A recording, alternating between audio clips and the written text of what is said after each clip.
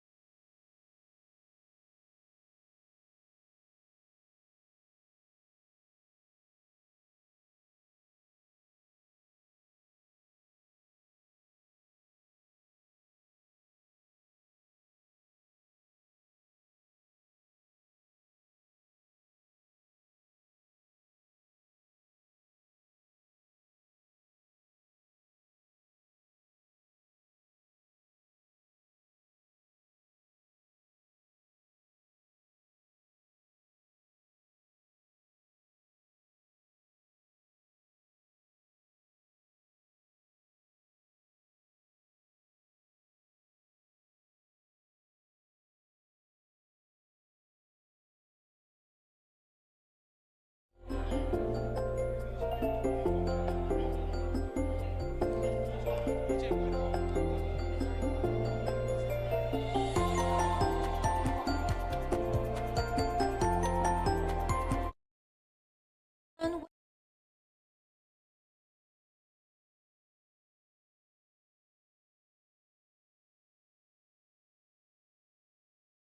want to access the Wi-Fi connection, you may scan the QR code.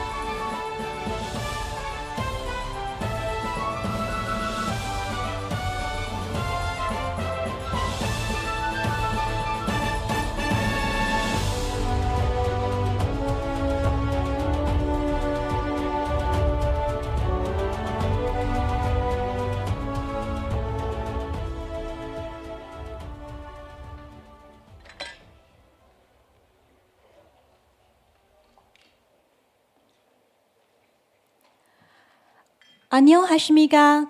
Good morning, everyone. Ladies and gentlemen, on behalf of the ASEAN+3 Macroeconomic Research Office, AMRO, a very welcome to the ASEAN+3 Economic Cooperation and Financial Stability Forum. We are honored to bring you the forum from Seoul, Korea this year, co-organized with the International Monetary Fund and Bank of Korea. I'm Hu Xue from AMRO Strategy and Coordination Group, and I will be your EMC today. Today, we are joined by distinguished speakers and experts from the region and the world. It is an honor to have with us dignitaries and representatives from ASEAN+3 economies and international organizations, including His Excellency, Deputy Prime Minister and Minister of Economy and Finance, Republic of Korea, Sam Choi, Bank of Korea Governor Chang Yong Lee, together with the BOK Monetary Policy Board members, AMRO Director Ko Qing Lee, and IMF Asian and Pacific Department Director Krishna Srinivasan. I would also like to welcome those who are joining us virtually. To start off our program, I would like to invite everyone's attention to the screen.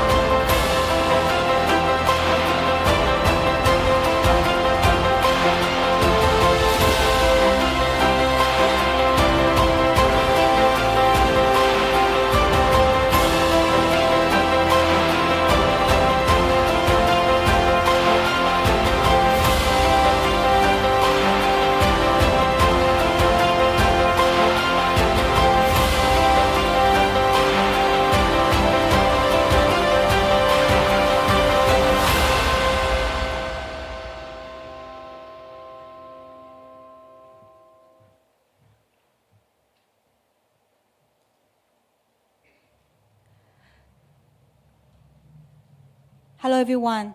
This forum is a platform for regional and global exchange of knowledge and thoughts on economic cooperation and financial stability. Now on its third year, the forum gathers policymakers, experts, and academics to identify and discuss key challenges that will impact economic growth and financial stability in ASEAN+3, as well as policy initiatives to address them. To officially open the forum, may I invite on stage AMRO Director, Ms. Ko Qing Li.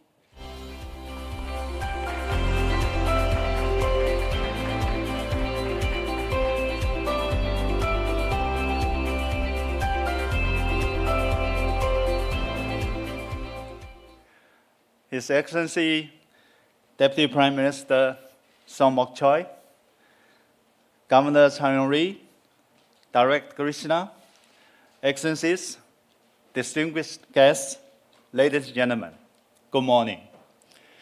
It is my great pleasure to welcome all of you to the third ASEAN+3 Economic Cooperation and Financial Stability Forum.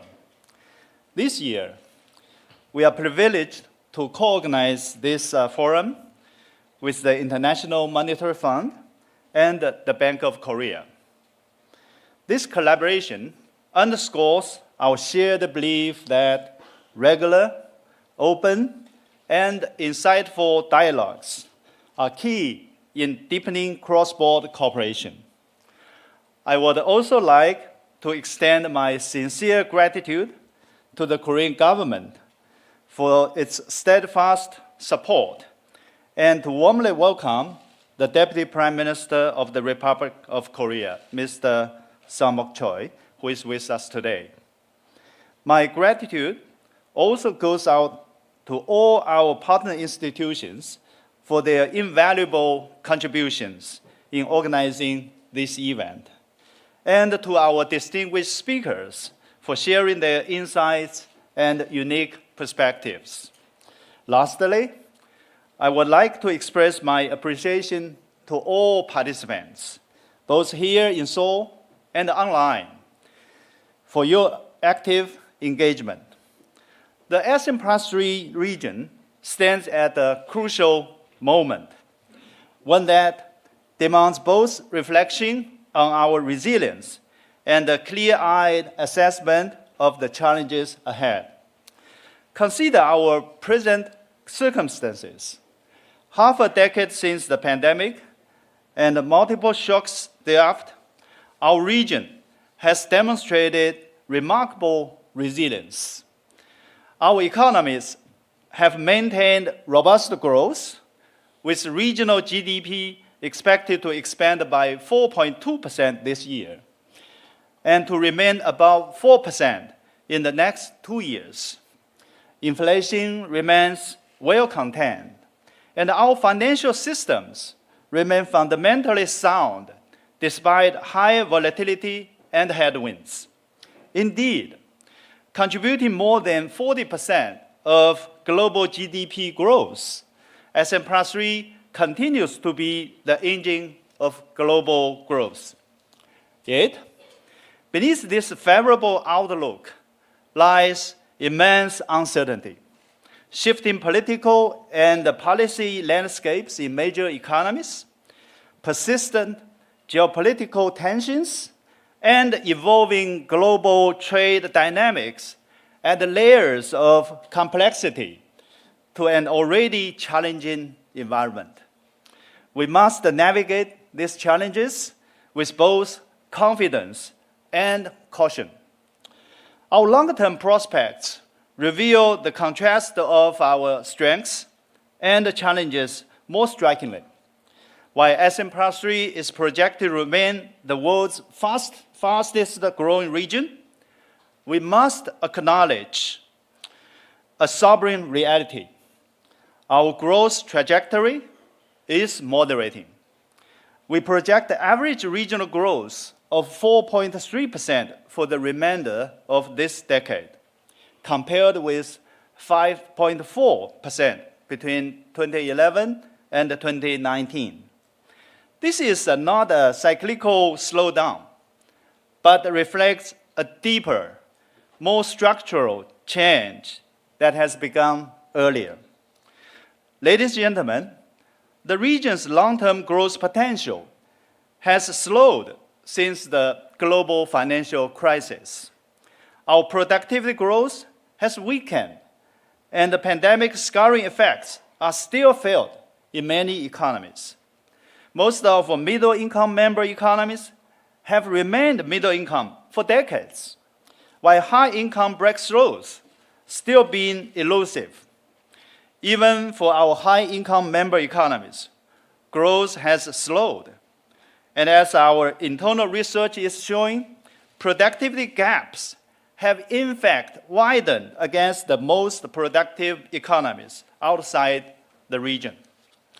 In addition, like the rest of the world, we're now faced with pressing challenges of aging population, climate risk, and the rising geopolitical tensions. What sets ASEAN+3 apart, however, is the degree in which we are confronted with these challenges. Our region is aging more rapidly than others. Our region carries both the largest global carbon footprint and the highest climate risks. And as it is becoming increasingly clear now, our region now stands squarely at the epicenter of global geoeconomic realignment.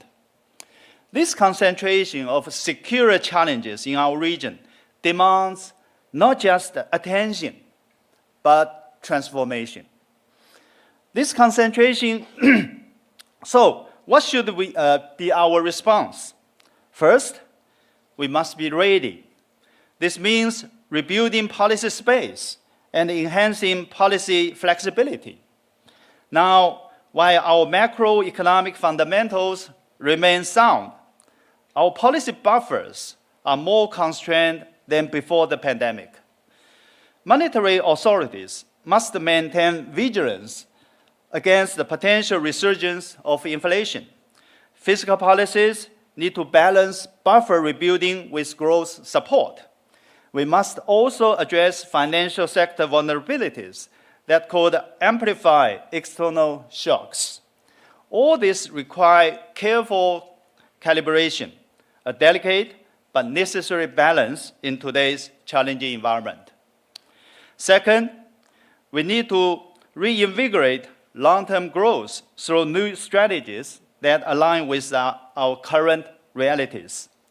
This includes fostering both technological and institutional innovations, twin pillars of transformation in our rapidly evolving world. While technological advancement offers new solutions for our long-term structural challenges, institutional reform and innovation enable our policies and frameworks to adapt nimbly to emerging realities. Like crossing a river by filling the stones, we must be both bold in our vision and pragmatic in our approach. We must revitalize structural transformation in ways that promote resilience, inclusion, and sustainability.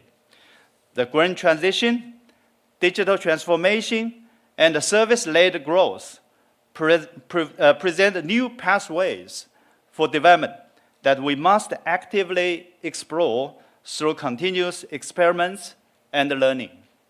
Third, we must intensify regional cooperation. In an increasingly fragmented world, ASEAN+3 must stand as a beacon of international cooperation. Our response to shared challenges must transcend national boundaries, whether in strengthening supply chain resilience, advancing digital integration, or coordinating climate actions. We must continuously deepen our financial cooperation, harmonize our policy approaches, and build stronger institutional linkages to turn our collective challenges into opportunities for shared growth. AMRO remains committed to supporting these efforts. We are continuously strengthening our surveillance and research capabilities and enhancing our regional financial safety net through the Chiang Mai Initiative multilateralization. We are exploring more robust financing structures and facilities for the future ASEAN+3 regional financial safety arrangement for more effective crisis prevention, mitigation, and solution. These measures would ensure that AMRO always stands ready to help member economies build resilience and prepare for future challenges. The theme of this year's forum, sustainable growth, reinforcing resilience, revitalizing productivity, captures the major tasks before us. Through our discussions today, let us aim to identify concrete solutions to secure sustainable, resilient, and inclusive growth for our region. Ladies and gentlemen, periods of great challenge also present opportunities for transformation. As a Korean proverb wisely states, even a sheet of paper is lighter when carried together. With collective wisdom and concerted action, we can navigate these crossroads successfully and chart a course toward continued prosperity. I now declare the third ASEAN+3 Economic Cooperation and Financial Stability Forum open. Thank you.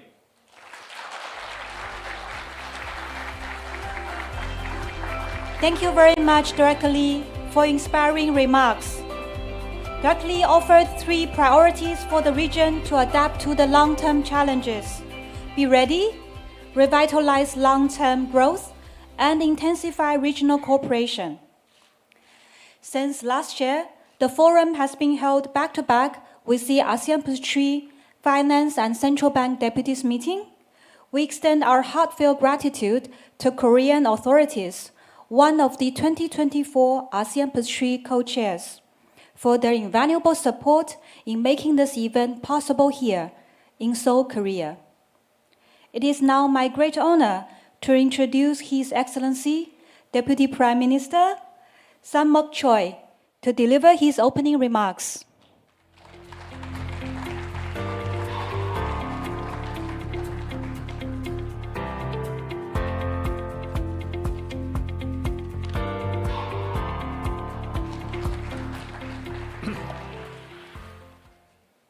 Good morning. I'm Choi Sang-mok, Deputy Prime Minister and Minister of Economy and Finance. I express my sincere congratulations for the third ASEAN+3 Economic Cooperation and Financial Stability Forum. AMRO, the organizer of this forum, has achieved remarkable growth into a leading international organization since its launch in 2011. With its expertise in Asia, AMRO has provided timely macroeconomic analysis and useful policy advice to ASEAN+3 members. Before moving on, I would like to thank Director Lee Ko-ching and the staff of AMRO for preparing this forum and for their continued dedication. I also wish to thank BOK Governor Lee Chang-yong and the IMF APD Director Krishna Srinivasan for co-organizing this forum. I also thank the esteemed speakers and panelists and everyone here today. Dear distinguished guests, global economic growth has been gradually improving, driven by the easing of inflation and shift in monetary policy. But there's growing concern on downside risks, such as a changing global trade landscape. Rising uncertainty has also been cited as a key topic of the global economy by the IMF and OECD and related experts. In addition, low birth rate and aging society and climate change all pose challenges for the future and having a visible impact in the ASEAN+ region. I hope this forum will be a meaningful occasion to share insight into these issues and explore the future policy direction of ASEAN+3 members. Facing the same challenges, Korea will also actively participate in the discussions. As part of such effort, I'd like to take this opportunity to briefly go over a few points. First, given closer ties between countries, stronger financial and economic cooperation is crucial to contain short-term risks. A good example is the agreement in May to establish the rapid financing facility in CMIM. I express my gratitude to all ASEAN+3 members for effort to revamp the CMIM, the first such effort in 10 years. Next year, I hope for progress on discussion to strengthen its financial certainty as a regional financial safety net. I also ask for a joint effort to seek ways for cooperation on new initiatives, such as digitalization of finance. Second, the fundamental solution to meet long-term risks lies in boosting growth potential through economic structural reform. Along with effort to strengthen industrial competitiveness and address the low birth rate and aging, Korea prepared a dynamic economy roadmap to enhance economic fundamentals. I hope today's forum leads to open and frank discussion on structural reform and ways to increase growth potential. Lastly, sustainable growth requires effort to establish inclusive laws and institutions, as emphasized by this year's Nobel Prize laureates in economics. For many decades, Korea has laid the foundation for essential social safety net, including the basic livelihood security program, health insurance, and the pension system. Moreover, we are continuously striving to provide stronger welfare support for the vulnerable, such as low-income families and small business. Distinguished guests, ladies and gentlemen, I'm well aware of the concerns of the international community regarding Korea's recent political situation. Development over the weekend have reduced uncertainty surrounding the procedures for resolving the current state of affairs. I can confidently assure you, Korea's economic system remains robust, and our emergency response mechanisms are functioning stably. Once again, I extend my congratulations for the AMRO Global Forum. Thank you very much.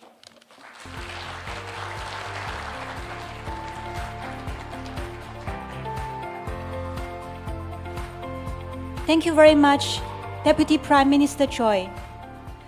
We are deeply honored by your presence here at today's event. Now it is my pleasure to invite Director Krishna Srinivasan to deliver his opening remarks on behalf of the IMF.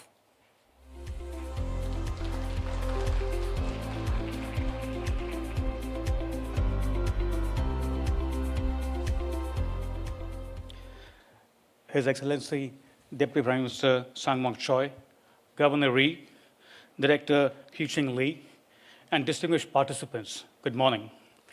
Welcome to the third ASEAN+3 Economic Cooperation and Financial Stability Forum, co-organized by AMRO, the IMF, and the Bank of Korea. I extend my heartfelt gratitude to AMRO and the Bank of Korea for this opportunity to co-host the event, gather and share insights in Seoul. As we convene, I want to acknowledge the strong partnership between AMRO and the IMF. Under the theme, Sustainable Growth, Reinforcing Resilience, Revitalizing Productivity.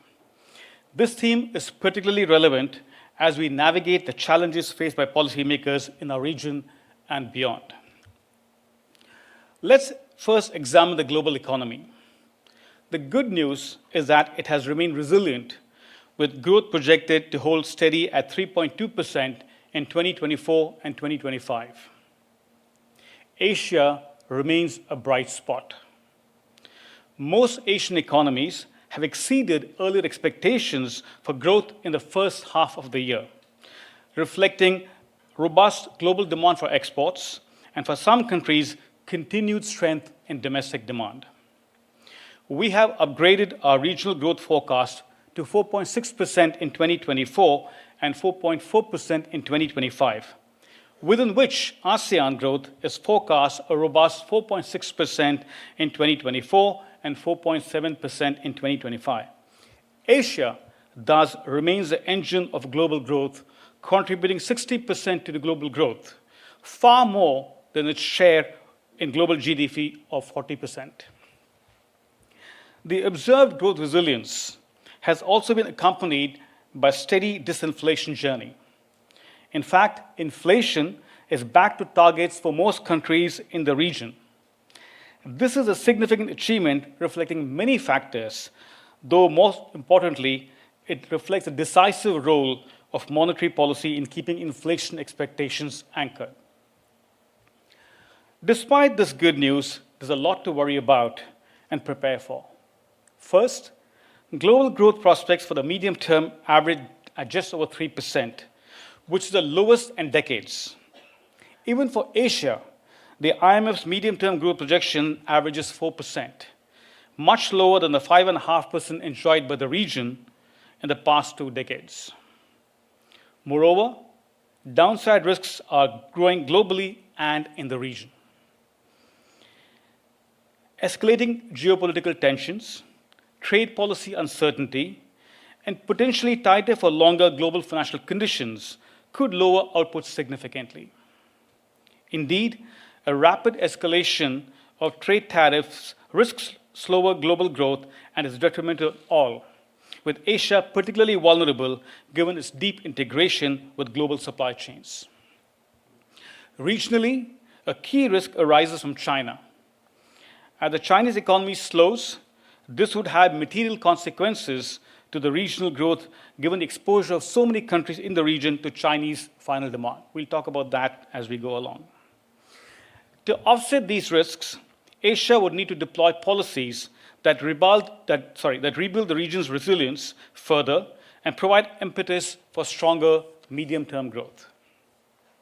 Let me emphasize two key areas for action. First, macroeconomic policies need to remain resolute in maintaining resilience.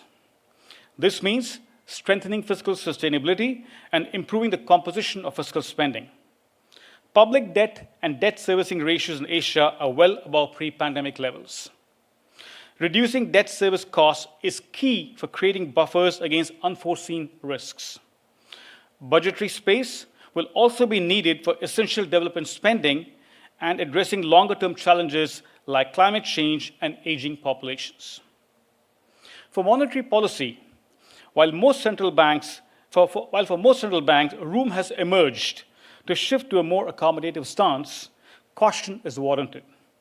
Potentially higher for longer US interest rates could make it difficult for Asian emerging market economies to ease monetary policy despite inflation being back to targets. Second, addressing structural challenge is essential to maintain Asia's growth momentum, and it is fitting that today's forum will allow a deep dive on this topic. The region has successfully transitioned from agriculture to manufacturing, but a continued shift towards services is necessary. Modern services often offer higher productivity and growth potential. To harness these opportunities, reforms in education and training are essential to equip workers with relevant skills. Additionally, Asia should consider opening its services sector to trade and investment, which remain relatively close to compared to manufacturing. Let me end by reaffirming the IMF's priority to continue to build our collaboration and partnership with ASEAN+3 economies and AMRO. And we continue to support AMRO's initiatives in enhancing the ASEAN+3 regional financing arrangement. In a world subject to various shocks, our cooperation is vital for safeguarding growth and stability, paving the way for new opportunities. I wish you all a very productive and successful forum. Thank you.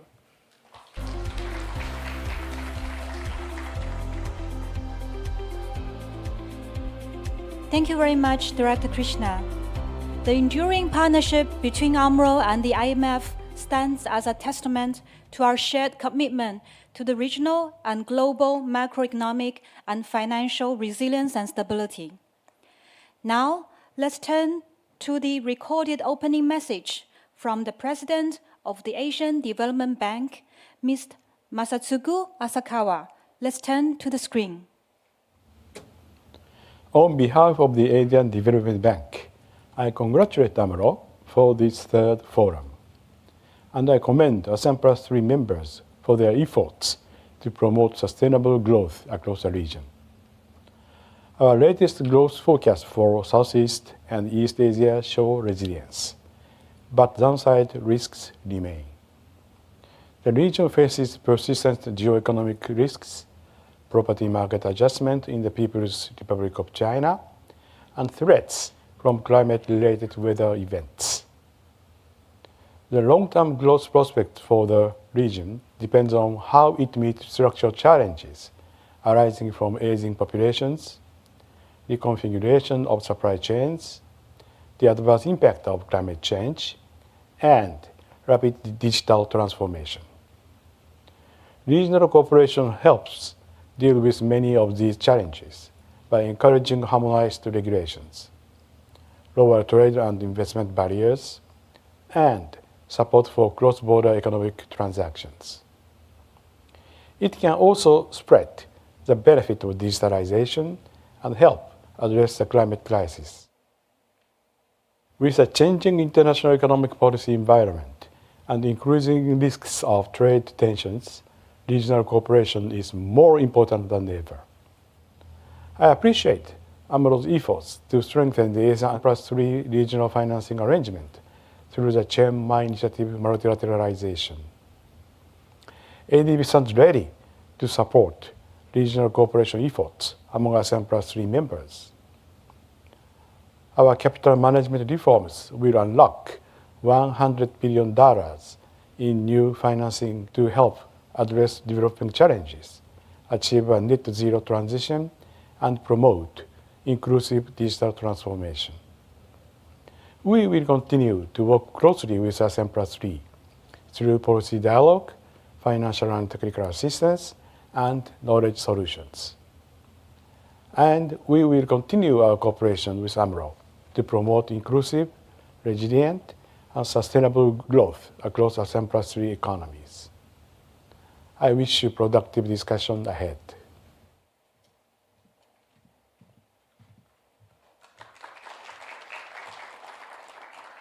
Thank you, President Asakawa. We greatly appreciate ADB's strong support for the forum during the past 3 years since its launch. To wrap up the opening session, we would like to invite on stage Deputy Prime Minister Choi San-mok, Bank of Korea Governor Ri Chang-yong, Director Lee Ko-ching, and Director Krishna for a group photo. Let's give them a round of applause, everyone.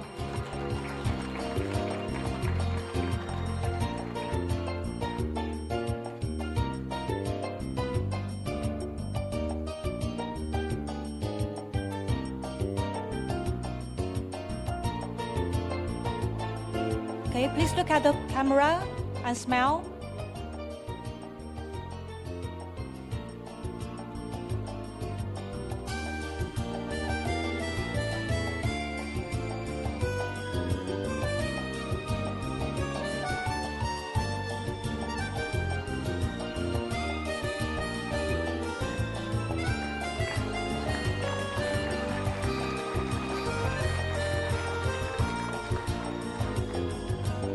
Okay.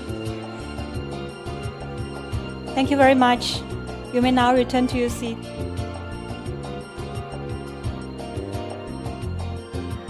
We now move on to the main event. Whether you are joining us online or here at the BOK Auditorium, we hope you are ready to engage in the insightful discussion ahead.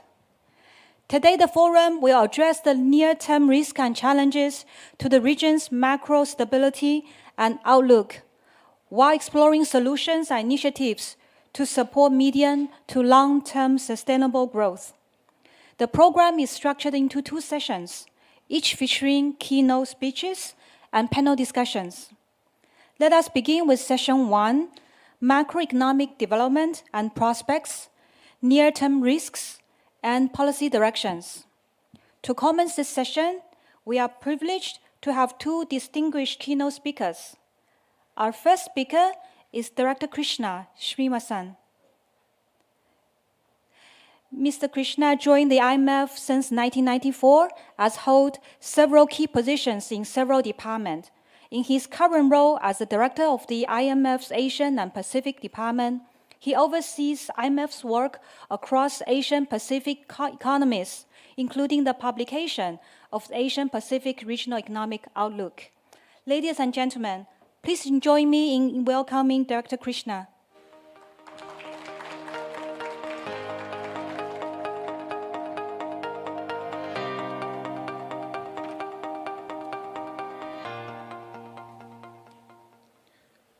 Good morning again. Let me start by saying that it's actually very reassuring to be in a room full of thought leaders, be it policymakers or those representing institutions, whose sole missions has been to pursue global economic, financial, and regional stability. All our institutions have long advocated for a first best world where multilateralism and international cooperation remain dominant. And they had been with decades of prosperity to show for. It's also reassuring to be discussing a region, the ASEAN and the Asia-Pacific overall, that is in a moment in a history of resilience, as I alluded to in my opening remarks. ASEAN growth is at the heart of Asia's dynamism, contributing to close to 10% of global growth. Robust ASEAN growth has been largely supported by resilient domestic demand and strong exports, in some cases supported by the global tech cycle. The region's disinflation journey is also coming to a happy end, with inflation back to targets for most countries. I started on a positive note and with good news, but let me say the focus of my talk will be on the not so good news, on two acute risks that have unfortunately become somewhat of a reality. I already alluded to the first risk, that of rising geoeconomic fragmentation and trade tensions. Let me first share with you some stark facts. In recent years, trade tensions have risen significantly. Countries imposed around 3,000 trade restrictions in 2023, up from around 1,000 in 2019. So a threefold increase in 4 years. These measures often provoke retaliatory actions. Indeed, IMF analysis shows that when countries are hit with tariffs or other protectionist measures, there's a 74% probability that they will retaliate. Looking further back and across regions, specifically the number of trade restrictions imposed by region in every month of the year, we can confirm the rapid pace of their implementation. 2024 promises to set a new record, unfortunately, in terms of how many harmful new restrictions are being imposed. Against this backdrop, the question is how further fragmentation will affect the region. For that, let us draw lessons from recent history and ask how ASEAN have been affected thus far by discriminatory tariffs. We find that several ASEAN economies appear to have found ways to capture export opportunities generated by Chinese and US tariffs, at least in the short run.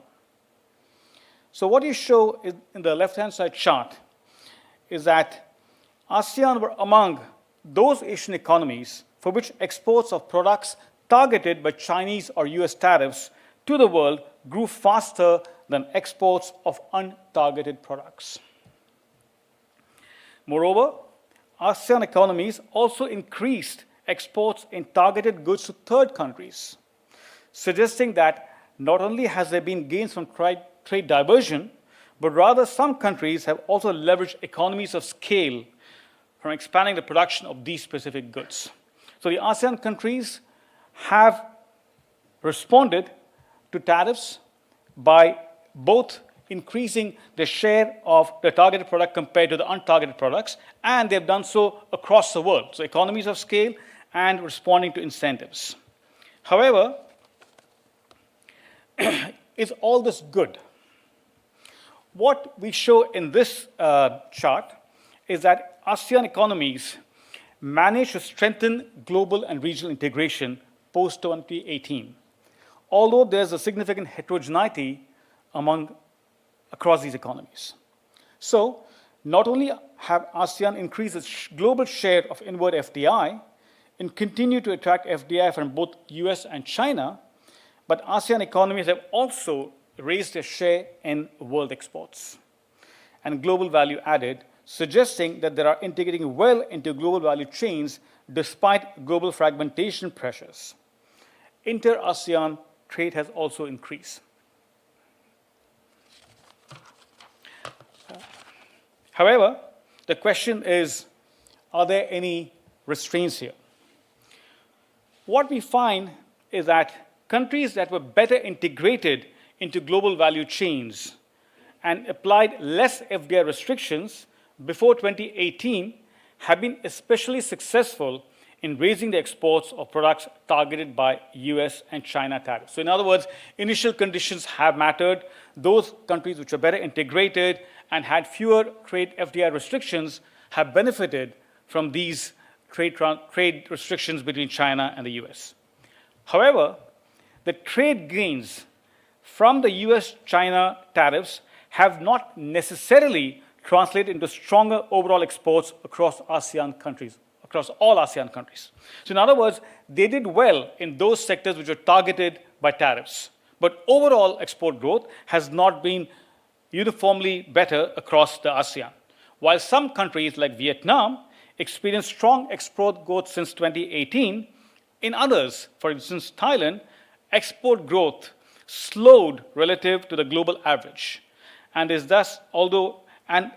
is although both realized export growth gains in tariff-targeted products. So in other words, even countries which did well in tariff-targeted sectors, their overall export growth wasn't particularly great, and that's the example of Thailand, while some others like Vietnam have benefited overall. The bottom line is that trade reacts to fragmentation. The shifts I just discussed reflect, at least in part, distortions such as an inefficient lengthening of supply chains. Losses will be more immediate and more evident if blanket tariffs are also imposed on more countries. What is certain is that ultimately, in the long run, everyone loses, since a fragmented world will grow less and be less dynamic, as our past work has shown. Simulations in the 2023 October Regional Economic Outlook, which the IMF produced, show that any trade diversion benefits from friendshoring are offset by the result of a global slowdown. And reshoring, which is when everybody looks that much more insular, is even more damaging, particularly for small open economies like many in the ASEAN that are heavily integrated in global supply chains.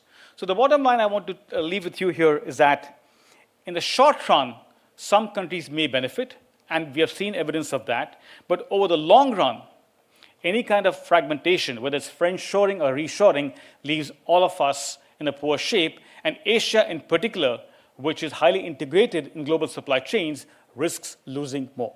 So that's a cautionary note which I would leave you with. Now let me turn to the second risk turn baseline, an important question for ASEAN policymakers. What will be the spillovers of China's anticipated trend growth decline, and how should they be addressed?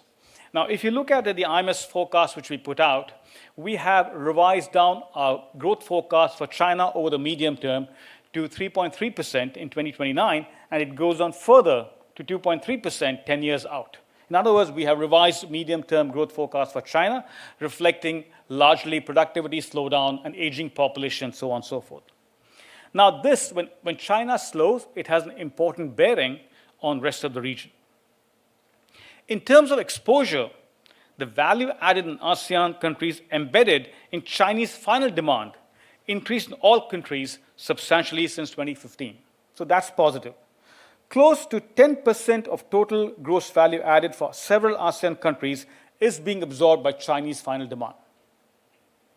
There are, of course, significant cross-country variations. What this means is that if China slows, then everyone in the ASEAN is likely to be affected. There are also, I'm sorry, I think where did I go? Yeah. So there are also significant variations across sectors of the economy. Take Singapore and Indonesia, two countries with similar aggregate value-added exposure to Chinese final demand, but with distinctly different exposure at the sectoral level. So Singapore is mainly exposed in 3 sectors only, while Indonesia's exposure to China, to Chinese final demand, is relatively more diversified across sectors. So in other words, when China slows, you'll have an aggregate impact, but you'll also have a sectoral impact, which varies across the ASEAN countries. And here we've just shown you 2 examples, Singapore and Indonesia. But if you break down the ASEAN by sector, you will see that their sensitivity to a decline in Chinese demand is a lot varied. So the question is, what is the impact of a China slowdown? So the impact of a slowdown in China will depend on ASEAN countries' trade exposure to final demand in China, as we just talked about. We find that a 1 percentage point decline in China's domestic growth would lead to a trend decline in the range of 0.2 to 0.4% following the 1 percentage point slowdown. In other words, in the short run, it's a 0.2 to 0.4% decline in the trend GDP with a cumulative impact over a 5-year horizon of 0.6 to 1%. So these are significant numbers. So when China slows, it's going to slow down all of ASEAN. The spillover is twice as large for countries with strong trade linkages with China. Indeed, there are other effects that are ongoing at the same time. For sure, some countries are diversifying further to other parts of the world. Others are involved in productivity-enhancing investments, all of which will help offset the effects of China's slowdown. So again, this is the partial equilibrium analysis, just looking at what happens when China slows. But to the extent that countries are doing other things to improve productivity, to diversify, and so on, it will have offsetting impacts. What do these realities translate into in terms of policies? Both geoeconomic fragmentation and the China growth slowdown will reduce external demand for ASEAN's exports and lower potential growth in the medium term, particularly as population aging will subtract from the labor force. But if you ask me, is ASEAN's future as bright as its decades-long success story? I would say yes, if policymakers make the right policy choices. Let me elaborate on trade, structural, fiscal, and structural reforms. On trade, I would say most Asian governments can do little to diffuse global tensions. In some sense, they are accepting of what's happening outside their territory. But they can avoid making things worse. For example, policies inducing trade distortions should be avoided. They should also continue to support a rules-based global trading system.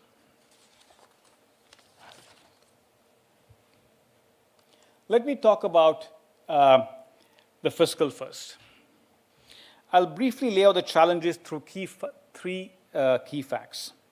First, public debt has been rising continuously since the global financial crisis, partly due to the response to shocks, but also because of declining economic growth. Second, spending pressures are mounting due to aging and climate change. For sure, not all countries are aging. Within the region, you have many countries which are aging. In many countries, you have still young population. But absent policy measures, age-related expenditure is expected to rise by more than 2% of GDP by 2030 30 in some countries such as Thailand, Korea, and China.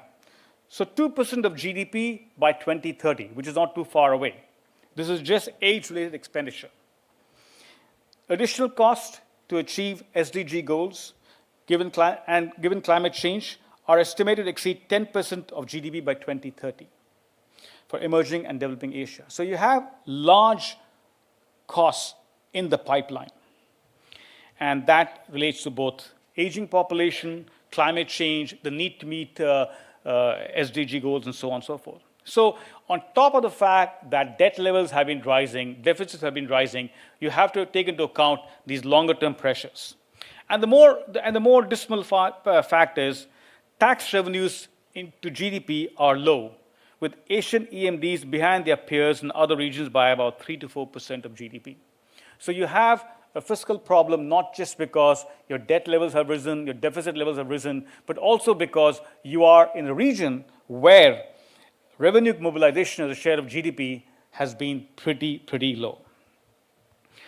We recently published a department paper on the importance of upgrading fiscal frameworks and how to do so to help address these fiscal realities.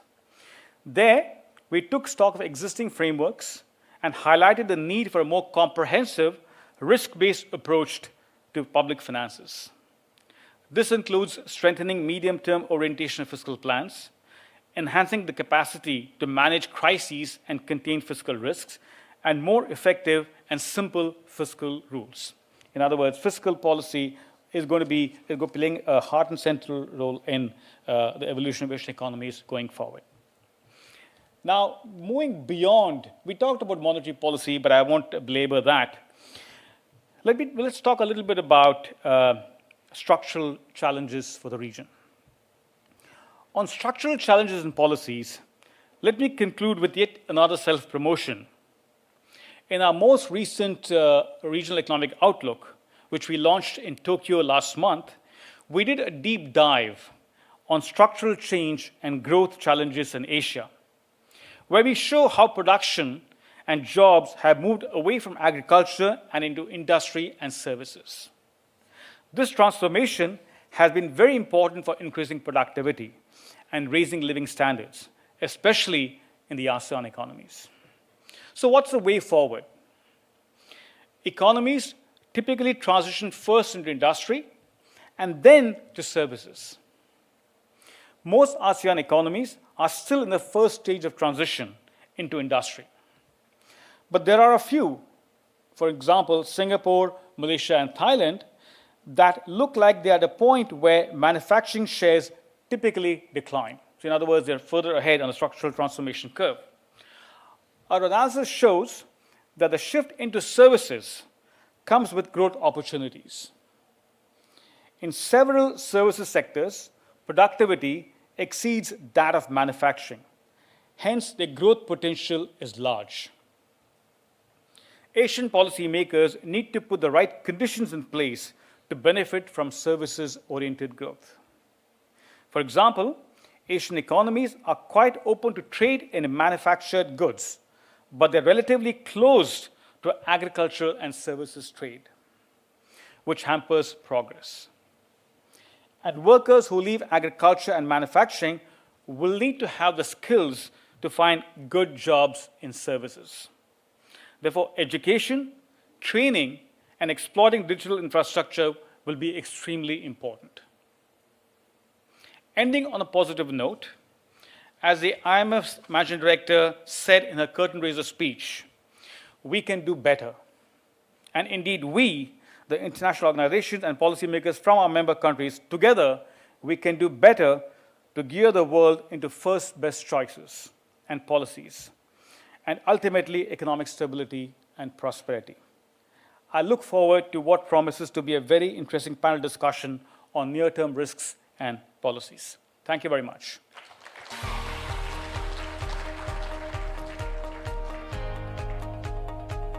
Thank you, Director Krishna, for sharing your views on the outlook of the ASEAN+3 region and set the tone for the first session. Our next speaker is Minister Sri Mulyani Indrawati from the Indonesia Ministry of Finance, who will share her valuable insights through a pre-recorded video message. Mr. Sri Mulyani was just inaugurated as a Minister of Finance under President Prabowo Subianto's administration, marking her remarkable fourth term as Minister of Finance across different cabinets. Let's now hear from Minister Sri Mulyani. Good morning, Mr. Chai Song-mok, Deputy Prime Minister and Minister of Economy and Finance, the Republic of Korea. Mr. Chang Yong-ri, my friend, Governor of the Bank of Korea.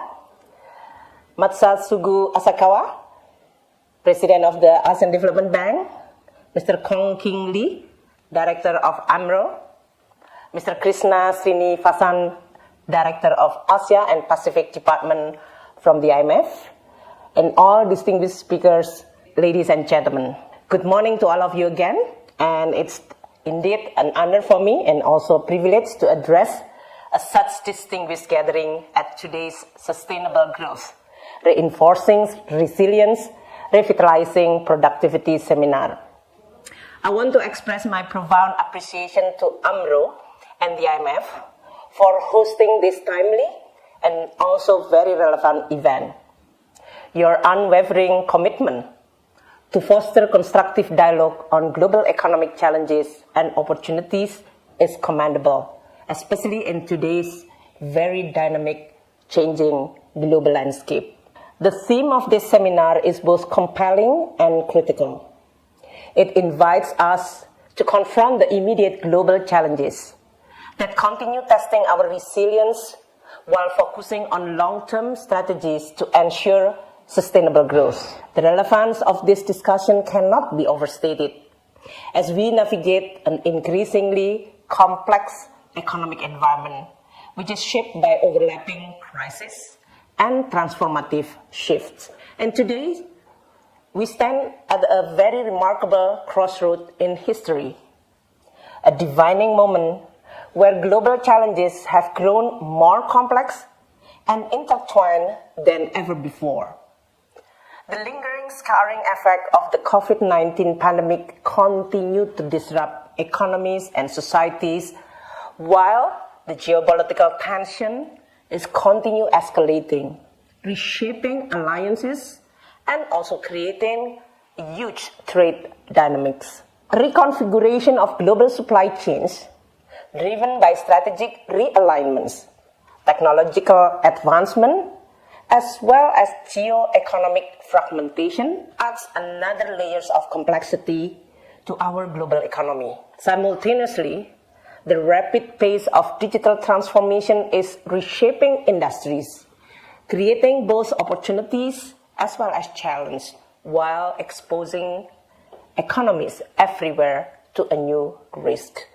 Demographic aging also presents another challenges with profound implication for labor markets, social protection, and most importantly, fiscal sustainability. Climate change, another crisis with no borders, has exacerbated vulnerabilities and creating very real risks for poor population that demand urgent and coordinated action. And today we also face with the political shift, whether this is in the United States, Europe, and other parts of the world. This will have a huge and significant trade and investment disruption, and especially on global economic governance. With all this backdrop, volatility and uncertainty persist in global financial market. Concern about policy interest rates and global monetary policy divergence continue to pose not only significant risks but also complications to many policymakers that can threaten economic stability. This dynamic underscores the critical need for vigilance, but also our ability to adapt with policy as well as responses. Staying vigilant is not enough. Policymakers must remain proactive in monitoring risk and also adapting with our strategies in this very rapid evolving circumstances.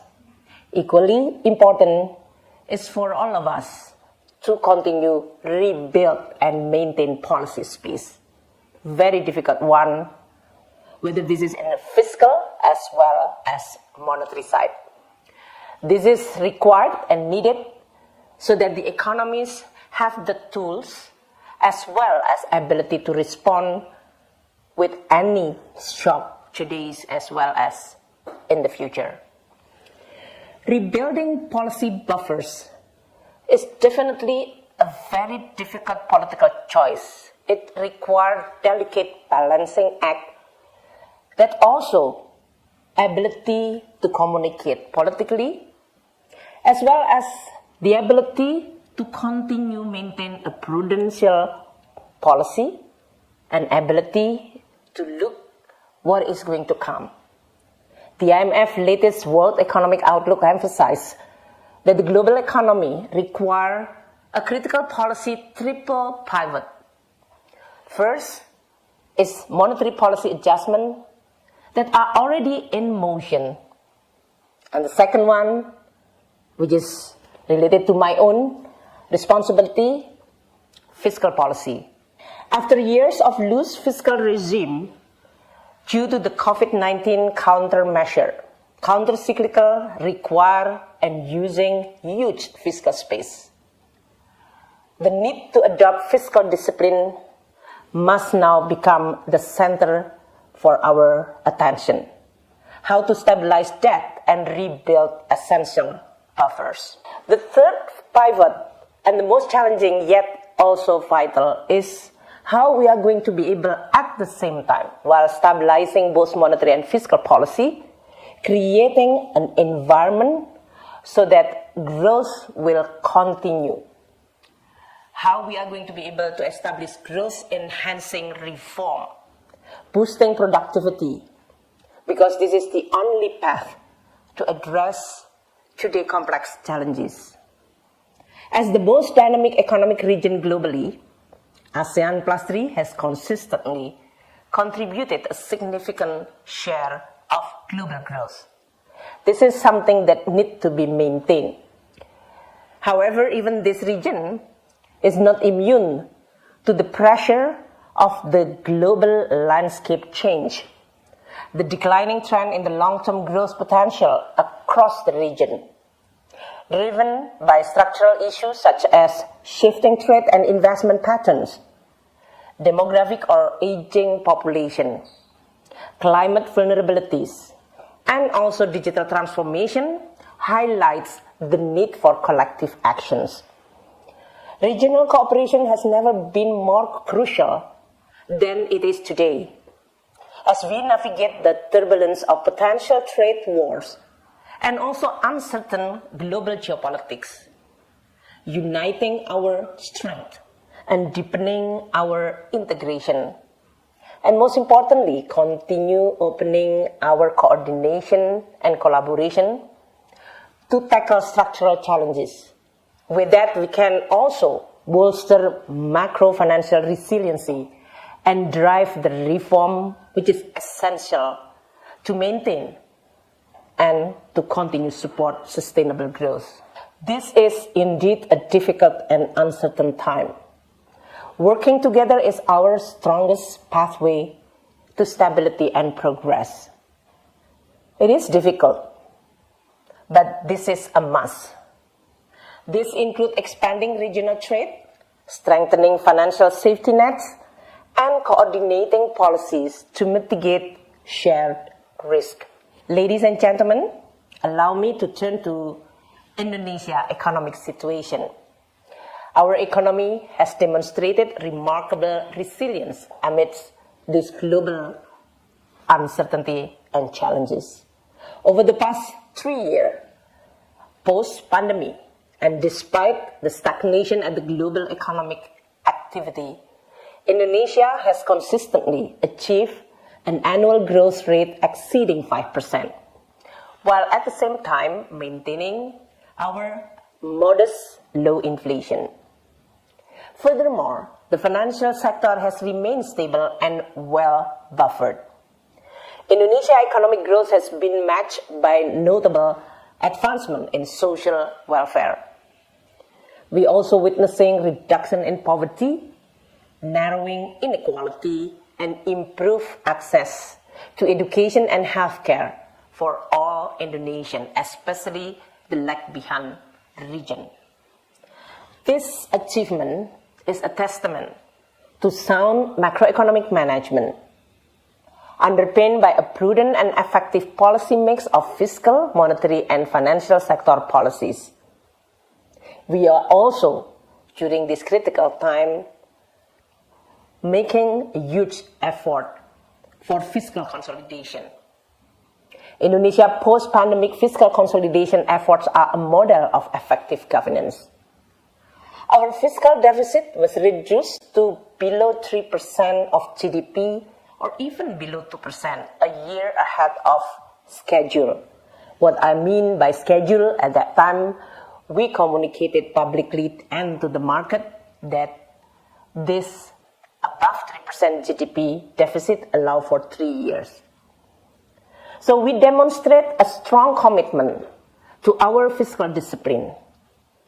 A very significant achievement, especially during this time in which many countries in the world continue to struggle to restore their fiscal balances and exposing their fiscal to the high public debt. Indonesia debt to GDP ratio remain well below the legal threshold.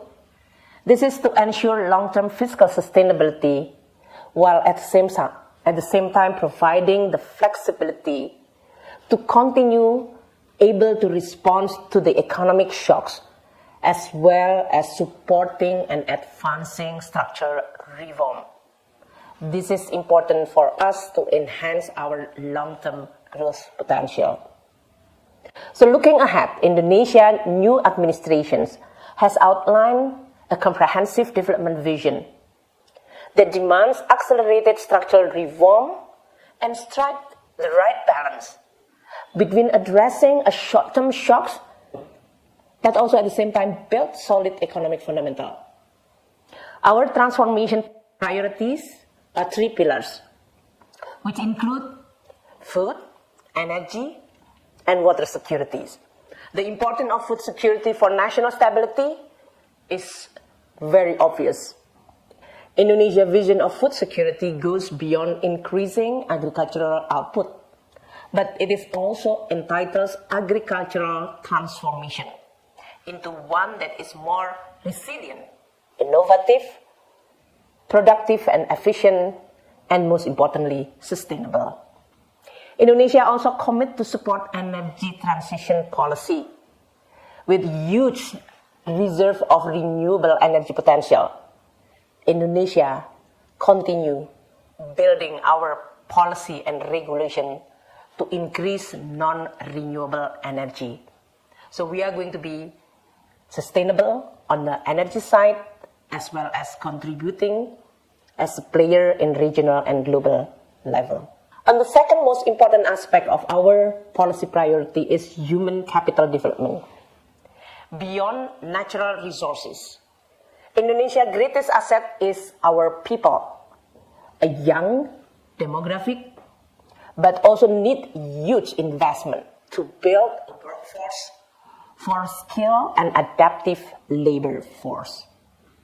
To achieve this, we commit to enhance our education system so that it can align with the needs of modern economy by focusing on science and technology as well as digital literacy. The third is institutional strengthening. We recognize that strong institutions, a robust, clean, reliable institution are essential for any nation to continue move forward. Fostering transparency, enhancing accountability, and tackling corruption, establishing efficient governance are a must. This is something which is a challenge for all countries. We are now strengthening our law enforcement, reforming judicial system, and public service delivery. We aim to build institutions that drive growth, that can provide inclusive ecosystem that will not leave no one behind. Colleagues and friends, to fulfill our commitment and to enhance human capital, which is the cornerstone of our nation's economic progress, President Prabowo also launching and introducing the Nutritious Meal Program. This initiative provides free meals in schools and targeted nutritional support for children and expectant mothers to ensure that the health and development of our younger generation, our future generation, is going to be healthy. At the same time, the nutrition meal is expected to bolster the local economy by empowering farmers and small businesses. One of Indonesia's most notable recent achievements is the success of its downstreaming strategy, especially in the natural resource sectors. By processing our raw materials domestically, Indonesia has increased our export values, creating new jobs and strengthening our industrial linkage with the domestic economy. Most importantly, it also strengthens our external balance that contributed to the stability of the economy during this very dynamic and challenging environment. The impact of this strategy is clear. Export of related products have grown more than tenfold, bolstering Indonesia's external position and leading to a marked improvement in our current account balance. This created Indonesia a different situation a decade ago when we was labeled as one of the fragile five. The government is committed to expand this strategy further, not only in the mining sector, but also in agriculture and marine, by focusing on value addition and especially fostering domestic industrial ecosystem, creating value added to downstreaming, and building more manufacturing, a stronger manufacturing sector. This can serve as a powerful engine for economic transformation. Sustainability is also our focus. It is the heart of Indonesia's vision for our future. We know that building and developing Indonesia should also taking care of not only our future generation, but also this earth. Recognizing the urgency of addressing climate change, our government is taking bold steps to transition our economy toward green development. This includes commitment to reduce carbon emission. We also very serious in promoting transition to renewable energy sources and promoting energy efficiency across sectors. Indonesia is making significant strides in its green development agenda through our initiative aimed at transitioning to renewable energy. And I would like to express my appreciation to the support of many of you in this forum, which include piloting early retirement of coal power plants, a very sensitive, difficult, and complex execution. We also expand our solar energy projects, promoting electric vehicle industries. All these efforts not only contribute to global climate goals, but also creating a new opportunity to invest in Indonesia and to create a new job, a better quality of job in Indonesia. Indonesia is also committed to protect and restore critical ecosystems, such as our forest and mangroves, which serve as the dual purpose in mitigating climate risk and preserving biodiversity, while at the same time supporting sustainable livelihood for local communities. We recognize that achieving green development is not a journey that we can take and undertake alone. Shared challenges like transboundary pollution, renewable energy integration, and sustainable resource management demand a collective responses that transcends borders. Regional collaboration is indeed important and essential. A platform like ASEAN+3 play a pivotal role in enabling members' countries to share our knowledge, to mobilize resources, and most importantly, to foster innovative approaches, including on the financing, to advance sustainable growth. Distinguished guests, ladies and gentlemen, in conclusion, the path to sustainable growth lies in our collective ability to reinforce resilience and revitalize productivity. Indonesia experience is important for Indonesian, but also could serve as a reminder that sound policies, strategic priority, understanding difficult trade-off, and commitment to sustainability can yield tangible results, even in the very uncertain and difficult situation. As our challenges become more complex, the need for collaboration, innovation, and decisive actions becoming more and more critical. This kind of regional cooperation like ASEAN+3 must remain to become one of a good example for the global cooperation. This is our forefront of our effort to enable us to address shared challenges, and we could seize shared opportunity. There is no zero-sum game. We could create cooperation that resulting into positive sum game.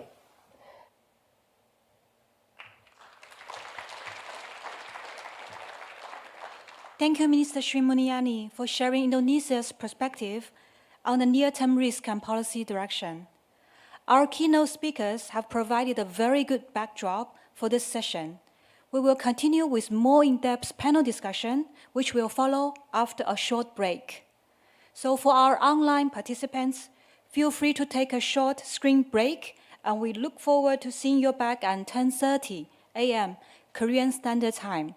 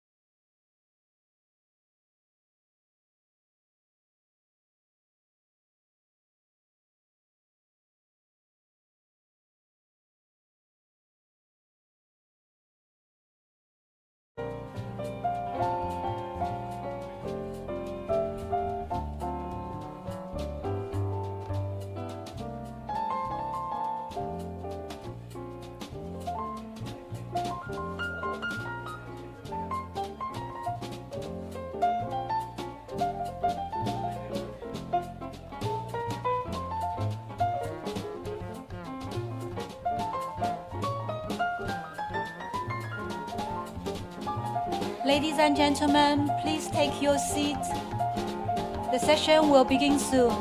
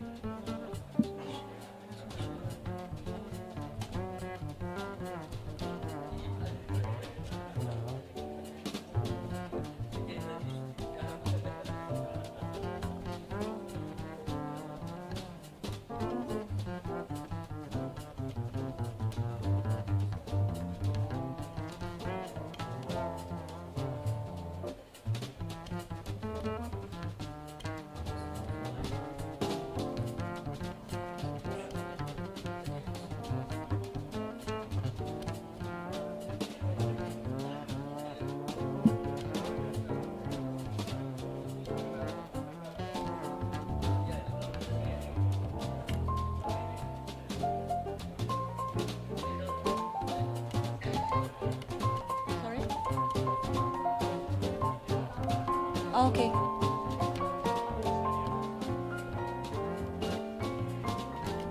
So welcome back, everyone.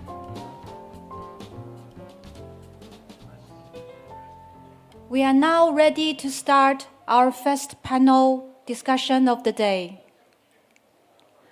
Our panelists include representatives from the ASEAN+3 member authorities, as well as experts from the international organizations. Each of the panelists will be sharing their views on the topic macroeconomic development and prospects, near-term risks, and policy directions, after which our moderator will open the discussion. Participants can be a part of the discussion by submitting your question through the Slido link. In-person participants, you may scan the QR code at the back of your badge. For the online participant, you may access the Slido link shared in the Zoom chat window. Now, may I invite on stage the Session 1 moderator, Mr. Ho-Yi Ko, Chief Economist of AMRO.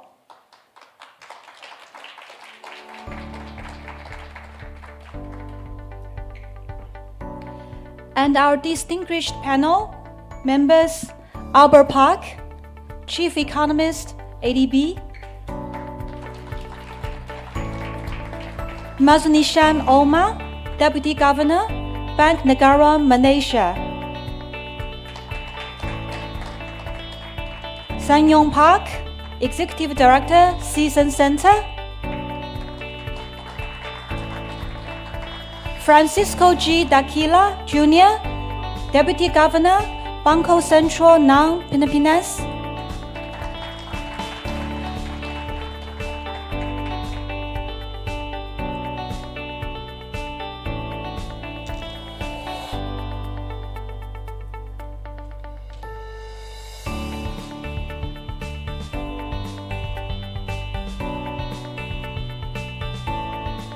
I now hand over the session to Mr. Ko, please.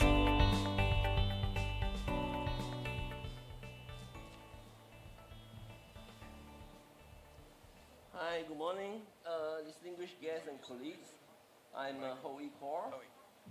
Oh, sorry. My name is Ho-Yi Ko, and I'm Chief Economist at AMRO. It's my honor to moderate today's first panel session on macroeconomic development and prospects, near-term risks, and policy directions.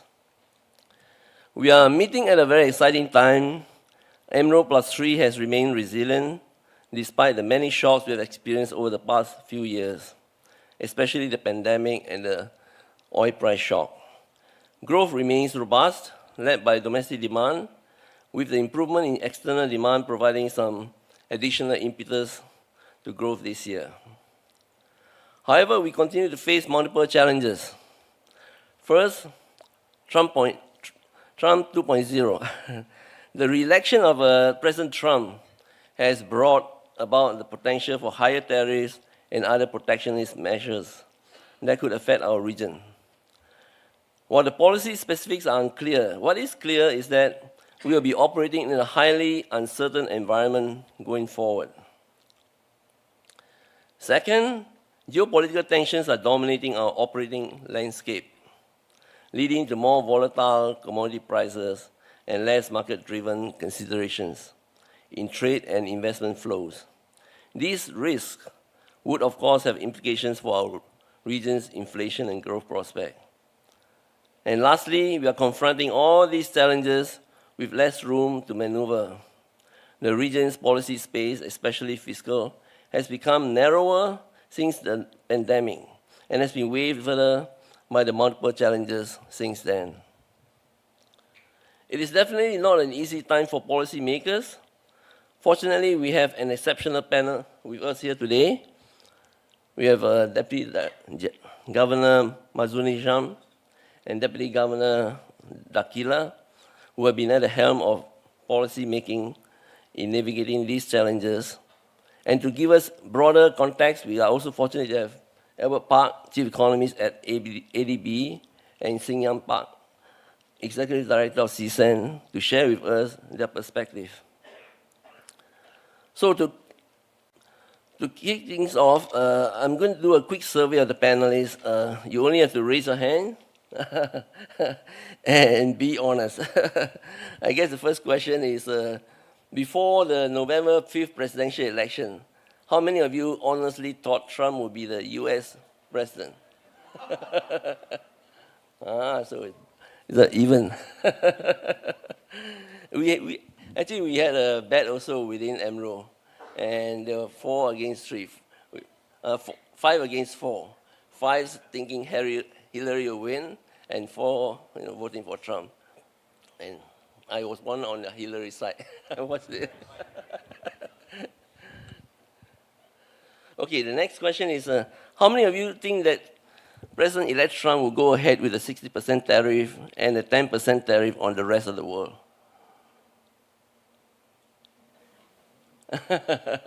Okay, he may go ahead with some of it, not all of it, right? Okay. Yeah. And the last one is, how many of you believe that our region could potentially benefit from trade redirection? Yeah, okay, thanks. Okay, that gives an interesting food for thought.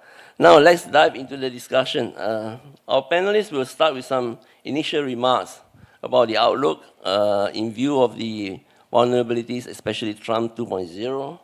What are the policy responses and how regional cooperation can help the region manage this risk. So you are free to make your remarks on any of these points. You have 5 to 6 minutes, right? So let's start with. Okay, let me start with Albert. Yeah.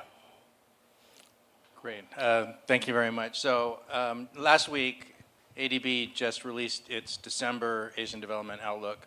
So I thought I would use my initial intervention time to present some of the highlights, not all of them, from the report. Actually, we do a special report on Trump 2.0 and its impact on the region. But I'm going to be talking in more detail about that tomorrow morning in Pyeongchang. So I'm not going to do that right now, although I'm happy maybe in the second round to talk a bit more about, I think, what Trump means for shifting supply chains in the region. So broadly, we still are viewing growth in the region as resilient and robust. Our forecast for developing Asia as a whole is trimmed slightly by 0.1% to 4.9% this year, and also by 0.1% to 4.8% next year. But that reduction is mainly because of downgrades in the growth forecast for India. If you look at ASEAN, we're actually upgrading our estimates of growth for this year and keeping our estimates for next year the same.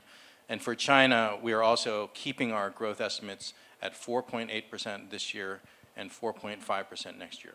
For ASEAN, we're 4.7% this year, 4.7% next year. So very similar to what Krishna presented in his earlier remarks. Inflation as well is moderating in the region, and so our inflation forecasts for this year and next year are being adjusted downward to 2.7% in 2024 and 2.6% in 2025. China had quite a large downward adjustment to something like 0.3% this year, which accounts for the lowness. But even if you take out China, inflation rates in the region, including in ASEAN, are now really to pre-pandemic levels or below. And finally, in terms of the risks, as everyone has been pointing out, I think the Trump administration's new policies create quite a lot of uncertainty. In addition to that, of course, we have still conflicts and geopolitical tensions happening in the world that could become more disruptive. And we have still a lot of concern about the resumption of higher growth in the People's Republic of China, in particular, the continued sluggish investor and consumer sentiment and declining prices in the property sector. We're not really sure how much more that needs to go before it hits a bottom. Just to give you some data points, PMIs in the region are actually mixed. So these are going by time. If you look at the right-hand-most column, that's the latest data from October. And you can see that some of the economies are in contractionary mode: Malaysia, Indonesia, Korea. Most of the others are still expanding. But even in Malaysia and Indonesia, our growth forecasts are still pretty robust because domestic demand and other sources of growth seem to be operating well. And then for services sector, we're seeing continued robust expansion. And that's a story throughout the region to some extent, given robust domestic demand. Now, underlying the declining inflation forecasts are the key reductions in the two most important commodities. So oil prices have come down even in the most recent period, despite OPEC's decision to delay its production increases. That had a very small blip effect on the market, but there's still an expectation with slowing demand in China, in Europe, and elsewhere, and increasing supply that we're projecting our oil prices next year to be lower than this year on average. And then also very encouraging for the region is the declining rice price, especially in the last few months. India, at the end of September, announced the removal of some export restrictions on rice, which has affected the regional markets for rice. And so that is beneficial. If you look at financial market conditions in the region, a lot of interesting patterns here.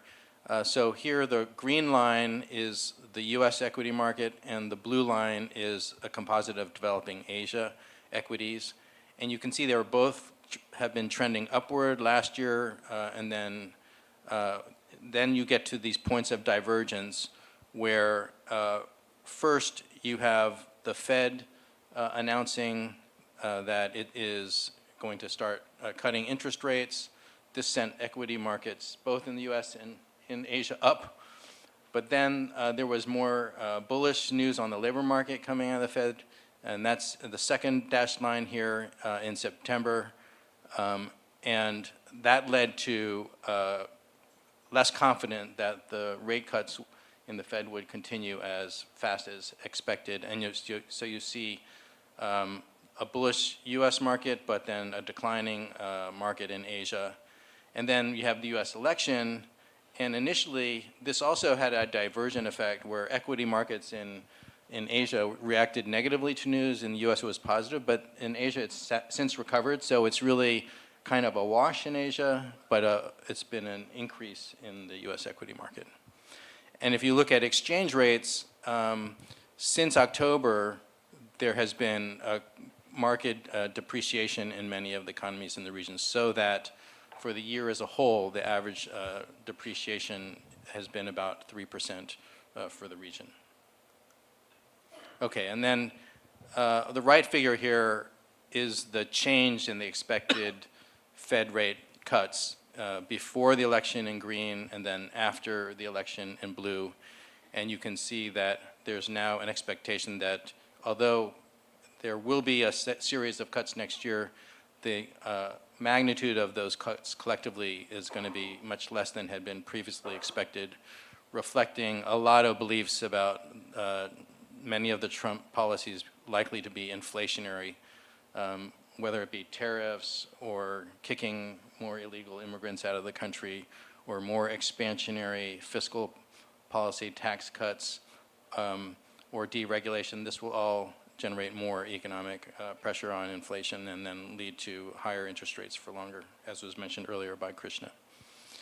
If you look at the economy's growth in the US has been remarkably robust, and we are maintaining or slightly increasing our forecast on the backs of the Trump victory, or the changing actually information that's coming in, more importantly.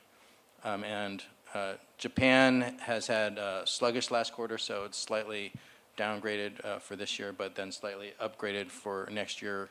Hopefully we'll see, with wage increases and the low inflation now in Japan, some increased spending momentum. And finally, this is a summary of our growth forecasts, and I won't really dwell on this, other than to say, to reinforce this point about China, that China, our growth forecasts have been actually very stable, 4.8% this year, 4.5% next year.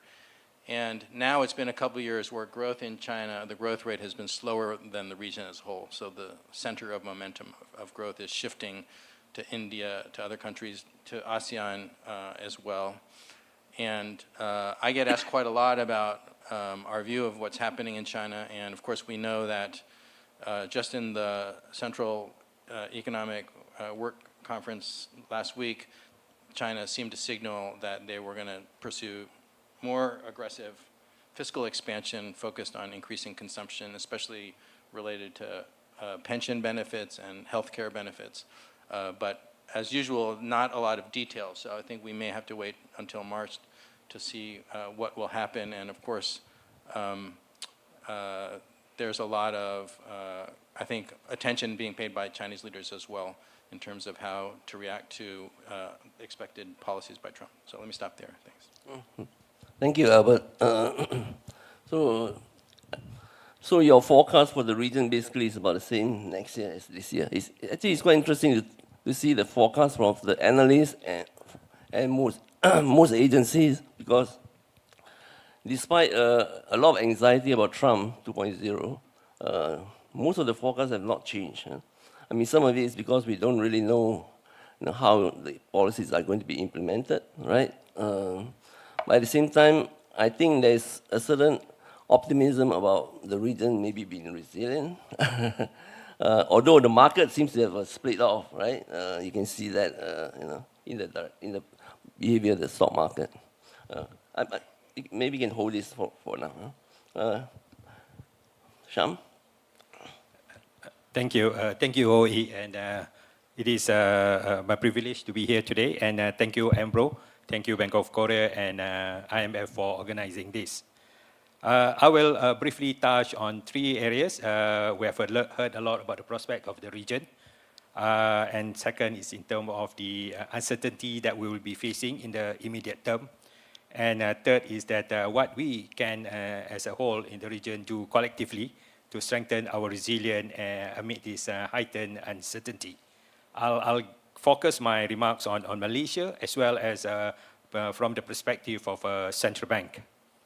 We have heard this morning, and even from Dr. Park just now, how the region is expected to sustain our growth in 2025. And the same is with Malaysia. Malaysia's economy has shown remarkable resilience. The economy grew by 5.2% in the first 3 quarters of this year, and we expect that growth will remain about in the range of 4.5 to 5.5% in 2025. 3 key drivers will underpin this momentum. First is the resilient private consumption growth on the back of higher income growth, as well as positive labor market conditions. Our unemployment rate is around 3.3% now, and income continue to record positive growth. Second is, which is very positive that we have been observing in recent time, is the expansion in private investment Private investment has been growing at a double digit in Malaysia, building on the strong investment flows, particularly in the ICT as well as in the E&E sector. Third growth driver is the sustained export, benefiting from both regional demand as well as the tech upcycle amid Malaysia's position as a key global player in the global semiconductor market. On the inflation front, inflation has remained well contained, both with headline inflation as well as core inflation at 1.9% in October 2024. We expect the headline inflation to average between 2 to 3.5% in 2025. You may wonder why the big range. This is to take into account the government's plan to reduce the subsidy for fuel, as well as in terms of expanding the coverage of our sales and service tax. As we emerge from a COVID pandemic, the Central Bank, Bank Negara Malaysia, gradually raised interest rate, our overnight policy rate, from 1.75%, the lowest during the pandemic, to 3% in May 2023. This is back to the level of OPR before the pandemic. We have since kept the OPR at 3%, given the strong growth in the environment of price stability. We have heard a lot about a number of risks, downside risks to the growth in the region. One thing is that emerged is that we must brace ourselves for a period of high global uncertainty, with definitely implications on the regional growth as well as trade and financial markets. I would like to draw two key developments.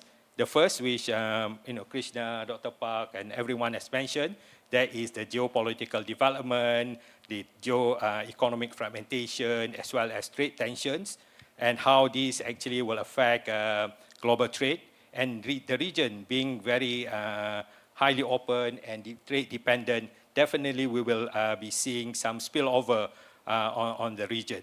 At the same time, there have been some positive developments in terms of intra-regional trade, as well as in terms of the reconfiguration of the global supply chain as corporations try to strengthen their supply chain resilience. So the region has, to some extent, certain countries in the region have benefited from this. The second, which I would like to spend a bit more time, which Dr. Park also mentioned just now, is in terms of the direction, the pace, not so much the direction, but the pace and magnitude of the interest rate cuts in the US. We have seen how the resilience of the US economy has posed a challenge for the Fed in terms of the last mile of inflation. And on top of that, with the coming of the Trump administration and how these policies would affect the resilience of the US economy and therefore inflation, and affect the pace of the Fed's interest rate cut. People mentioned about the higher for longer.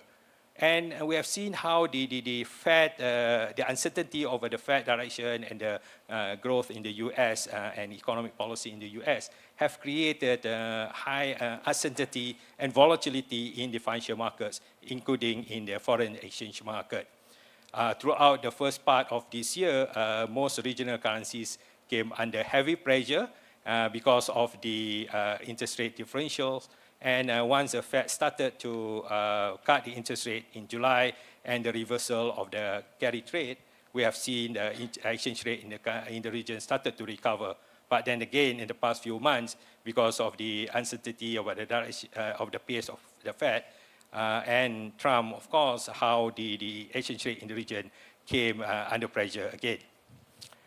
So finally, what we can do in the region, I think the first is, of course, there is no substitute for sound policies. And I think the region has a strong financial sector. That's a key plus point.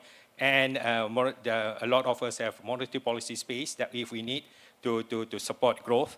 Our flexible exchange rate has also been acting as a shock absorber. And importantly, I believe that many of us in this room have sufficient tools to manage the exchange rate volatility and to ensure sufficient liquidity in our financial markets. Second is, I mentioned, is about intra-regional trade and what the region as whole can do on the financial sector to support this regional trade and investment integration. ASEAN is working on Project Nexus, for example, to bring a number of our instant payment network together and to facilitate payment within the region. And third is that how we need to continue to strengthen the financial safety net. Last year we we launched the RFF, which is a big achievement, a rapid financing facility, and we have also initiated work to transition CMIM to include a pay-in capital structure. This is another important initiative towards strengthening CMIM as a region. As a regional safety net. I'll stop there, Hui. Thank you. Thank you, Sham. Again, a relatively optimistic view of the prospect for Malaysia. Don't see any impact of Trump. But I guess what you just mentioned about the exchange rate movement being under pressure, more recently, that could actually put pressure on some of the central bank in terms of how they can use the policy space, to support the economy. But we can come to that later. Next, I'm going to ask Francis to give us a perspective from the Philippines.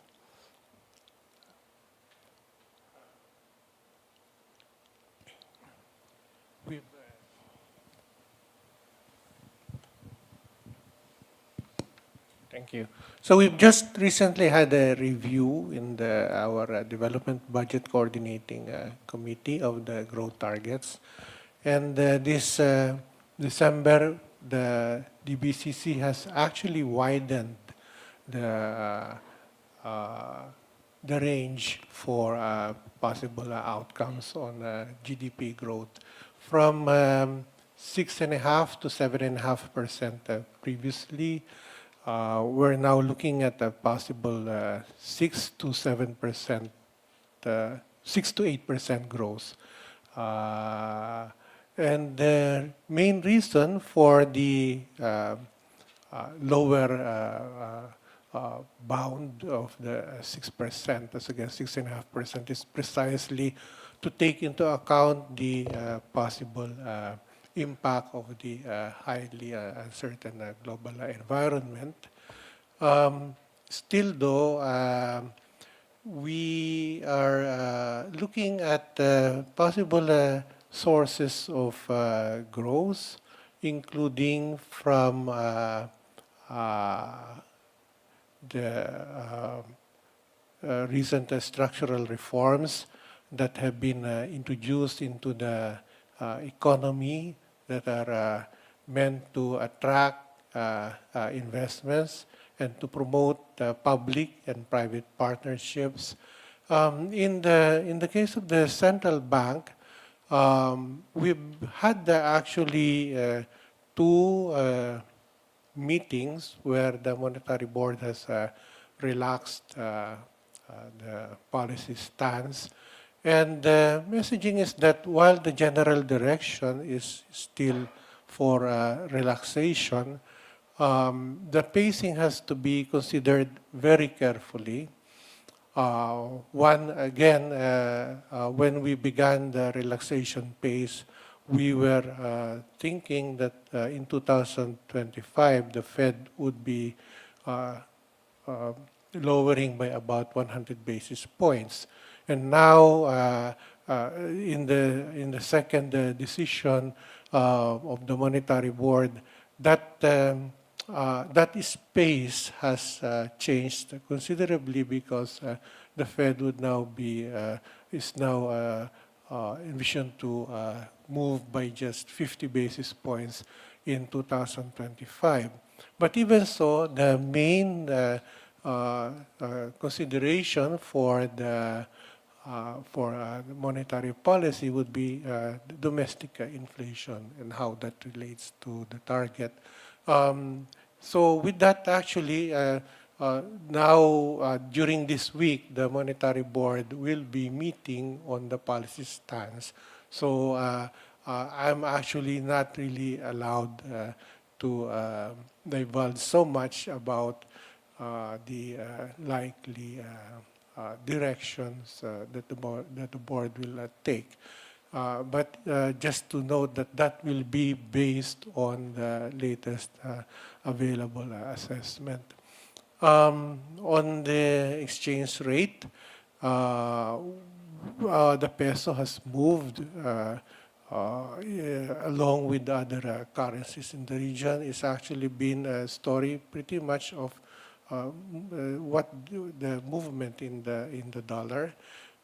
Just to note that with the inflation targeting, what we've seen is that the sensitivity of inflation to changes in the currency has gone down considerably as the public has become more accustomed to seeing greater volatility in the peso. I think that's a good sign because that means that we can worry less about our ability to meet the inflation target despite while keeping to a market-determined exchange rate. But having said that, as the board has always said, we retain the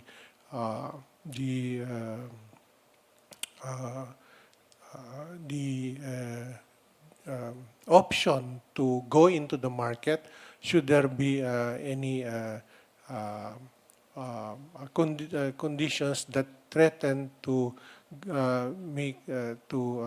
go into an abrupt change in the exchange rate that can disanchor inflationary expectations. So on the positive side, we recently just had a change in the outlook from a credit rating agency to a positive, and we're actually having an interagency body look into what can be done in order to achieve, hopefully, a single A rating for the Philippines, now that the time is actually very opportune. Thank you. Thank you, Francis. Next, Qing Yang.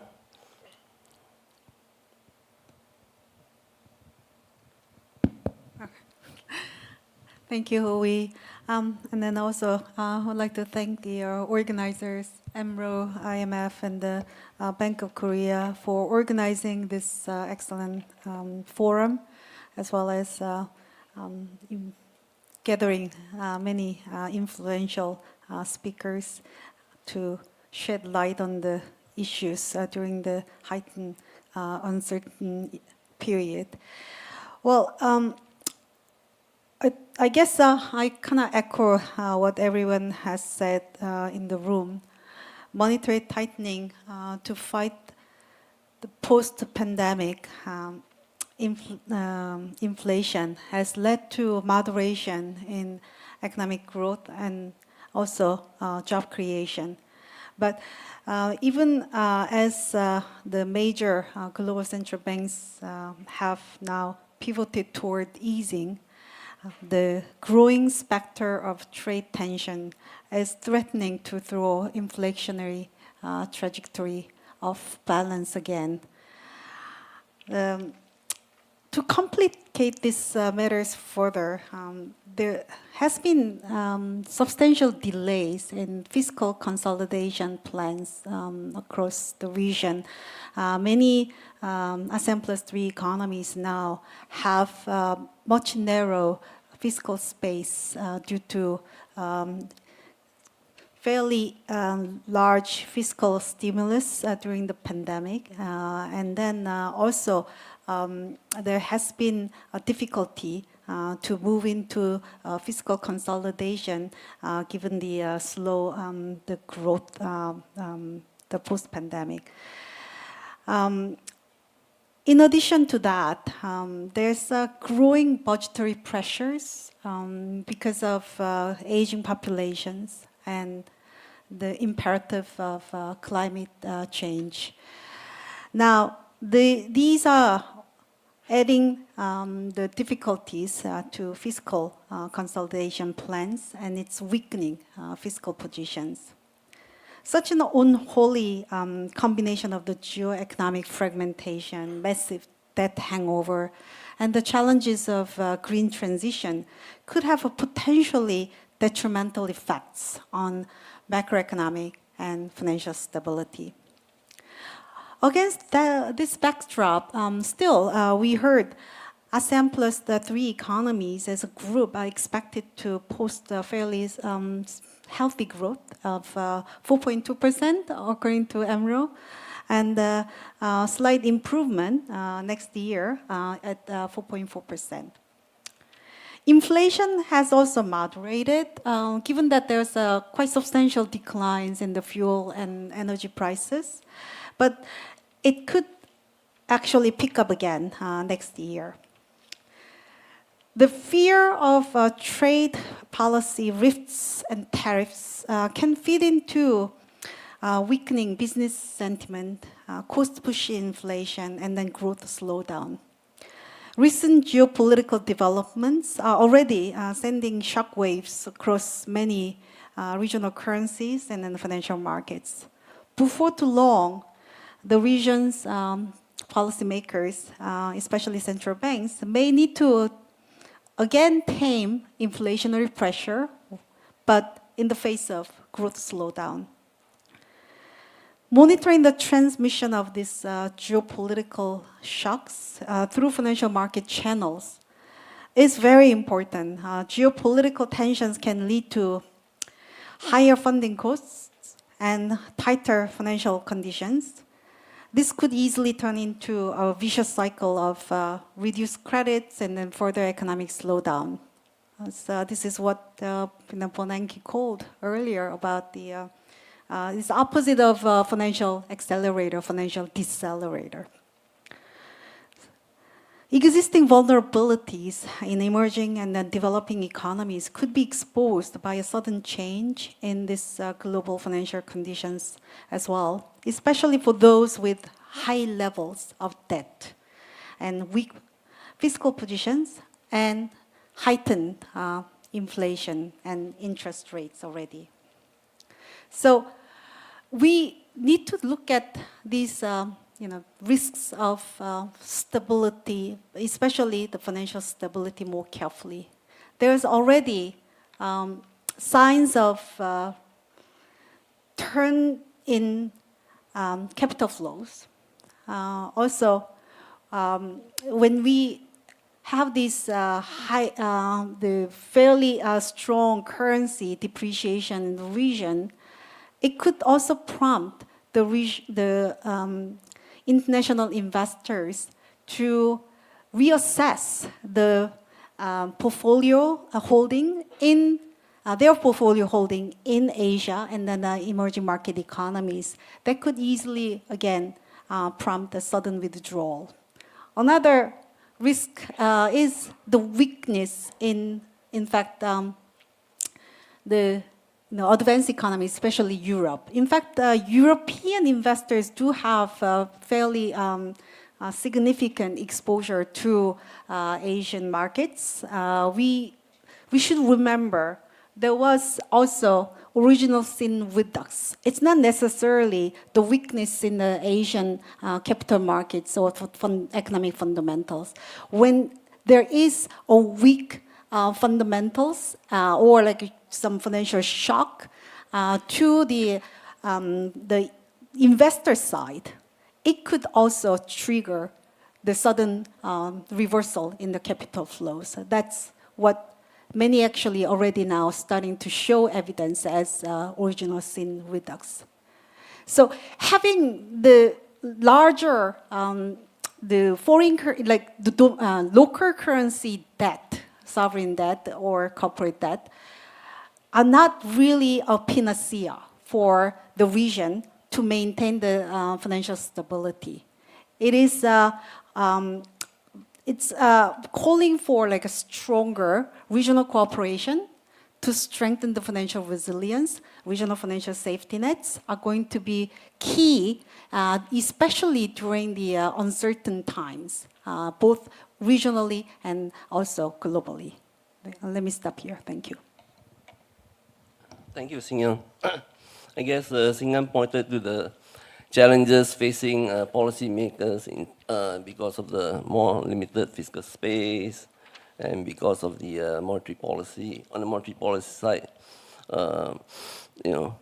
she mentioned the need to worry about inflation maybe sometime in the future, and also the capital flows. With that, I think we come to our first end of first round of speakers.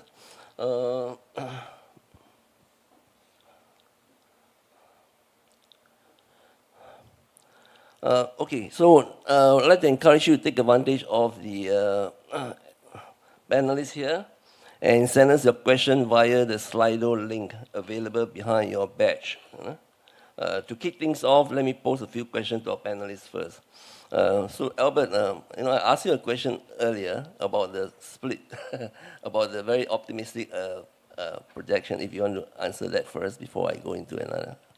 But Krishna, I mentioned, I don't know whether you were here, but I mentioned that, it looks like despite a lot of anxiety about Trump 2.0, most analysts and most organizations are still, have a relatively optimistic view about the growth for next year. And whereas when you look at the market seems to have split off with with the U.S. market doing very strongly and the rest of the world not doing so well. So I wonder if you want to respond to that also. So about the timing of the Trump effects. So we've done a study, as I mentioned, but we're expecting most of the effects really to hit in 2026, not really within the time frame of 2025, mainly because the tariff, it takes some time to get tariff increases through, and there may be some additional negotiation. And also you could see a front-loading response where people are worried about raising tariffs, so they actually import more initially. I mean, it's probably happening even right now. People are concerned about. So we're not really expecting big noticeable effects next year. That's only a year period. But we are expecting more effects after that. But even then, still somewhat moderate effects on the region. I also wanted to say a word about fiscal space, since it's come up both in Krishna's presentation and in Sing-Young's comments. So it is true that debt GDP levels, as a simple indicator, remain elevated relative to pre-pandemic. But we should also recognize that there has been some improvement in those ratios since the pandemic. So we issue a regular update on debt sustainability in our member countries.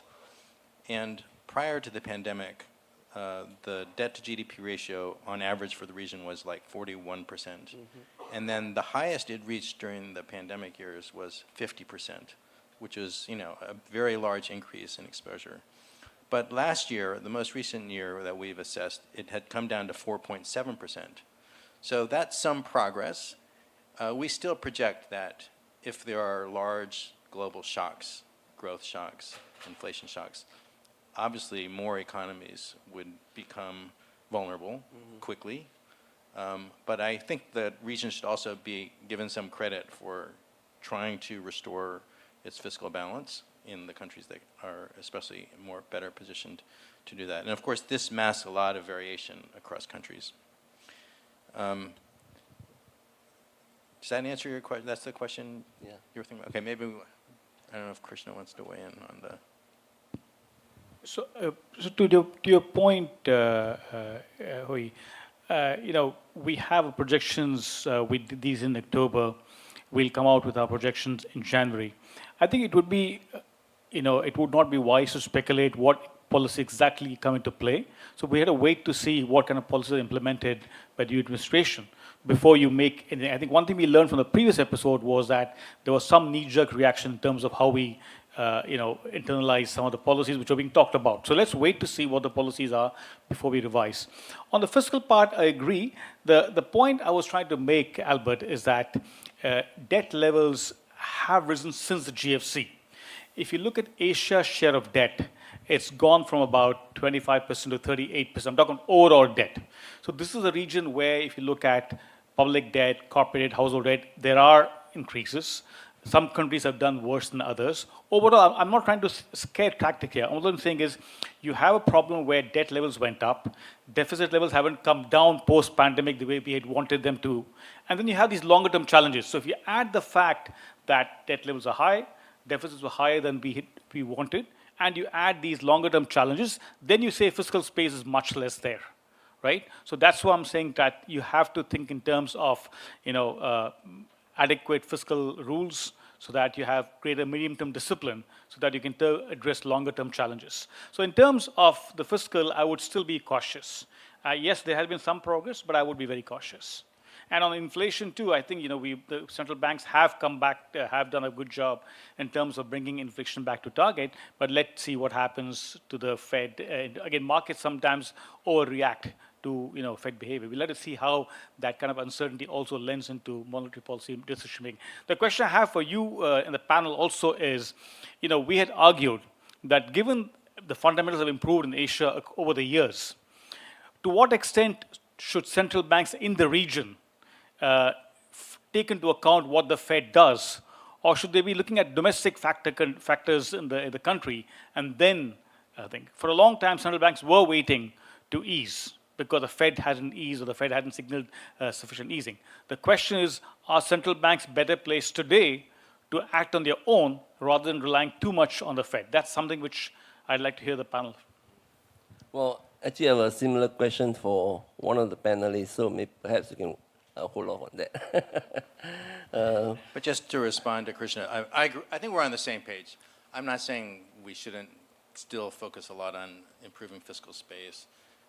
Our president of ADB has been a very strong proponent of domestic resource mobilization. We have a tax hub at ADB, as I'm sure the World Bank and IMF made as well, to try to help countries think about ways to reform the tax system, not just to increase revenues, but also to increase the efficiency in which they spend the revenues that they do have to get more out of it. But I'm against the doomsaying and because I think one thing we've learned since the pandemic started and then the Russian invasion of Ukraine is that the region has been quite resilient, and financial flows in particular have been quite resilient to an enormous array of shocks, which isn't to say if you keep shocking a system, eventually it may break.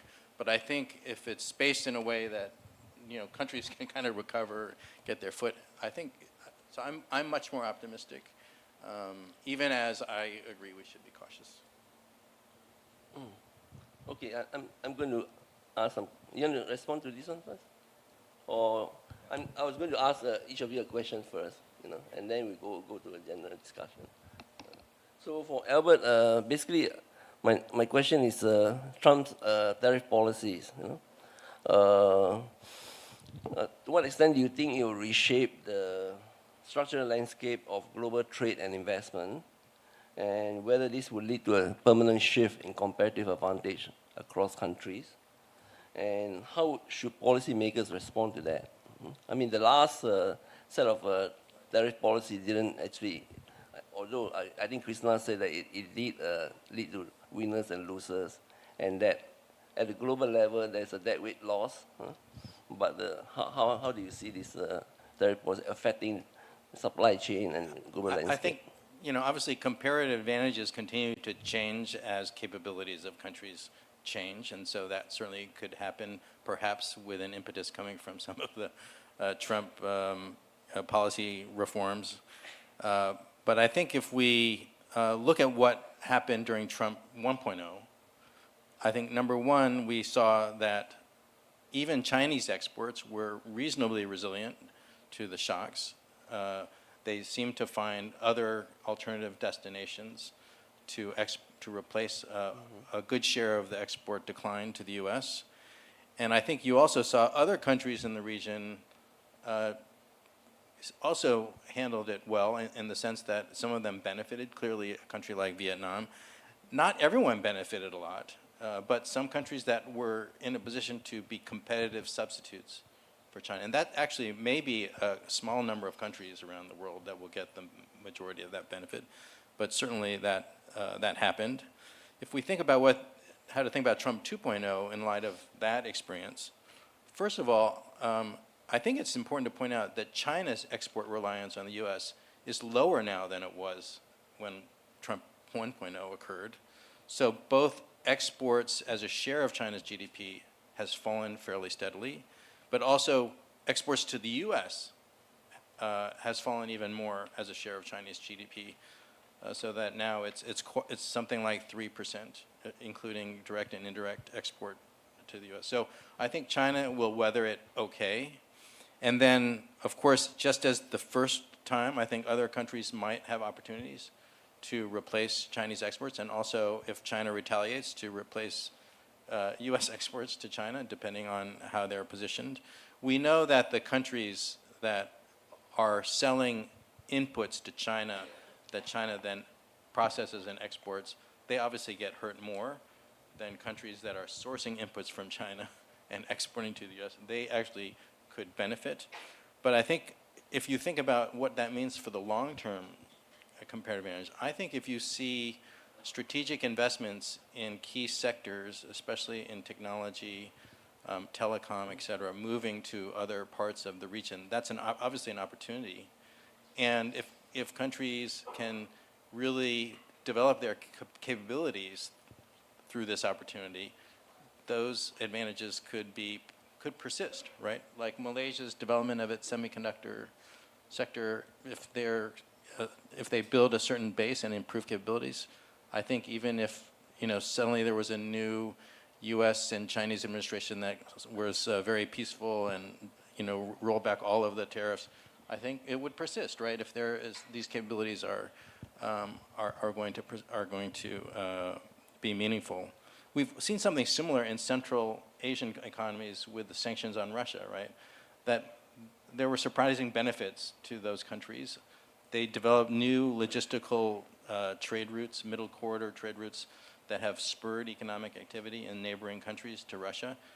And now everyone's worried about, if the sanctions end or if Russians' money goes back to Russia or people go back to Russia, what will happen? Will there be a persistence and I think those are kind of open questions. It really depends on taking advantage of the opportunity. So my advice, from a policy perspective is to just focus on still the fundamentals of a strong logistics system, good business environment, so that you can create a competitive environment even if the world changes. And by the way, there are a lot of risks about the future as well, because it could be in the future you make a lot of investments, you reshape supply chains based on this world of much more fragmented politics. But then let's say it changed in 10 years, and then it went back to the old system, then it could be that a lot of those things could reverse, right? And you would have to be thinking about that possibility. But it also could go the other way. It could even be much worse than we expected. And in particular, the risk for a lot of third countries in Asia, I think, is if the U.S. were to sanction not just exports from China, but sanction any export or import coming to the U.S. that has a Chinese component, right? That would be disastrous because it would hurt. It would be terrible for the U.S., by the way, but it would also be terrible for ASEAN if it had invested in these supply chains that included China. So the risks go both ways depending on the future. But I think countries just got to move forward and take advantage, because no one has a crystal ball. You have to operate in the present, but be prepared. Yeah, well, thank you. Tend to agree that if the U.S. were to apply sanction on the re-export, that it would be quite a setback. But at the same time, I guess I agree with you that that countries can develop comparative advantage because of this rerouting of, and they build up their own domestic capabilities and become, on their own, a major exporter of those products, right? In which case, then, it may not be even at the global level, it may not be, a drag on growth, a net loss, in other words, because it's not just the rerouting of trade. It's just that you're actually helping countries which doesn't have that industry before to grow, and so that actually helps to stimulate new sources of growth and demand, which I think when you aggregate together, it may not necessarily be less than the former regime. But I think maybe Malaysia is in a good position to talk about that because it's attracting a lot of investment from both the Western country as well as from China, and it's trying to grow the semiconductor industry. But I also want to ask you about the question that Krishna poses, about the response of central bank to this. Instead of waiting for the U.S. to move, whether they move on their own. Yeah. Thank you, Hoi. Yes, I'll take on. I will touch on a few things. The first is this discussion about trade and the trade fragmentation. I think for the past few years, what we have observed is that I think one is the pandemic, and second is this tariff. And it's not only tariff, but also what we have seen is the restrictions being placed on even export of technology, for example. And how these actually, these two developments have actually influenced the reconfiguration of the supply chain. Firms, corporates now are spending a lot more time to ensure that their supply chain is resilient to either this kind of shocks, including the policy-induced shocks. And then the third factor is the rapid advancement in technology. And we see in the growth of cloud computing, for example, AI and Gen AI and so on. So taken together, while there are risks to this, but there are also opportunities. And we in Malaysia have seen this, how that because of our strong ecosystem in semiconductor, for example, in electronics, we have managed to attract a lot of investment in semiconductor, in data centers, and on to ride on the opportunities being offered as firms try to strengthen their supply chain resilience, as well as to take into consideration and to take into opportunity arising from technology. And a lot of being talk about Trump 2.0. I think we agree that let's wait what are the detailed policies, and obviously those policies will take time. And but we have seen this before in Trump 1.0. And at least our experience has shown that even during that period, our export was sustained, growth was positive, and we even benefited from some trade and investment diversification. Second is that in terms of fiscal space, I wanted to briefly mention that like many other countries, our government obviously adopted a fiscal expansionary during the COVID. And now the government of Malaysia has been putting in place efforts to consolidate the fiscal position, and credit is in terms of the some very significant efforts being taken to rationalize subsidy, which form part a big portion of our fiscal spending. In terms of the monetary policy, is that in Malaysia, we first of all, Bank Negara Malaysia is not an inflation targeting central bank. In deliberating our monetary policy stance, our priority is always domestic considerations that influencing the direction of price of inflation and core inflation, and also taking into consideration our growth outlook. In deliberating this, obviously, in assessing the direction of our inflation, obviously the role of exchange rate is also important for a country like Malaysia. where quite a large part, I think around 15 to 20% of our CPI basket consists of imported goods, then to what extent, therefore, the movement in the exchange rate would affect our inflation trajectory as well as expectation on inflation. So far, we have kept our interest rate unchanged since May 2023, and despite the cuts in the U.S. In the Federal Reserve, even when many countries actually raised their interest rate substantially higher than the pre-COVID level, Malaysia, we didn't see the need as we managed to keep our inflation relatively well contained. So our interest rate adjustment was only from, as we came out from COVID, it was only to bring it back to the level of pre-pandemic level. And therefore, again, with the relatively well-contained inflation and positive economic outlook, we believe that our monetary policy today is in the right, is appropriate, and we are not, in fact, in a rush to move either way, despite what the Federal Reserve is doing. Our consideration, as I mentioned in my intervention, is that the Fed's direction in our policy, in our perspective, has more impact on the exchange rate and the exchange rate volatility given the uncertainty. And this is where it is important, we believe, that for us to have necessary tools, not interest rate, but other tools, policy tools, to ensure that there is no excessive volatility in the exchange rate. For an open economy, a small open economy like Malaysia, exchange rate is a very important price. Our total trade is about 120%, 130% of GDP. Foreign direct investment is also large. So highly volatile exchange rate is not conducive towards having macroeconomic stability. Thank you. Yes, I guess I would like to ask you to what extent this volatility may constrain the ability of the central bank to react to the need to maybe lower interest rate if your exchange rate then come under pressure. But I guess in the case of Malaysia, you didn't have to raise your interest rate that high because inflation was quite relatively modest when it went up, right? And that's because you had subsidies on oil prices.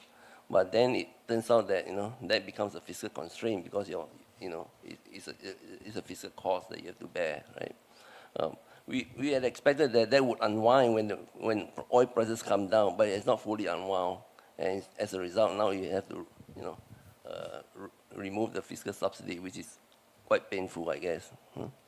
But anyway, we can. I think just briefly again, it's like in 2023 and early part of 2024, as the Fed started to increase interest rates significantly, our ringgit and like any other regional currencies came under pressure.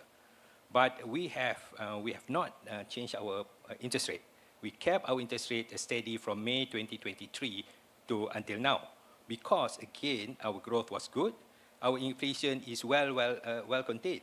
So that again to show that when it comes to monetary policy, domestic considerations trump everything else for us. Trump everything else for us.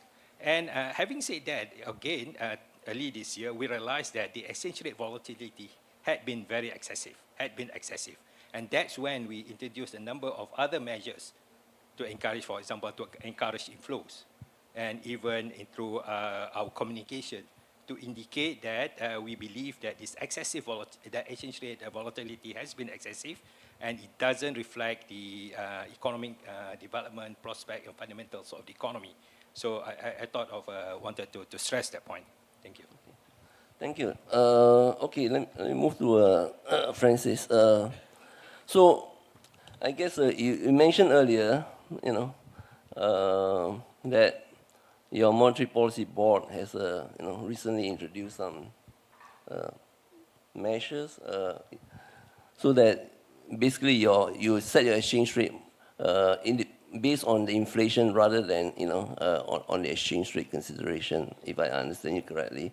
But at the moment, I guess there's a lot of concern that the tariff in the U.S. is going to lead to higher prices in the U.S., high inflation, and this may cause the Fed to either hold or even raise interest rate further, right? Yeah. And obviously, if that happens, that would put a pressure on the BSP because they were on the loosening cycle. Yeah. Or withdrawing the tightness of monetary policy rather. So how do you respond to that? So as I've said, because of the changing inflation dynamics in the United States, it may be that right now we're not looking at a scenario where the Fed will be raising rates again, but the most likely scenario is that they will still be reducing in 2025, but at a slower pace than before.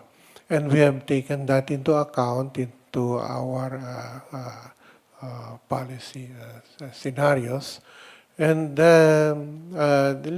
we are still seeing that inflation will be within the target over the policy horizon.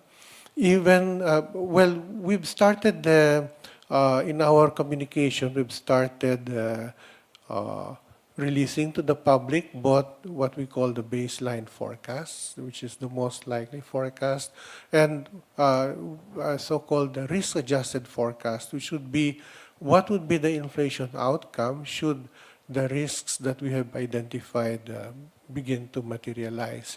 And even in the when we look at the risk-adjusted forecasts, they remain within the target band. So having said that, it's the case therefore that the primary consideration for monetary policy, as I've said, would be the domestic inflation, or how inflation relates to the target. Of course, having said that, again, there were occasions in the past, such as in 2022, when we matched the Fed 1-for-1. And that was because we wanted to safeguard the anchoring of expectations to the target. At that time, the feeling was that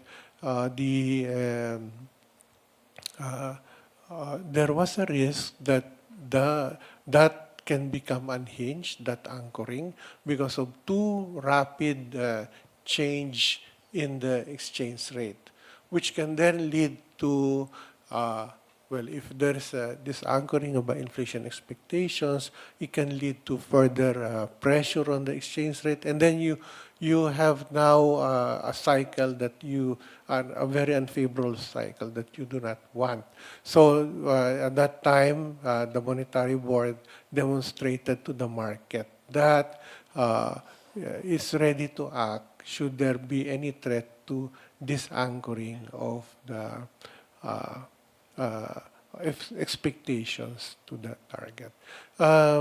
So after that episode, of course, the exchange rate has stabilized, and although there are developments that happened recently, it's a matter not really of domestic considerations, but of the peso reacting as with the other currencies in the region. So our forecasts are that the balance of payments actually will be in surplus for this year and also for next year.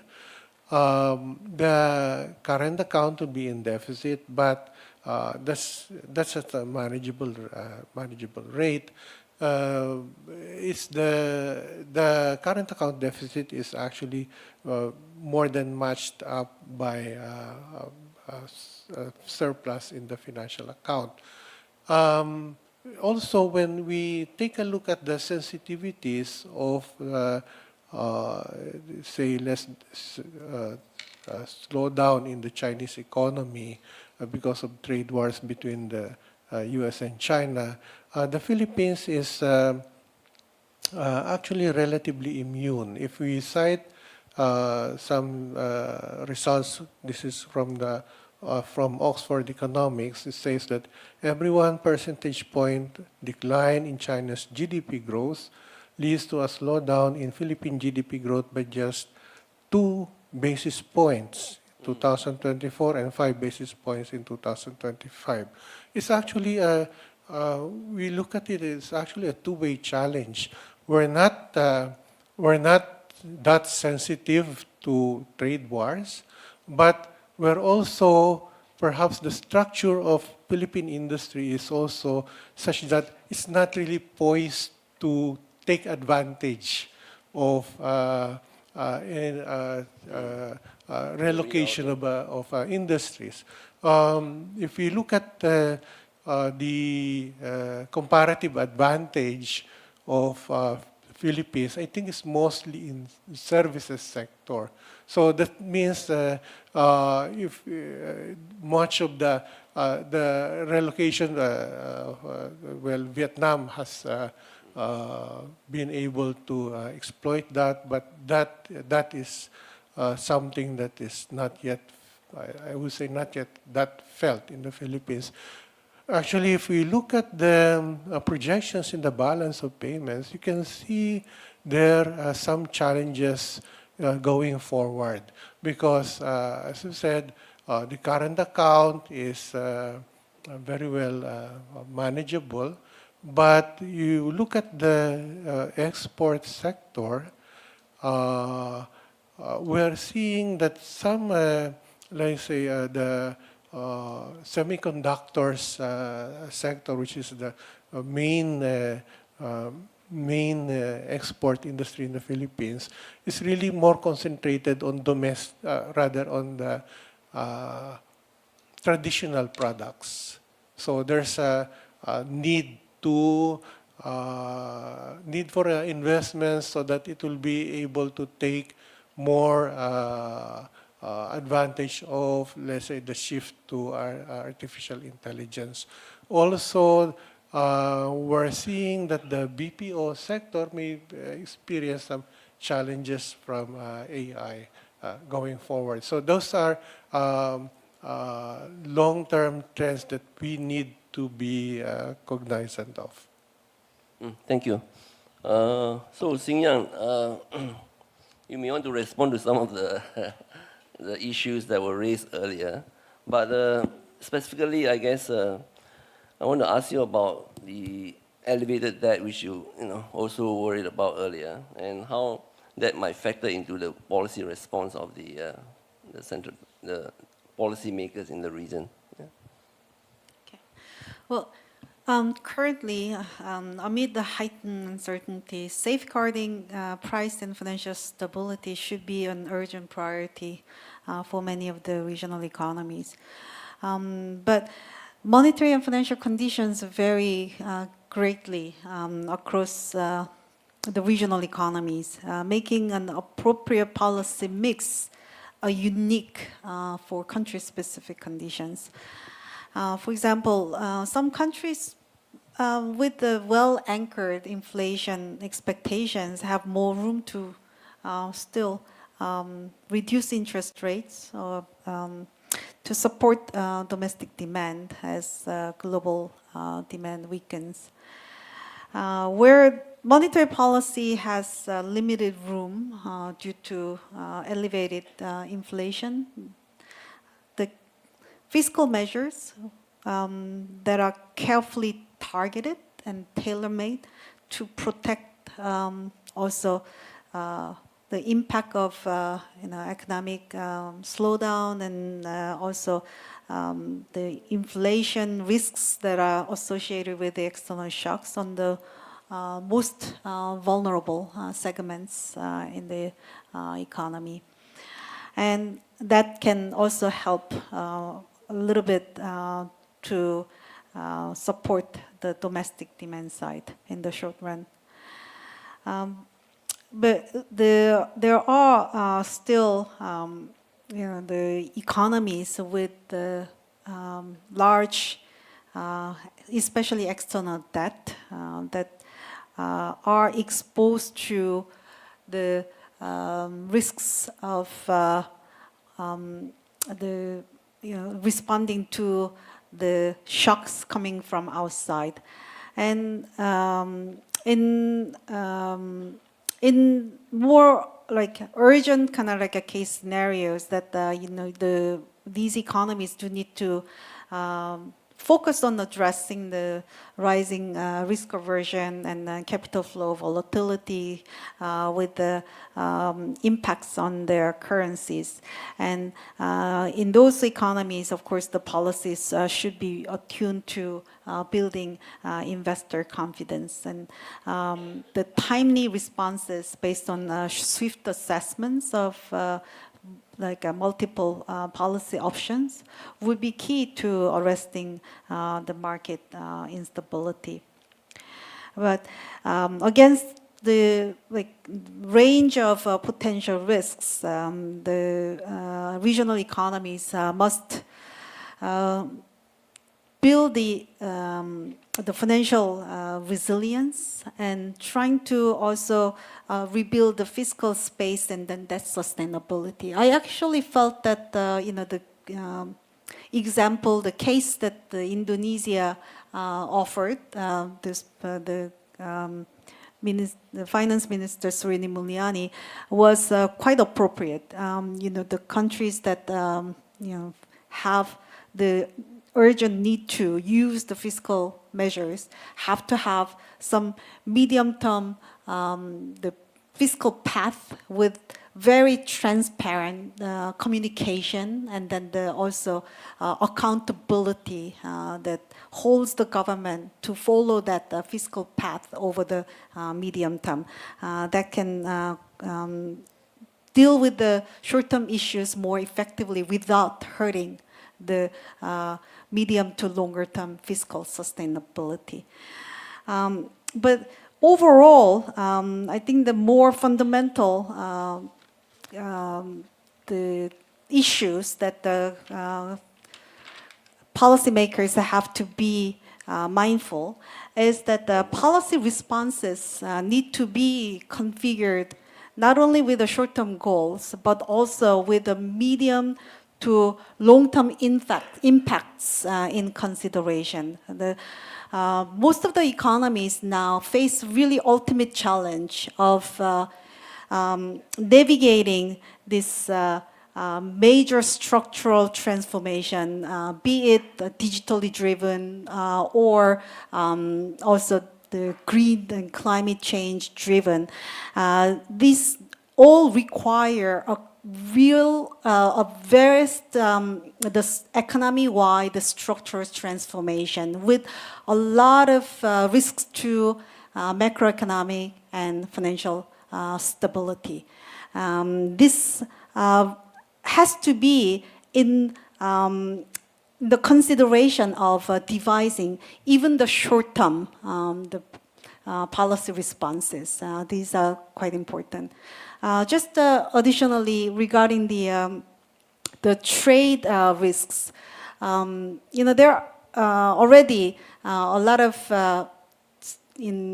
assessment about how trade, especially the supply chain realignments, are going to affect the regional economy. Some definitely gain, others may not. Nevertheless, what's important is not necessarily whether or not the trade alignment is going to help you in the short-term growth or growth, rather than those short-term fluctuation. I believe that people should be asking, we all should be asking, is this trade supply chain realignment actually improving the trade resilience? If this is not improving the resilience, it's going to increase the risk of supply chain disruption, and then with all these associated negative spillovers. What the changes with a trade and an industrial policies, we should really look at more fundamentally, it's not just the aligning with just the trade diversion effect. It is really also about how do we improve our ability to go add the value in our exports. In the short term, yes, because of the conflict between U.S. and then China, some of the export opportunities are gonna come to a few other ASEAN economies. But if the economies do not really make that right investment to improve the productivity and then create more innovative the value addition on the supply chain, is within the supply chain, it's not going to last.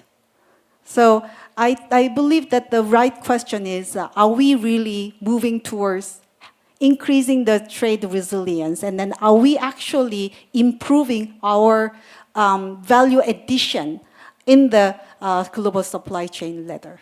Thank you. Thank you. I think we have several questions from the floor. And we have another 10 minutes.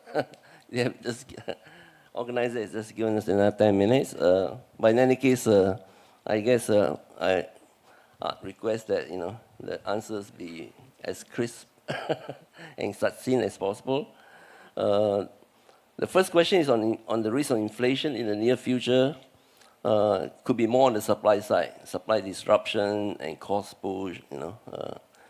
So in that kind of a scenario, how should monetary policy respond be? And what are the challenges in monetary policy transmission with heightened uncertainties? Either Sham or Francis? Well, it used to be that it's thought of that you could look through the supply shocks because that there's really a self-limiting. But if you have a succession of shocks on supply, the threat is that that could disanchor your expectations, and then you lose all the advantage that you built up with your commitment to inflation targeting. And so actually what we've been looking at is what kinds of commodities, which commodities matter most for inflation expectations. And we've been able to identify some so-called salient prices. So for the typical household, they'll be looking more at, let's say, rice and fuel. And they just really look at some major commodities, and if they base their assessment of inflation on those commodities. And so with this kind of thinking, if there's a shock on that coming from, let's say, from rice, then that's a threat to inflation expectations, and it can be a justification for the central bank to move in terms of policy. But having said that, emphasis is that because these are supply shocks, it should not be just a matter for the central bank, and there has to be coordination between the bank and other government agencies to point out that this is a matter that needs to be addressed. The first best response, of course, is to look at the source of supply shock and address that in the first place. So in our case, we've been able to push for a lowering of tariffs on rice, and to assure the market that the rice is going to be not a source of concern for the near term. The horizon for the lower rice tariff has been extended to 2028, whereas ordinarily it would just be for a short term. That's an interesting perspective. If I could add, is that when we face with the supply shocks, my view is that it is not necessarily that it's not automatically that the central bank must act to that. In the case of Malaysia, for the past few months, for the past year and moving forward, we have had several episodes of what we call policy-induced shocks to the economy and even to price. The government has revised electricity tariff, water tariff, and then plan to revise the fuel price, tax, as well as minimum wage, for example. So the thinking, therefore, is that really to assess how these would have an impact on the general price level, the pervasiveness, the persistence of this shock on price, and how persistent, how pervasive that will be. So that's not necessarily automatically when we have this shock, we should act. And in assessing the pervasiveness, persistence of the increase in general price level, we would also be obviously assess the strength of domestic demand and how that, whether demand would lead to second round effect of price increase. One important tool is in terms of communication. I think it is very important when faced with supply shocks that for central banks to communicate effectively with the public so that we can anchor inflation expectation, so that inflation expectation would not get out of control and therefore lead to the second round effect and even wage price spiral, for example. Thank you. Okay, let me go to the next question, which is on global trade.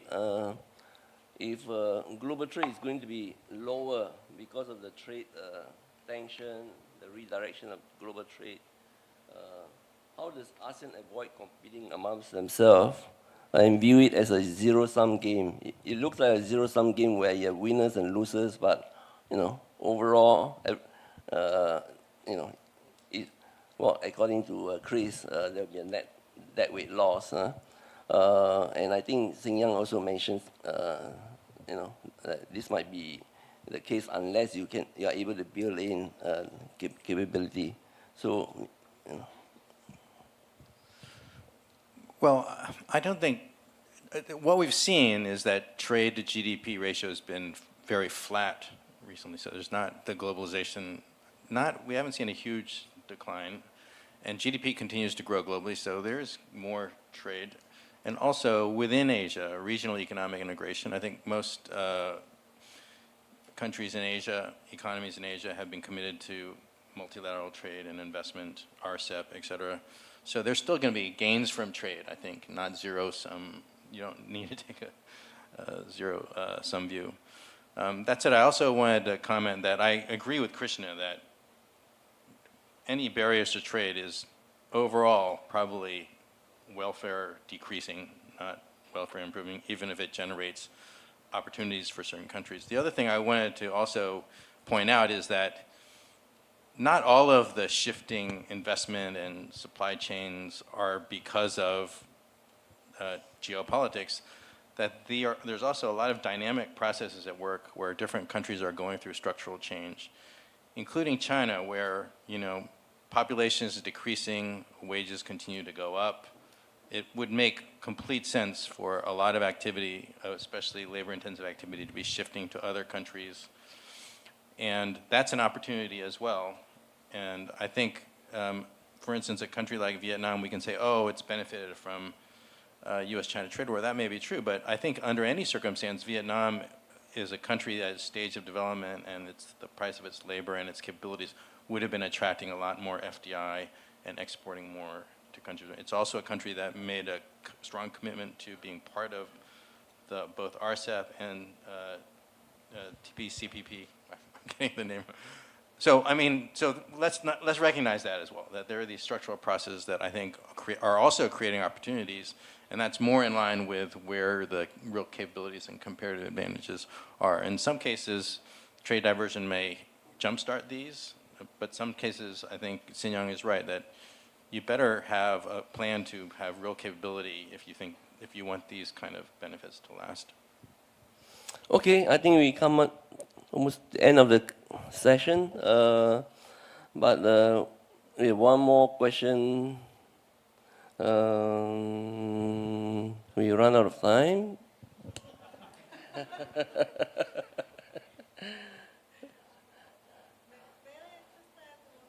Okay, by a show of hand, okay, this is how many of you think the ASEAN+3 will be able to navigate the challenges and remain resilient going forward?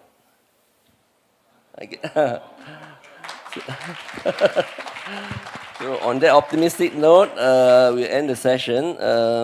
Many interesting questions. Unfortunately, we ran out of time. Thank you all for participating and the panelists. So the discussion has provided us with food for thought and deeper understanding of challenges and opportunities that our region faces in the current macroeconomic landscape. As we continue navigating these uncertain times, let's keep the conversation going and work together towards a more resilient future for ASEAN+3. Have a great rest of the day conference. Thank you, Mr. Ko, and all panelists for the very stimulating discussion. Before returning to your seat, may we invite you to take a group photo? May we also invite Director Krishna to join the group photo?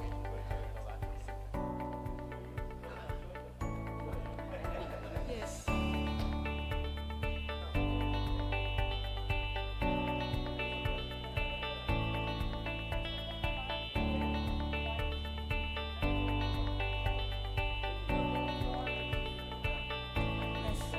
We'll be taking 2 photos, so please look at the camera.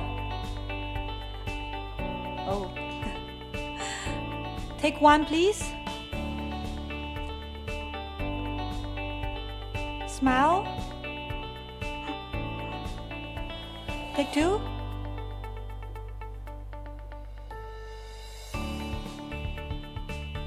Thank you. Thank you. Remain now. You return to your seats. Ladies and gentlemen, we will now break for lunch. We look forward to seeing you back at 1:15 p.m. Korean Standard Time, 1:15. So for the in-person guests, the lunch is served at the conference hall on the 2nd floor. Our staff will guide you there. It will be a free sitting lunch, so please enjoy your break and networking. We ask you to return before 1:15. Thank you.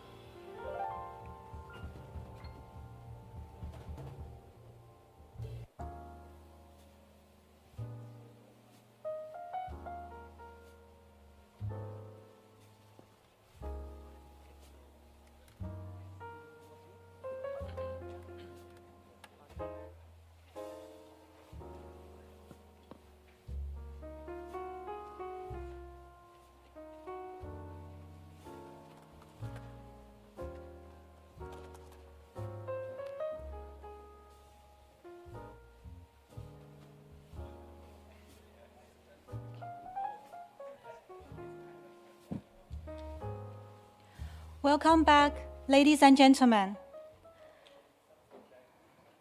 This morning, we heard from distinguished keynote speakers and panelists on challenges and opportunities for the region. This afternoon, we will discuss long-term growth, pathway for sustainable development. Now we will hear from our two esteemed keynote speakers. First is Indamit Gill, Chief Economist and Senior Vice President for Development Economics, World Bank Group. Mr. Gill led the World Bank's influential 2009 World Development Report on economic geography. His work includes introducing the concept of the middle income trap to describe how countries stagnate after reaching a certain income level. As he has published extensively on key policy issues facing developing countries. Mr. Gill is joining us virtually. Good afternoon from Korea and good evening to you, Mr. Gill. Thank you very much. It's a pleasure to be there virtually. I wish I was there. I wish I was there in person, but I couldn't be there. Do you want me to start? Yes, please. Do you want me to start, or should I wait a little bit? Oh, no, please. Yes, please, you may start. Okay, thank you very much. Thank you. So I'll be discussing the findings of this report. It's called the Middle Income Trap, and it's the World Development Report that we just published a few months ago. So I'll be talking about. So I'll essentially give you a few facts. I'll tell you what are the development problems that are being faced by these middle-income countries, which basically are a very sizable part of the world economy now, and they're a big part of the world's population. They are essentially facing three problems. The first one is slowing growth. The second one is a problem with structural change, which is important for them. And they're also facing a more hostile international environment. And then I'll show you a few slides about what they can do about it. Basically, the short story there is that for them to get to high income, they will actually have to make miracles, much as what Korea had to do between 1960 and 2000. And things might be even more hard for them as compared with what they were for Korea.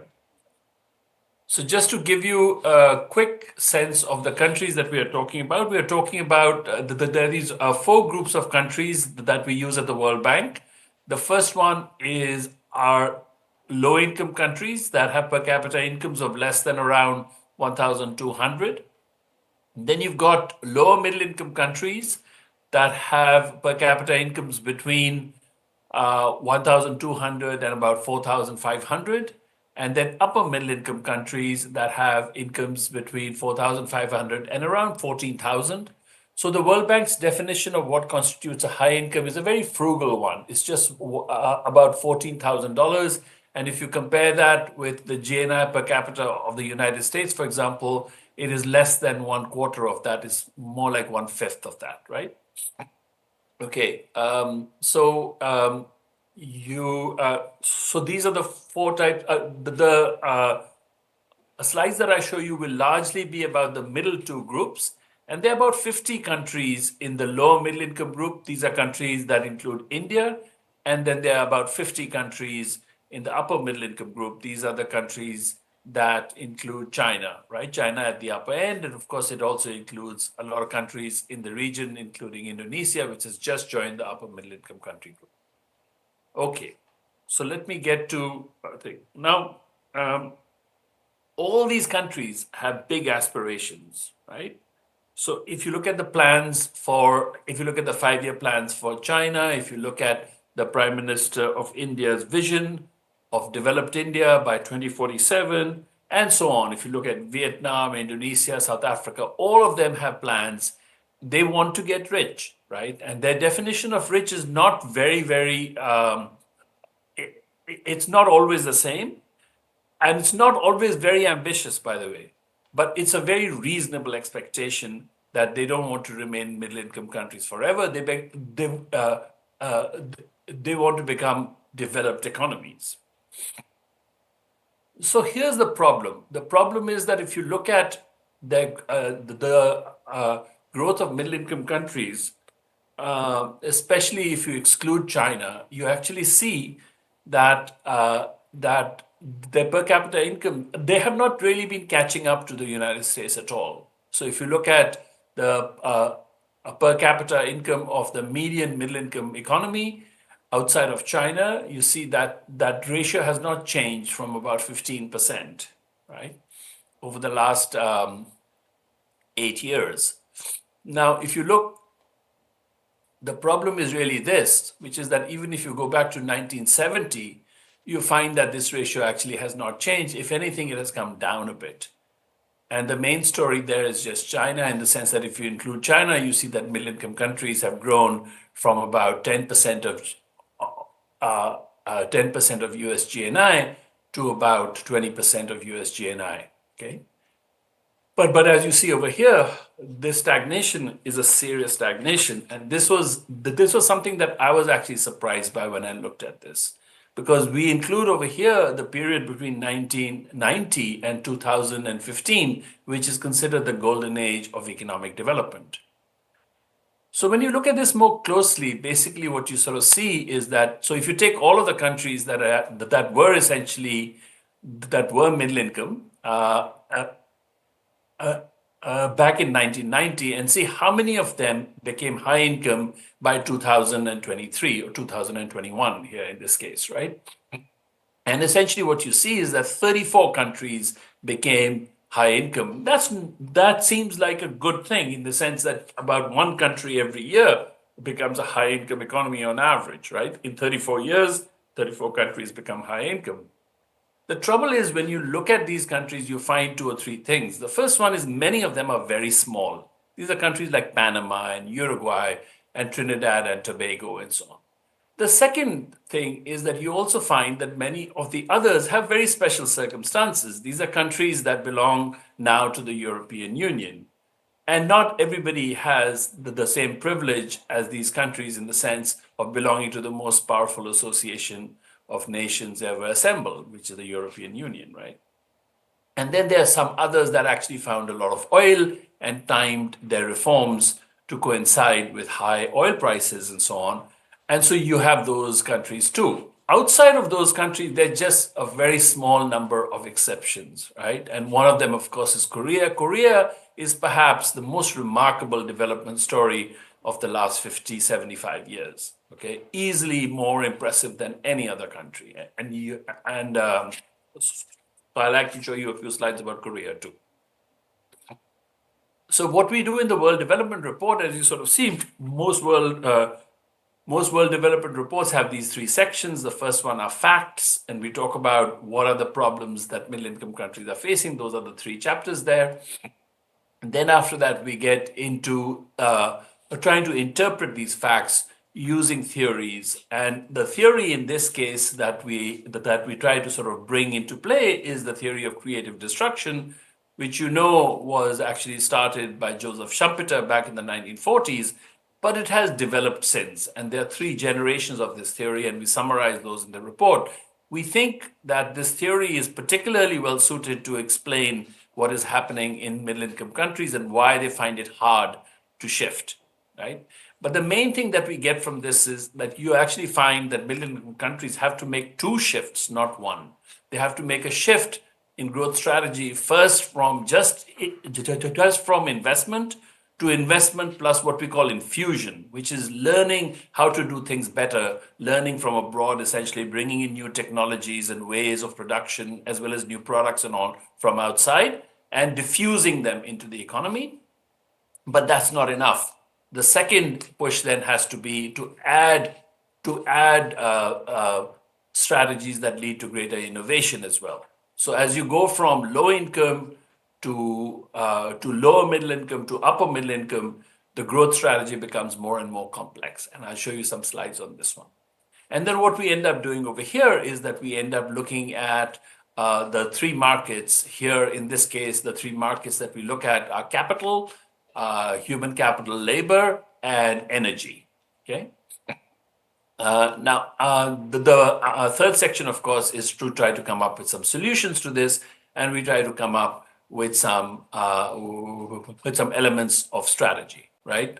That have to do with how does one treat large versus small firms? How does one make sure that you reward talent? And then how do you capitalize on crises? Because one of the problems you find is that these countries have a very hard time making structural change.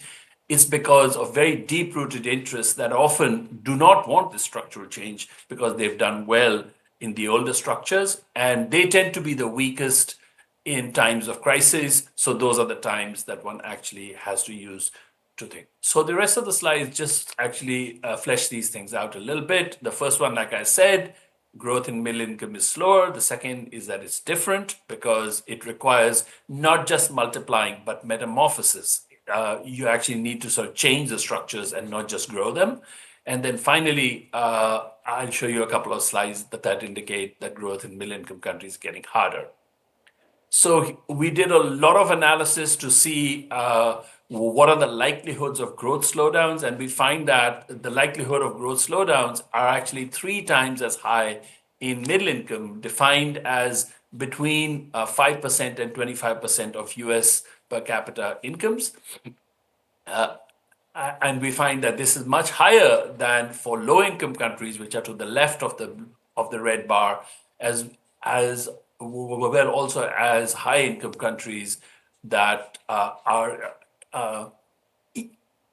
even those countries that are pretty close to the global frontier, the bar on the right, they tend to have a lower probability of growth slowdowns as compared with middle-income countries.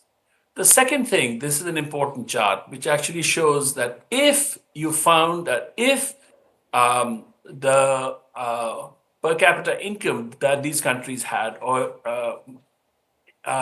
if that depended only on the amount of capital that they had, physical capital, human capital, infrastructural capital, their per capita incomes would be about more than 2/3 that of the United States.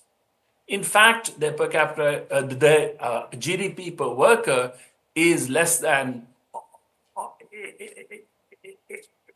their GDP per worker is close to a fifth, right? That difference between that 21% and that 71%, that difference essentially, you can think of that as the fact that middle-income countries are that much less efficient as compared to high-income countries in using their capital, in combining their capital with talent and with energy. Okay? So it's largely a matter of these countries becoming more efficient. Of course, they should accumulate more human capital and so on and get to the same human capital levels, but the returns to just accumulating capital, either physical capital or human capital, diminish a lot in middle-income countries. They have to do these other things to make sure that they actually use these resources well. And then if you look at the problems that the middle-income countries of today are facing, basically what you sort of see is that they have record levels of debt at home, both public and private, which actually reduces the space for a lot of this structural change, because structural change does require fiscal resources.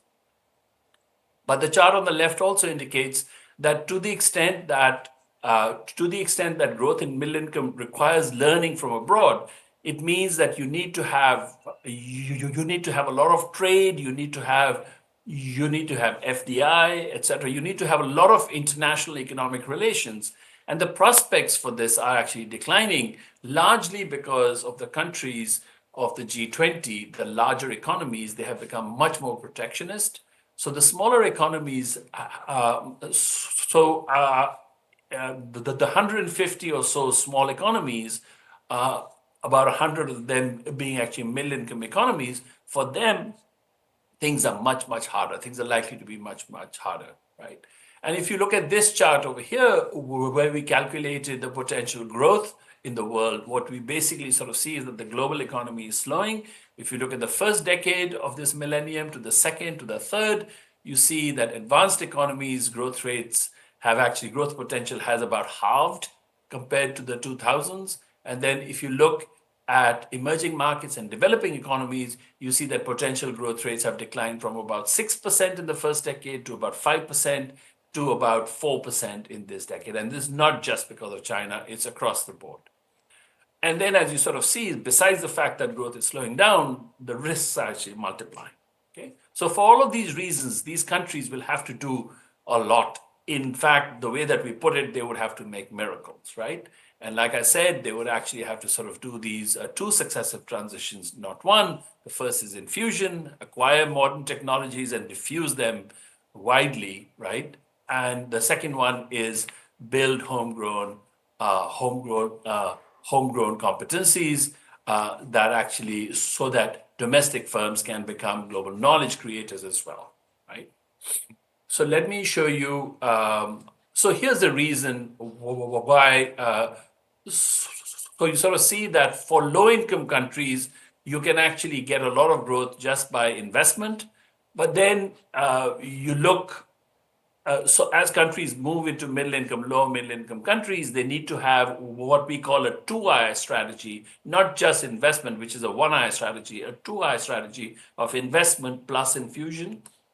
And then as you get closer and closer to the frontier, you have to augment this also with innovation, and you move to a 3I strategy.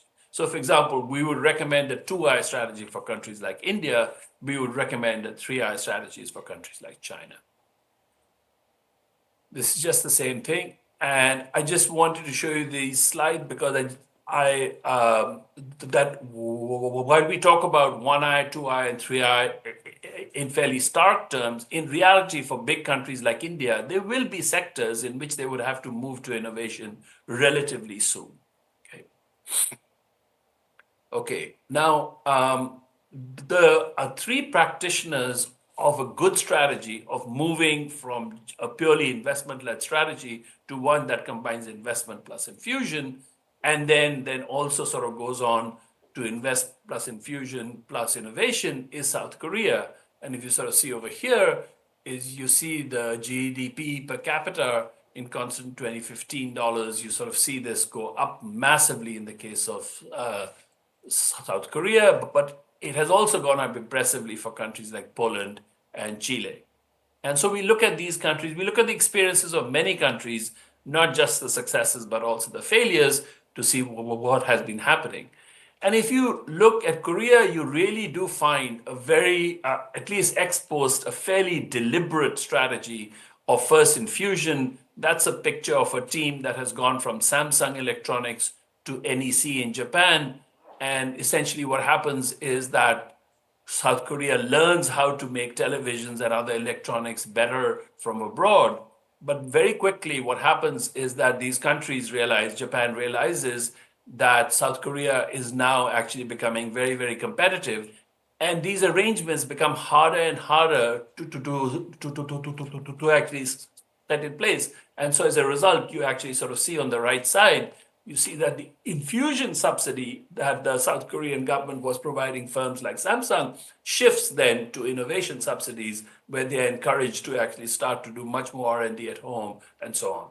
Now, these points happen in the case of South Korea. It happened between the 1990s and the 2000s, but it can happen even earlier in the development process in the cases of countries like India and others. Okay, but the thing that countries have to avoid is that they have to shift strategies to first is of course that they have to sort of shift strategies from just investment to investment plus infusion.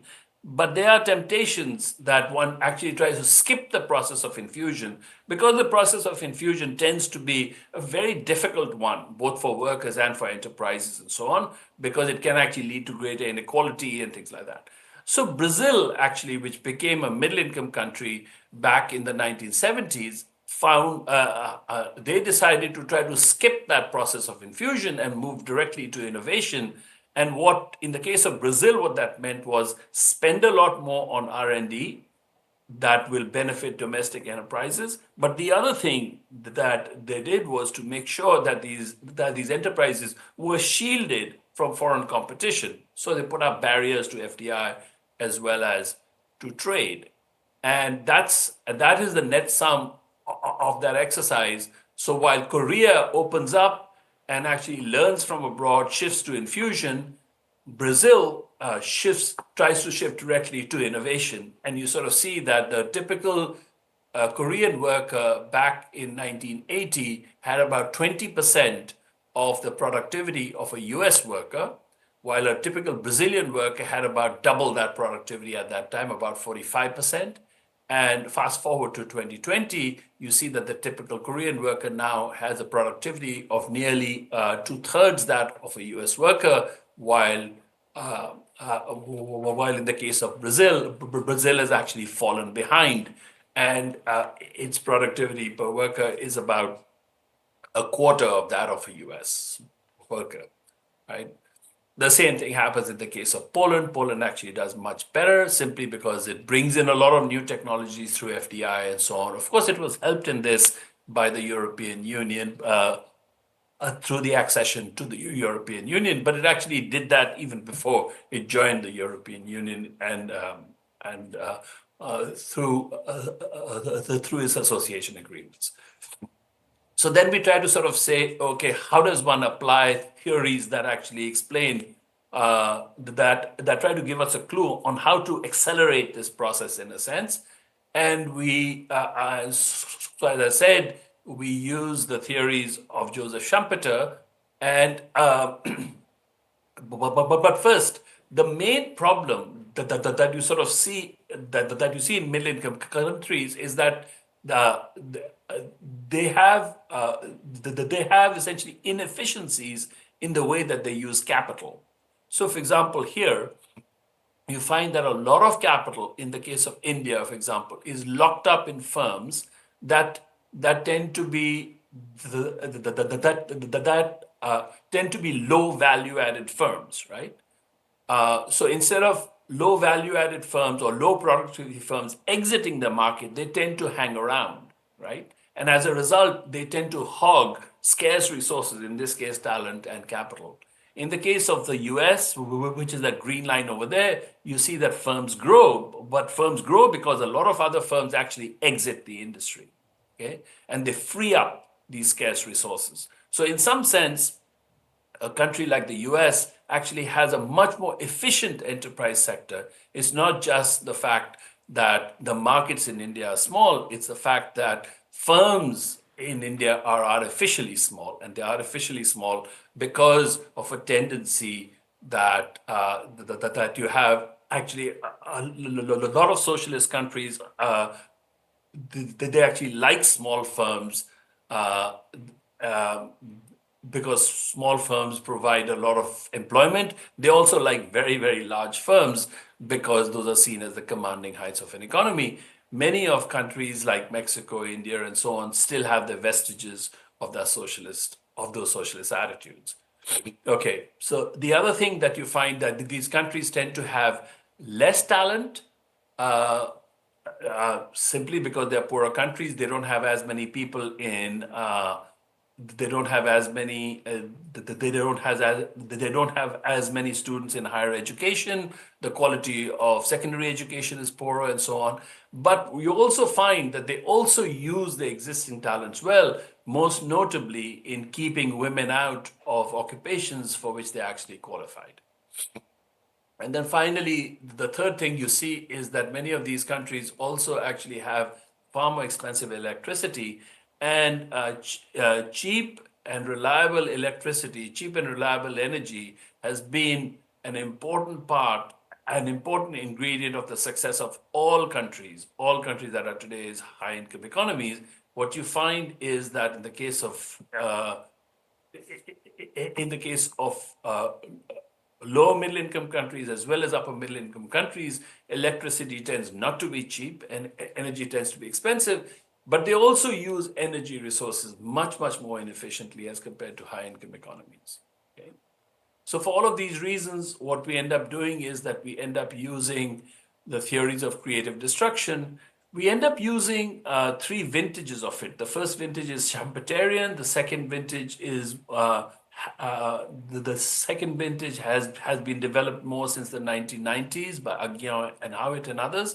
And then now you actually have a third vintage, which is actually much more, I think. And what we find is that the first vintage actually fits rather well the way the energy sector is organized in middle-income countries. The second, the way that the way that middle-income countries have organized their societies and the way that they reward or the way that they not reward the talents of minorities and women, for example. And then the third one actually has to do with the way that the enterprise sectors are involved. Okay? And the whole idea of the WDR is how do you get from a system where the forces of preservation are very strong, the forces of destruction are very weak, to one where there's a balance between the forces of creative, the three forces of creation, preservation, and destruction. That's basically what you want to get to. And what we sort of say is for countries to actually do that, they need to make three shifts in their thinking. The first one is that when you look at the way that, when you look at the enterprise sector, the policies in many of these countries tend to be predicated on the size of the firm or the age of the firm and so on. Is it a small firm? Is it a medium-sized firm and so on? But what we sort of say is here is that we say that, look, it's far more important to see if you really want to gauge whether or not capital is being allocated efficiently between enterprises, it's much more important to track value added of these firms. So there's a data demand on it, but value-added statistics are actually available, and they have to be used if one wants a more reliable metric of whether or not you are allocating capital well. The second one is, are you allocating the talents well? And there's a tendency to look at inequality, largely because I think that the debates are dominated by concerns of fairness. But we are talking about efficiency here. If you care about efficiency, you actually find that it's far more important to make sure that social mobility is increased in these countries. So while inequality may be correlated with our social mobility itself is actually a far more reliable indicator of whether or not a country is becoming more and more efficient. Actually, social mobility is also a good indicator of whether or not it's becoming more equitable. And then the third thing is that the debates on the allocation of energy are dominated by concerns about what are the sources of these fuels. Is it renewables? Is it fossil fuels and so on? And we think this is a misplaced focus. Actually, what one should care about much more is whether or not these countries are using energy efficiently or not, right? And not so much, and the aim of policies ought to be to decrease the emissions intensity of output, to decrease the energy used per unit of output, right? So those are the measures.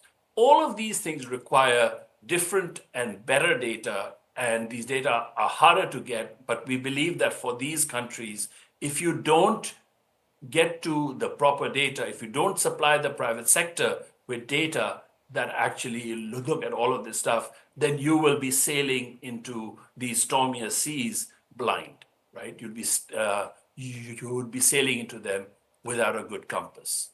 Okay, so I'm just going to go to the last slide. And the last slide is actually this is Professor Robert Lucas when he wins the Nobel Prize.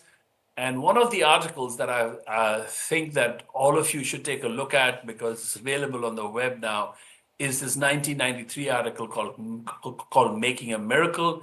And it's really about what Korea did between 1960 and 1988.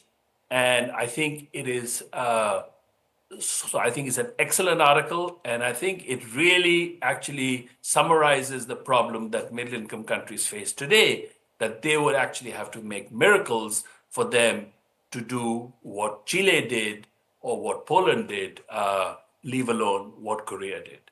But over to you. So.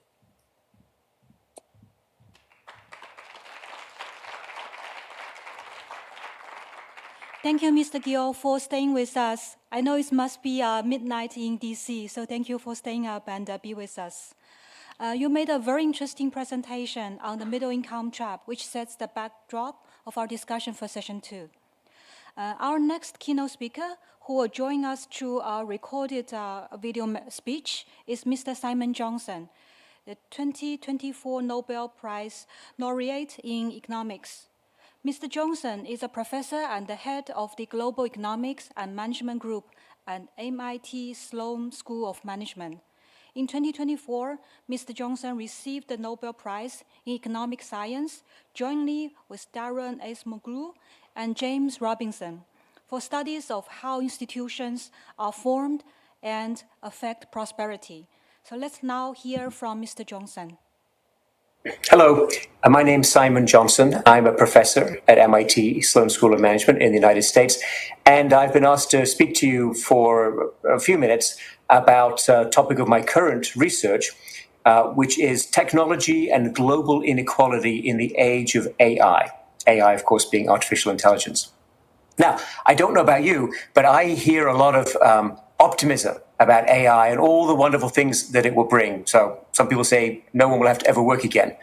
At the same time, I also hear pessimism, people being quite worried about the future of work, for example, in the United States, and worried about losing their jobs. So which is it, extreme optimism or extreme pessimism? Well, actually, we think that it's somewhere in between. We think, we will be circulating some slides that have, I'm not going to show you the slides now, but I'm going to circulate them and you can see the references to our work and the work of others that backs this up. Our view is that AI is going to change how we work, and it's going to change the distribution of work and opportunities across all our societies, but we don't expect it to bring a big productivity miracle. So it's going to be profound, it's going to have deep effects, and it may increase the polarization of society, which is something to really worry about, I think, particularly in our current circumstances. But please don't expect immediate economic miracles. Now, the work that I'm drawing on for this talk is primarily a book that Darren Acemoglu and I published in 2023. Darren Acemoglu, you may have heard of. He's my longtime co-author, a co-winner of the Nobel Prize with me this year. And he and David Autor and I run a research group at MIT focused on shaping the future of work. So we're drawing on current research, we're drawing on active conversations with people in the AI space, and a lot of work that we do with companies, primarily in the United States, but also around the world, as they try to understand what they can do with AI and what they should do with AI. And I think the really key point from our research and our policy advocacy and all of these conversations that we have is that we are now facing a really important set of technological choices. So technology is always a choice. How technology develops is always a choice made by society, a choice made by leaders of companies, a choice made by government in some instances. This time, I think it's particularly important to focus on the fact that we could go one of two ways. Either AI could become really favorable to a few highly educated people, actually to people on this call, probably in your meeting, highly educated people have done well from digital technologies over the past couple of decades. But if that's the only group that gains, what happens to the middle, people who have got some college, but maybe not a lot of college education? And what happens to people at the lower end of the income distribution, people who didn't go to college at all? Those are really big questions. And our view is that AI could be developed to favor people who are not highly educated. We call it pro-worker AI. So that's a proposal that we have. We think it's an option, a way to move forward. It's something that we work on very actively, trying to encourage in various ways. It's not, I think, and unfortunately believe, it's not the current default path for the development of this technology. So just a couple of words of background on inequality in the United States and what's happened over the past 4 decades. You may have seen these rather famous graphs produced by Darren Acemoglu and David Autor, which document what has happened to real weekly earnings in the United States since the 1960s. And if you look at the picture for men, it's particularly dramatic. So men with a lot of education have seen a steady rise in their incomes, real weekly earnings. Men with a middle amount of education, let's say just college education, have had some increase, not as much as the more highly educated, but they've also been squeezed because we've lost a lot of jobs in that category. And at the lower end of the earned income distribution, real wages have barely moved since the 1960s. Now, that's pretty dramatic, and it's really unfortunately true. And of course, that feeds into a lot of the anger and frustration that we've seen for many years, including in the most recent election in the United States. So that's the context in which AI is arriving. It's not arriving at a relatively equal moment. It's arriving at a relatively unequal moment. And the danger is that it will make that inequality worse. It will worsen polarization in the labor market, worsen social polarization, and worsen political polarization, particularly because AI, obviously, you know this very well, feeds very directly and easily into existing digital technologies, including digital advertising.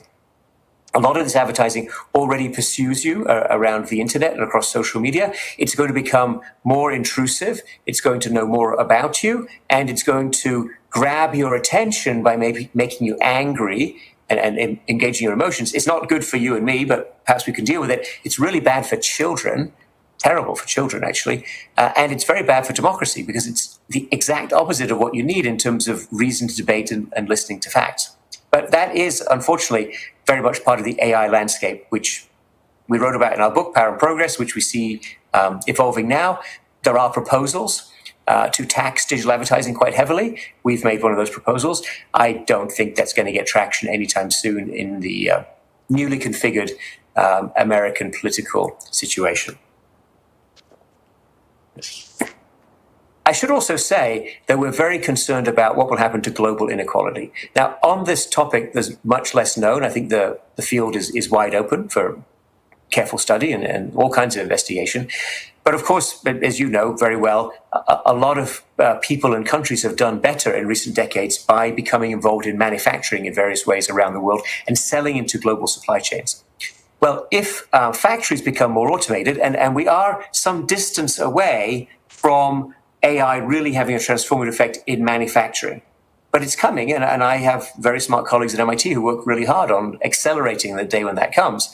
And then the question will be, how many jobs do we have in factories anywhere in the world? And what happens to countries that were previously relying on factories and factory employment to support their population and to drive growth? These are open questions, and I don't pretend that we or anyone, as far as I know, I don't think anybody else has the answer, but I wanted to plant that flag for you. Now, let's step back just for a few minutes into economic history and ask the question, when technological transformations go well, what do they look like?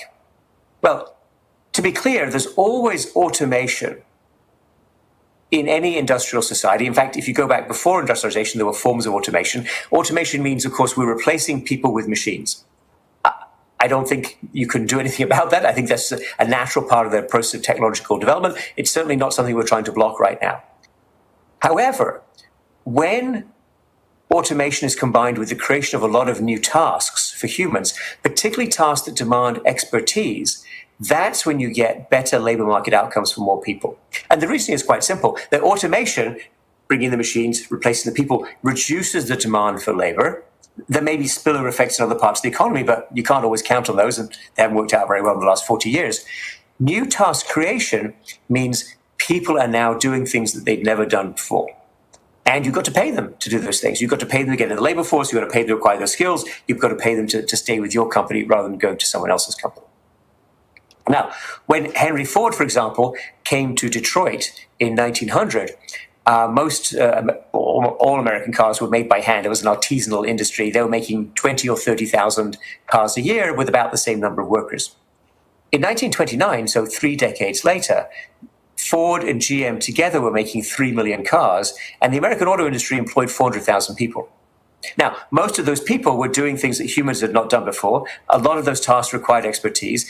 Many of them had a good wage, and there was also a spread of industrial unions, including some very big confrontations in the 1930s, which resulted in the big gains from productivity increases, which Henry Ford and his engineers had delivered, finally coming through to higher wages for most workers. And it's that same pass-through, the productivity bandwagon, as we call it, when it works well, that's what can actually deliver shared prosperity. And shared prosperity is what we experienced in the United States, in Western Europe, in Japan, in other countries, for 3 or 4 decades after World War II.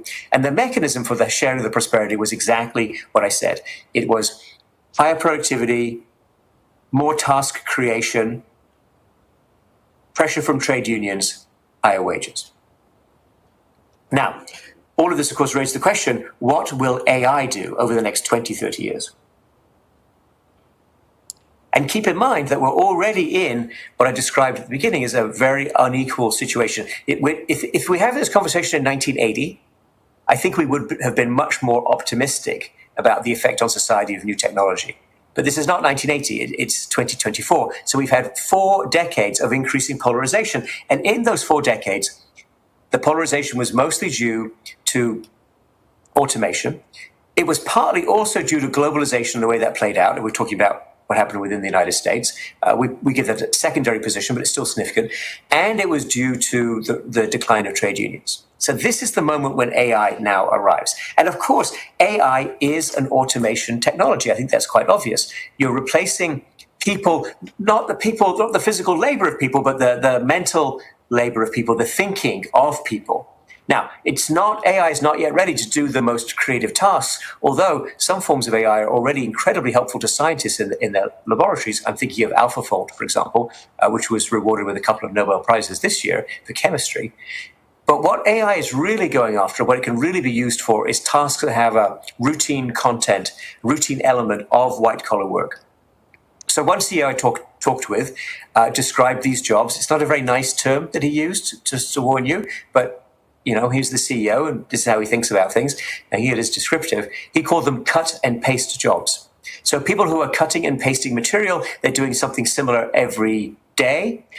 Those jobs are absolutely in the line of fire. And you can go through the entire structure of work in any economy, such as the United States, and you can look at who has that kind of job. And this has been done by LinkedIn. It's been done by McKinsey, Global Institute, all of this work should be taken with a grain of salt. We don't know exactly what AI's capabilities are going to be next month or next year. But I think it gives you a pretty good idea. And when you look at my slides, which we will circulate, you can see the references to this work, and you can click on it and you can look for yourself, and you can decide who's got this right. I think we can agree it's a pretty substantial impact that we're going to be seeing in the United States and in Europe. Those are the places we've had this documented most thoroughly. But presumably it affects workers and wages everywhere. Now, it's not all dark, as I said at the beginning. It is absolutely possible that AI can upskill workers. So there are some very nice studies. Again, look at my slides for the citations and the links. Very nice studies that show specific instances where people working in customer service, for example, are made more competent because they have an AI co-pilot or advisor. Copilot, of course, is Microsoft's brand, and I'm not endorsing Microsoft per se. But they have an AI chatbot of some kind that's helping to distill useful knowledge, and they, the human, can use that. So younger workers benefit, workers with less experience benefit. But the problem with that analysis, I think, is it's very good analysis, by the way. But the problem with that interpretation is that the companies that are currently supplementing and complementing labor with this AI technology are also seriously considering replacing all of those workers with an enhanced version of the AI technology. And as I'm sure you're all aware, the way this technology works is it learns from what it encounters. So the humans who are using it are also training it. And in a sense, they are training their replacements. Now, when they will be replaced, we don't know. Will those people go on to get new, better jobs? We hope so. Will we create enough new tasks for the humans who are so affected? We don't know. But that's the key question. And that's what we recommend in terms of policy for the United States, policy for Europe, and policy for absolutely all the countries attended and represented today. Think about how you can create new tasks. Think about how productivity increases can be passed through to higher wages. Think about legitimate and appropriate forms of trade union representation, including encouraging the trade unions to come to the table and help to design and be involved in thinking about how AI can be deployed in ways that benefit everybody who works in a company or works in government. So AI has tremendous potential. We are encouraging everyone to grasp that potential. We are pushing very hard for the development of pro-worker AI. You're welcome to come visit us at MIT. We can show you what we're working on. You can meet lots of other very interesting, talented engineers and scientists at MIT who are pursuing some version of that, perhaps, I hope. And I hope very much this is a conversation that we can continue.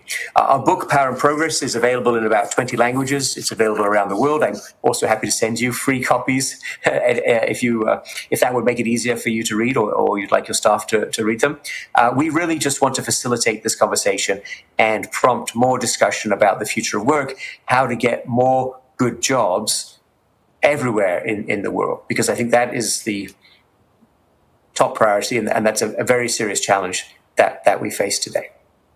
So thank you very much for your attention. Please do look at my slides, which will be available to you. You can click on the links, look at the underlying papers. You can follow our work on Shaping the Future of Work initiative at MIT. Again, lots of resources there and lots of additional materials for you to study. And we are just very happy to discuss these questions further with anyone in any part of the world who would like to engage.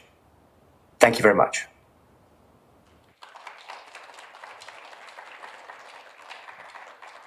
Thank you, Mr. Johnson. I hope everyone finds his talk on technology and inequality stimulating, with thought-provoking ideas to supplement our upcoming panel discussion.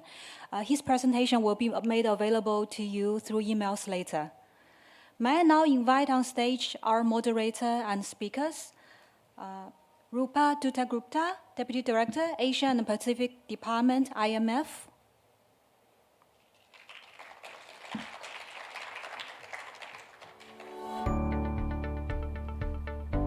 Alan Ng, Group Head, Regional Surveillance, AMRO. Atsushi Mimura, Vice Minister of Finance of International Affairs, Japan Ministry of Finance.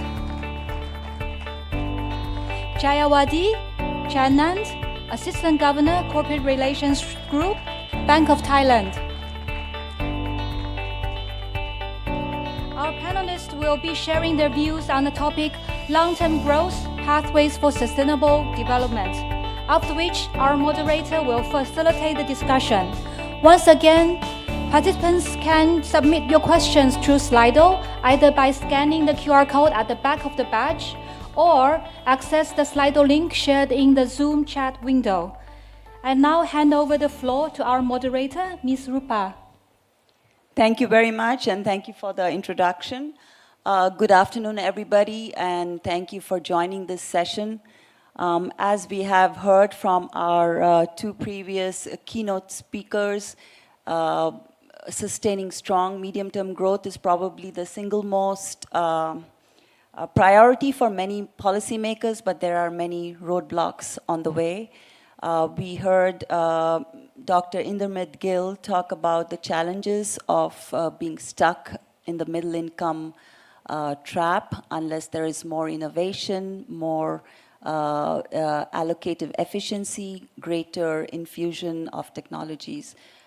We also heard that AI may not be a solution to our problems because it might, without the right set of policies, lead to greater income inequality within countries, but also across countries. So with all these challenges facing us, there's one silver lining. We have a panel of extremely thoughtful leaders in this stage who will help us find solutions to all the challenges that we are thinking about. And so without much ado, let me get the discussion started. Perhaps I will start with Alan Ng and ask him to maybe briefly talk to us a little bit about the research that AMRO is currently undertaking to look at some of these questions, particularly about medium-term growth challenges for the Asian region and what are the prospects for structural transformation. Thank you so much, Rupa. 안녕하십니까? I'm Noe Alanimida. So within AMRO, just like what Rupa has said, actually we have been working on the topic of long-term growth in the region from the perspective of structural change. So I'll share some slides here to just lay out some facts that hopefully can inform our discussion for the panel. And in many ways, I think the facts that I'm going to share here, they are complementary to what Indermit has already shared, but more specifically from the perspective of the ASEAN+3 region. So this first slide, from the very first keynote speech to Indermit's presentation, I think is very well documented. The region is slowing, right? Just like the rest of the world. I think what the consensus expectation is now is for the region to grow at about only 50% of what it was a decade ago. Right? And this is not just about China or the +3 economies, it's true for ASEAN as well. And internally, we made some projection, and even with relatively sanguine projection on productivity growth, we are looking at significant material decline in growth momentum going forward. So by 2050, for example, we are looking at 3% growth compared to about 4.2% now. But I think what is important to acknowledge is that the region has been exceptional when we look at it from the perspective of structural change. So for the last 3 decades, we have seen for many advanced economies, for example, they have experienced the secular deindustrialization in a way, like shedding both shares and shares of value added and employment in manufacturing. Whereas for the emerging economies, we have seen at best stalled industrialization, but for many countries, they have actually experienced a premature deindustrialization. But this is not true for the region. The red lines on the first chart shows the progress of the region, ASEAN+3. And it's really not just the story of China. I mean, if you see this, you think that this is just a Chinese story, but it's not true. So on the right-hand side chart, we actually break it down to a few of the sub-regions, set of economies in the region. China, yes, is a very important part of the story. That's the teal line. But it's also true for the lower middle income economies in the region. The teal line is the lower middle income economy, whereas the gray one is actually China. And for the advanced stage, late stage economies, this would be mainly your higher income economies in the region. They have actually seen advanced industrialization in which they have lower shares of employment in manufacturing, but value added has continued to increase. Right? The only part that's perhaps a concern is actually for the upper middle income economies in the region. That would be in the middle, where they have experienced a rather stalled industrialization process. And if we look at it from the perspective of labor productivity, we have seen that the gains actually declining for the region. That's the red part of the bars. And that is about a third less than what it was previously, currently.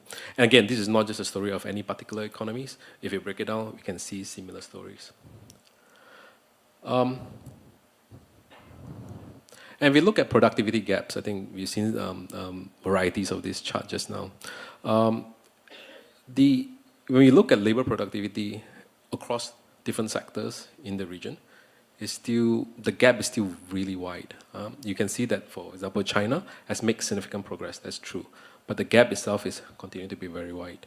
For the early stage economies, this will be your lower middle income economies in the region. Again, made progress, but it's still very wide in terms of productivity. Late stage economies, the green line is actually better than global frontier. This will be in manufacturing. And this is understandable. The region hosts some of the most advanced manufacturing economies in the world. But if you look at other sectors, for example, services, it is declining. But perhaps the most concerning, again, is the middle stage economies. This would be mainly from the upper middle income ASEAN economies, where you've seen these things have really stalled. They have not made any progress in terms of improvement in productivity. This is what we've seen from Indermit's presentation just now. It's true for the ASEAN economies in the upper middle income category. And this is my last slide. And when we zoom into services, I think this is where it's particularly telling that services in the region is relatively underdeveloped from a structural change perspective. It's compared to peers of its similar stage of development and as well as aspirational peer, it has lower share of employment and it has even lower share of value added. So this is not shown here, but when we look at the shift in labor, it has actually mainly shifted from, the change that has happened is a shift from agriculture to lower value added services for many economies. And when we look at skill levels, again, we can see stagnation in terms of high skill employment in services. So let me just end with one point. I think from the perspective of structural change, there's still a lot of mileage left when it comes to economic transformation for the region.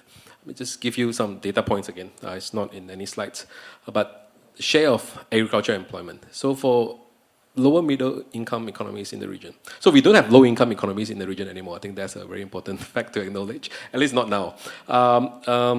For the lower middle income economies, the average share of employment in agriculture is about 50%. Right, and advanced economy is about 5%. For the upper middle income economies, the average is about 30%.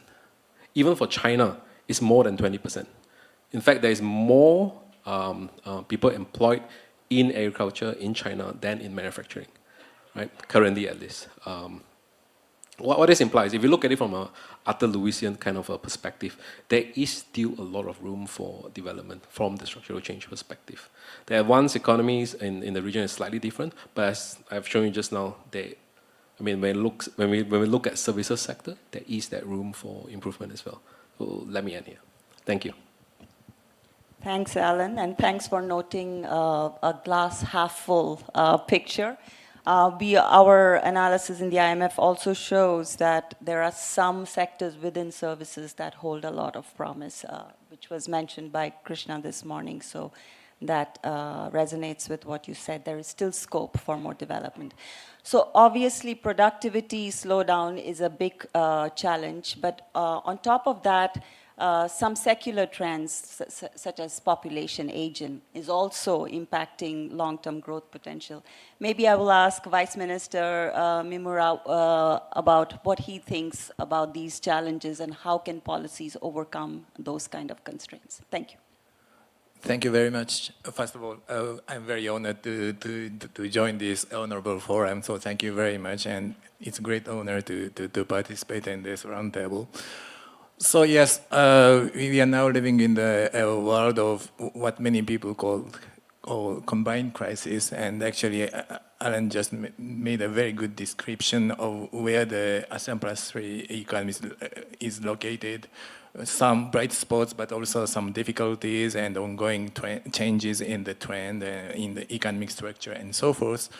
Well, I'm basically an optimistic guy. So here I would like to say that yes, the ASEAN+3 economies are facing with different kind of challenges, but we are also in better positioned rather than the other economies or rather than the other regions to overcome these challenges and rather take advantage of these challenges and shift the challenges to the source of growth in tomorrow or in future. So let me begin with challenges. I would say there are four challenges, challenges A, B, C, and D. For challenge A, aging. So definitely the country like Japan is now facing with aging society. Now we have the decreasing population.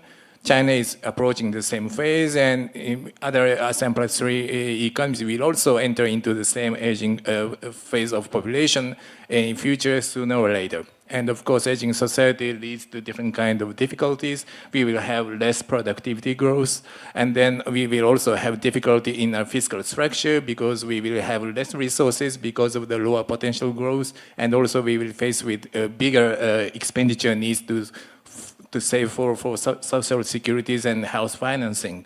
So this is really a challenge. Challenge B, a bipolar world or risk of fragmentation and risk of geopolitics. And so in the recent years, like all the other countries around the world, we are facing with a lot of geopolitical events. After COVID-19, we are facing with a lot of wars and conflicts, including wars by Russia against Ukraine, as well as conflicts in Middle East. And this is really leading to supply chain disruption and then inflation. So another big challenge. Challenge C, climate change. And here, like other countries in the other regions, we are facing, of course, with the need for climate mitigation. But more importantly, I think ASEAN+3 regions are facing with a higher risk of climate adaptation. That is, we are now facing with natural resources which are gaining its frequency as well as its severity because of the climate change, including, for example, the Typhoon Yagi that hit some ASEAN countries in September this year. So this is a big challenge again. And finally, challenge D, digitalization. And here, of course, as was just presented by Professor Johnson, digitalization or innovation can bring both opportunities and risks, but on the side of risks, those innovations such as AI may substitute, for example, the human job and may lead to loss of work and jobs, and also it may lead to while some elderly people, for example, which has limited digital literacy may be left behind.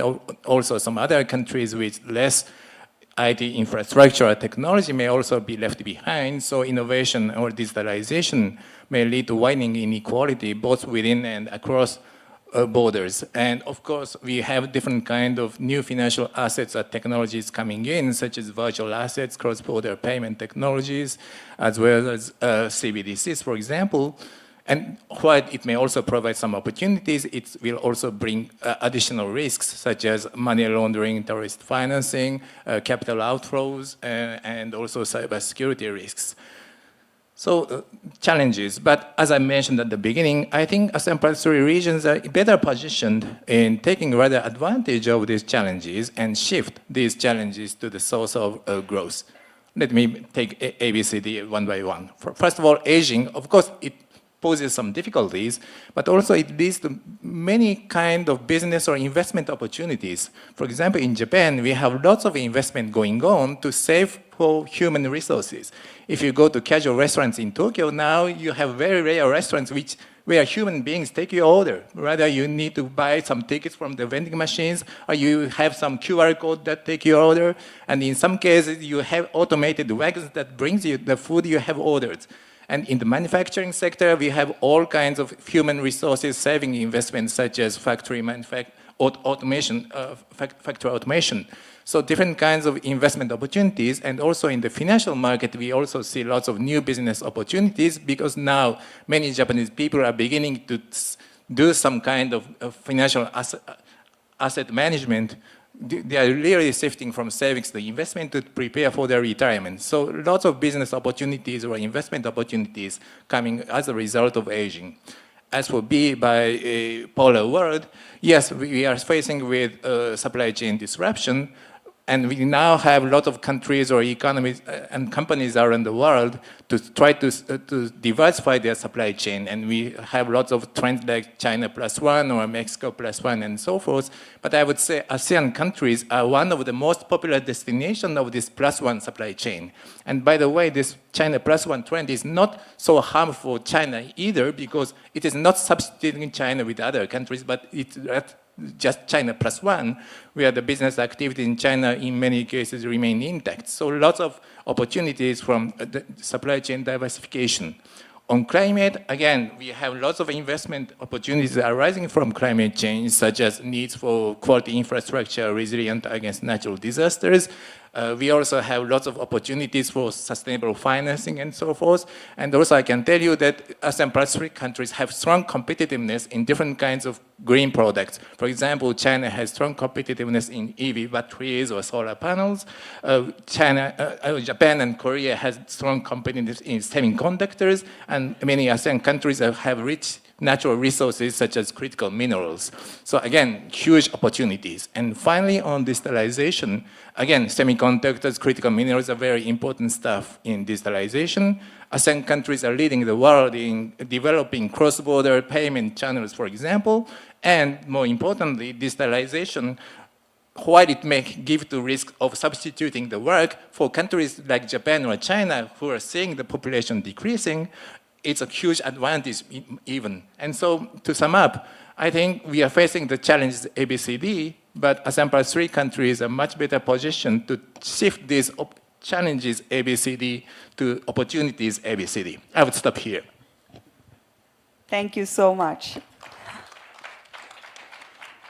And thank you for giving solutions of ABCD to the problems of ABCD. So maybe let me turn to Assistant Governor Anne and ask her how she sees the role of a central bank in supporting sustainable growth in any of these areas, ABCD or others. Yes, okay. Thank you, Rupa. And let me take this opportunity to thank AMRO, IMF, and also the Bank of Korea for co-organizing the event and all the excellent arrangements. So actually, I had the ABCD, so I will not repeat the ABCD. I think now it's MOF and the central bank, thinking in terms of looking into the challenges. Of course, these secular trends really need financing and investment to make it an opportunities rather than challenges. So the role of central bank, in terms of our mandates and tools, we are very humble. We don't have a direct tools to actually change or address the structural challenges. But what we could do, it's also very important.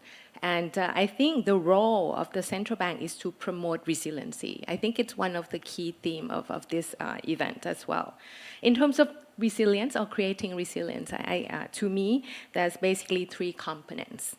Okay, so it's gonna be hard to beat ABCD, but let me try. The first one is stability, right? This is what the central bank can do and can provide. This is to actually ensure that the economic activities continue smoothly, restoring or make sure that the consumers and investors' confidence are there. And we have to admit, if you're central bankers or even in other industries, it's harder to secure stability at the moment. It's the issue actually arises from risk versus uncertainties. Have you noticed the change in the context of your language? Rather than talking about risk now, we're talking about uncertainties. Risk, if you have risk, or if you know that's risk, at least you know where it's coming from. You kind of figure out the source of shock, where you can actually find something to mitigate or to manage it.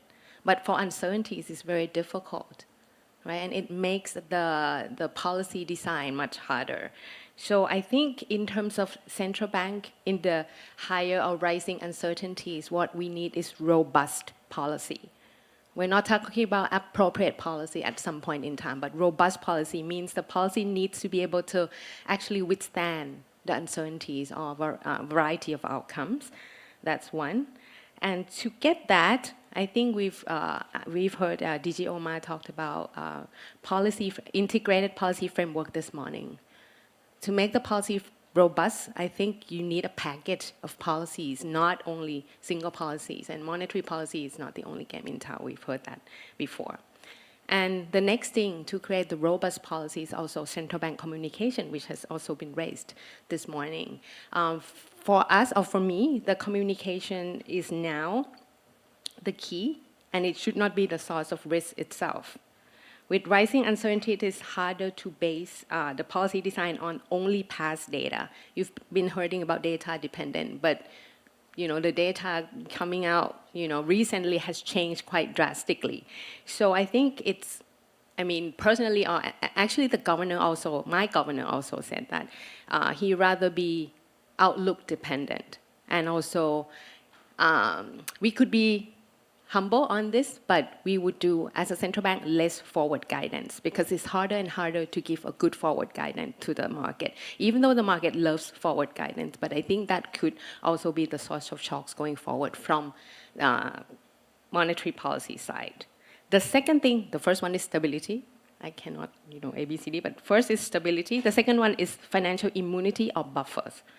I'm talking about low and healthy household debt. This is to ensure continued and robust private activities and consumption. This is a basic background, and also social sustainability parts that we need at the moment. And the second thing I want to echo Professor Johnson, and actually it's the D that the Vice Minister Asushi was talking about. It's safe and inclusive digital finance. Because it always comes not only the benefit but also risk, and we hardly talked about risk.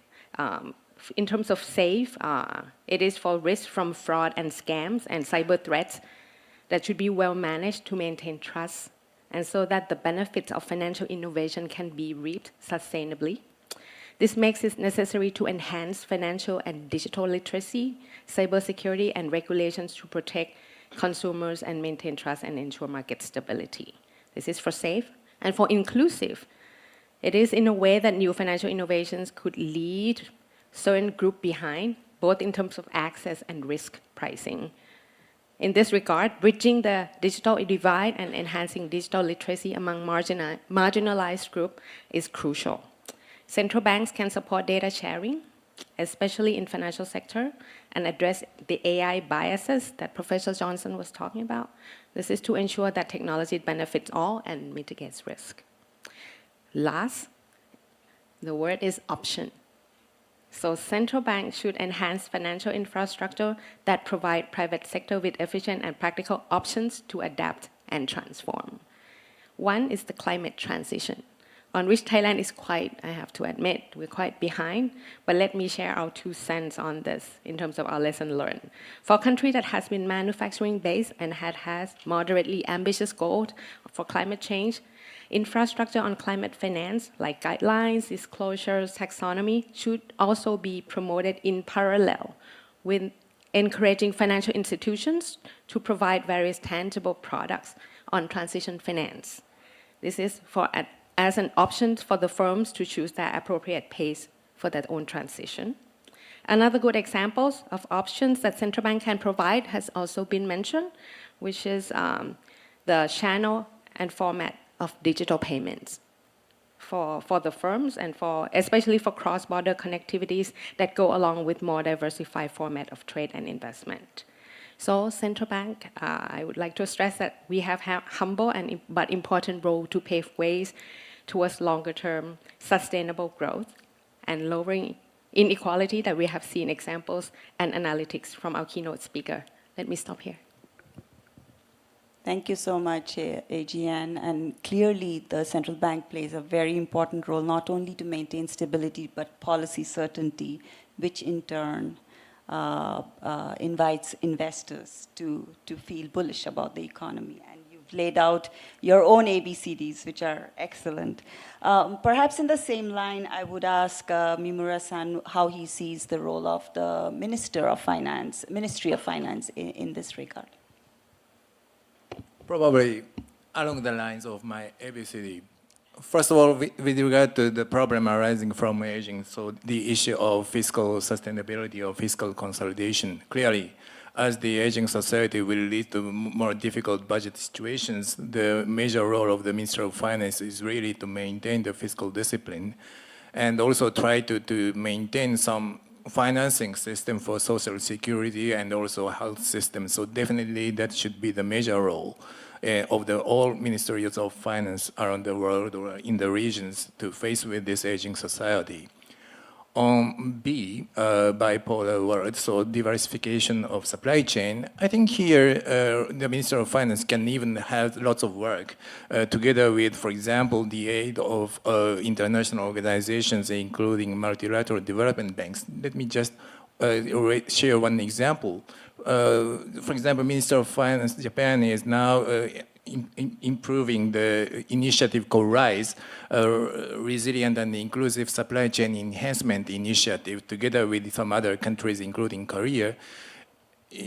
What is this? So we know that many African countries or even some countries in the region have rich natural resources, critical minerals and so forth, but they're not really taking full advantage of those natural resources because some other countries just come and take those natural resources, and these countries who have natural resources are not fully involved in the mid to downstream of the whole value chain. For example, creating green products such as EV batteries or solar panels. So what the RISE initiative tries to do is to help those countries to more engaged in mid to downstream of the whole value chain, so that those countries, in addition to just having natural resources, they may be more engaged in refinery stage or even production of some mid components or even the final products. In this way, they may lead to more creation of decent work, and they may lead to sustainable development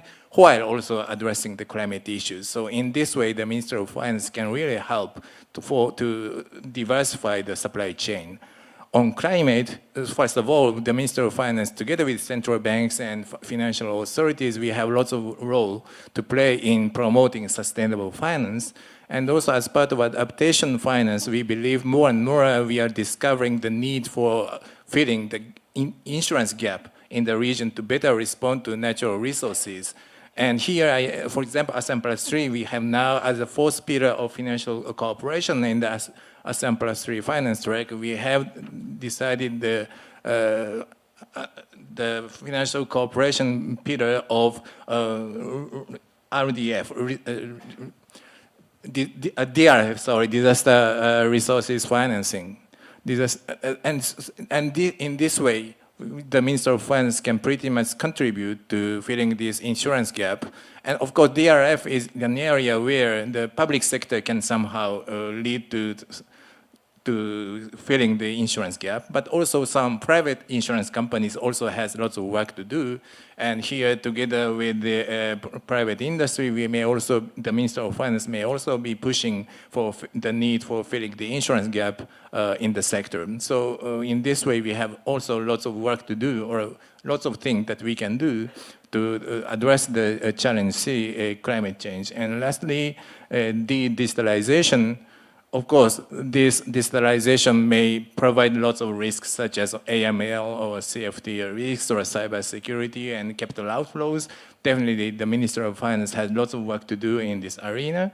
And also, on the other front, we may need for sometimes some kind of industrial policies or support in order to somehow provide growth in the digitalization sector in the region. And here again, the Minister of Finance, together with the other relevant ministries, have a lot of work to do together. So I think for all these ABCDs, the Minister of Finance have lots of work to do, or we can make lots of contribution to realize the sustainable growth of the regions in these four pillars. Thank you.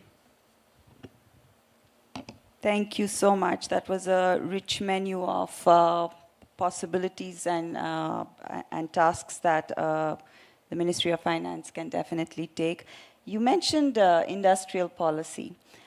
This is an approach a lot of countries are recently adopting to engineer their growth models.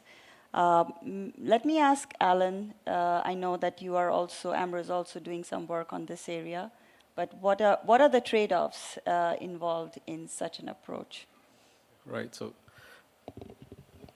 I think I would just like to mention that it's either reassuring or worrying that but for both ABCDs and what AGN has mentioned, they are exactly aligned with, in fact, some of the things are inside my notes, which I cannot use now. So, for example, ABCD was literally the topic of our structural chapter. Last year was climate change. This year was the aging, the bipolar world and digitalization. We didn't use exactly those words. So, and then when AGN was talking about risk and uncertainty, it was literally what I wrote down. And when they talk about robust strategy, again, those were actually in our flagship publication as well. So either it's really reassuring that we all, great minds think alike, but maybe I'll just just lead on from there, right? So I think the point highlighted by AGN is really important, that in a world in which what you're facing is risks, what you need to have is controls, right? That's the way we think about it from the industrial perspective, or from corporate world management kind of a perspective, risk controls. But when it comes to uncertainty, what the robust strategy is no longer controls, it's actually learning and adaptation. And I think that informs how I think industrial policy or developmental policy in the region would need to adapt to. In fact, again, robust strategy. I think one of the robust strategy in the sense that these are strategies that would make sense for us to pursue regardless of the outcomes of the future, whether the world is more fragmented, whether the world is less fragmented, and so on and so forth. So actually, we identified internally within the AMRO at least 3 of these robust strategies, or at least broadly robust. One is actually to continuously develop domestic industrial capabilities. The second one is actually to continuously focus on export orientation, especially in new products and new markets.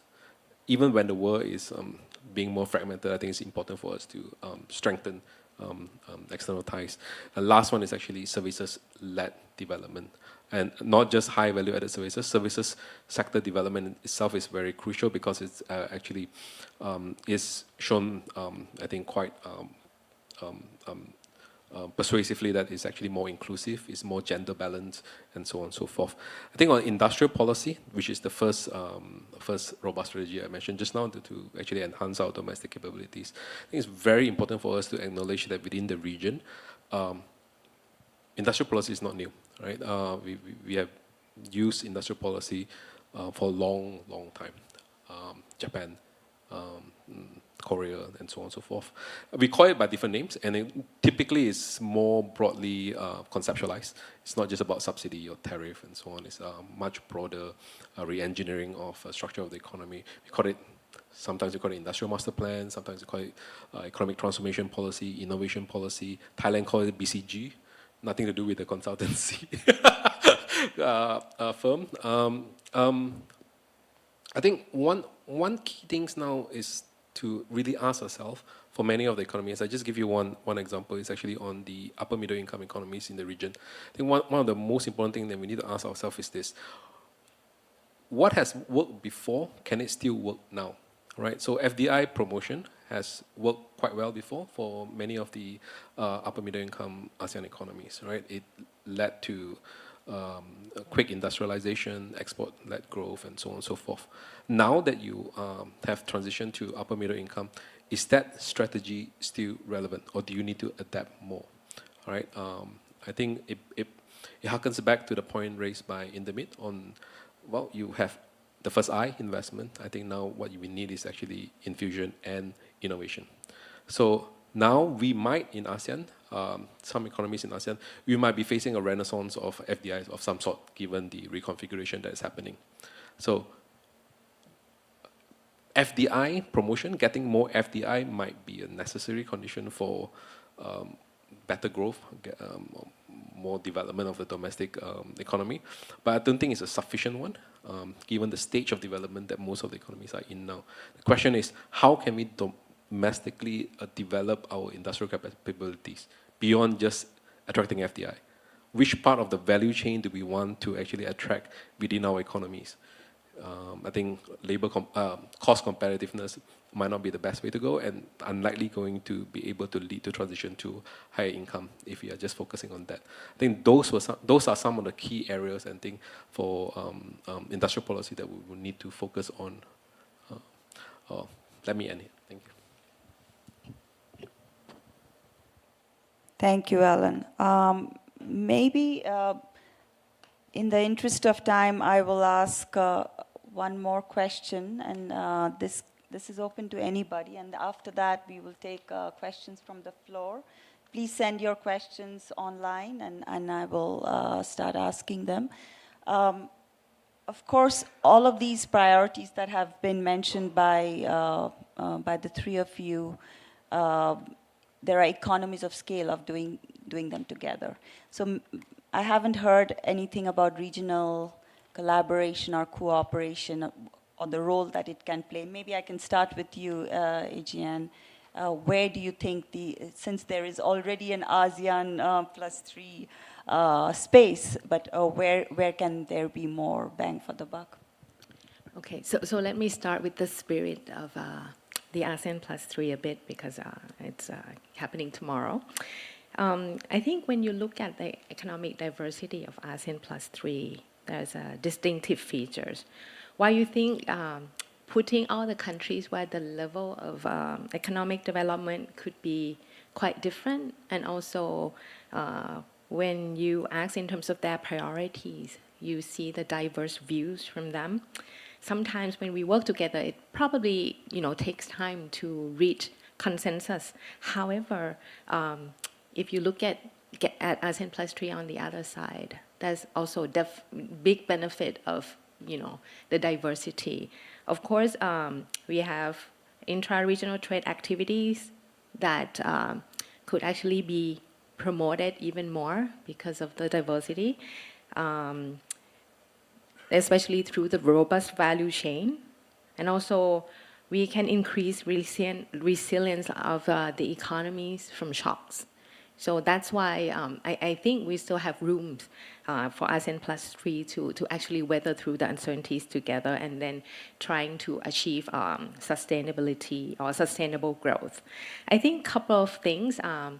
We've also heard from the morning sessions, but I want to tilt it a bit in terms of CMIM. I think when you look at CMIM, for the short, it's facilities to help secure it is a safety net. But if you look at it from investors and consumers' perspective, it's the insurance of the region, and I think this is one way that we could actually do more. Also, I think in terms of aligning policies and regulations across countries, this is not only providing insurance for private sectors that this is the way, the direction that the trade and investment would go, but also it actually, like I said, lower the barriers of trade and investment for the region, and I think that would actually help support the intra-regional activities. The second one from the other one from the insurance, I think it's the infrastructure. I think we've talked so much about the integration, but also the infrastructure that support the integration, trade and investment integration. What I mean is, let's say, the promotion of local currency settlements. I think it's becoming quite popular, especially during this high or rising uncertainties environment, because this is also a payment options to avoid volatilities, the FX volatilities, and also, of course, payment connectivities that we talked about earlier. This should be able to streamline transactions and provide currency options under potentially stronger geoeconomic trade and investment landscape. So these are the things that I think we could do more. Of course, the platform like this, that we can sit down together and discuss informally or informally, I think that we probably need more of these sessions, and I'm glad to see that this is the third time AMRO is doing it, and I hope this continues to be the platform that we sit down and discuss this together. Excellent, thank you. Anybody else on other ways to use regional cooperation to increase the sustainability of growth models? Yeah, I would say what the ASEAN+3 finance track has been doing is really the areas and the ways in which we should continue working to address all those challenges and switch these challenges into opportunities. I already talked about the disaster risk financing, which is really one of the ways to achieve the adaptation finance in the region. But also, for example, in order to fill the growing needs for investment and growing need for supporting economies. Definitely we need, for example, further growth of local bond market or even local currency bond market. And by the way, I just came back from South Africa from the G20 finance track discussion, and in next year's G20, definitely the G20 finance track will also be discussing a lot about this need for growing local currency bond market. But this is really what the ASEAN+3 finance track has long been doing since the end of 1990s, right after the ASEAN financial shock. And we have been doing a lot of work in this third pillar of ASEAN+3 financial cooperation of ABMI, ASEAN Bond Market Initiative. So this is really the way where we can further improve in order to achieve financing for different kind of new or emerging or growing investment opportunities in the region. And also, AMRO has a great role to play, as was just mentioned, especially now that lots of countries or economies need to further improve the way for taking advantage of these new coming challenges or technologies. They need lots of technical assistance or capacity building activities from international organizations, and AMRO is now definitely expanding this very important action areas together with the other international organizations like the IMF and the ADB, and these kinds of work really need to be continued. And finally, CMIM, which is of course the first and most important pillar of the ASEAN+3 finance track cooperation. This is really an insurance, as was just mentioned, and we need this kind of strong insurance in order for all economies to continue sound macroeconomic policies. And here again, since last year, we have been making a lot of progress in further strengthening the function of the CMIM. So I think all these four pillars that have been ongoing and that will continue growing in the ASEAN+3 finance track, these are really the things that we should definitely continue to do in order for the region to take full advantage of the whole challenges be switched into opportunities. I would stop here. Thank you. Thank you so much. Alan, go ahead. Yeah, so comprehensive comments from AGN and Vice Minister Mimura-san. So I think I just want to add one short point in the sense that, so I mentioned just now, when we are dealing with uncertainty, we need to learn and adapt. I think one of the best way that the regional cooperation could actually help this is actually learning from each other. A lot of the secular structural issues that we face are actually quite common across economies in the region. Aging, for example, Singapore has been dealing with it since the 80s. Of course, we have Korea, we have Japan, and there are a lot of lessons that can be drawn on what has worked or what has not, and so on and so forth. I think when it comes to dealing with long-term challenges, there are have high degree of uncertainty. I think learning is key, and learning from each other is even better. Yeah, let me just stop there. Huge value in peer learning, absolutely. We have one question from the floor now. It is actually a fiscal question. Maybe I will ask Mimura-san to respond, but others can jump in. So the question is, financing is often the obstacle for development because of fiscal, lack of fiscal space. Why don't we focus on private financing and using more public-private partnerships?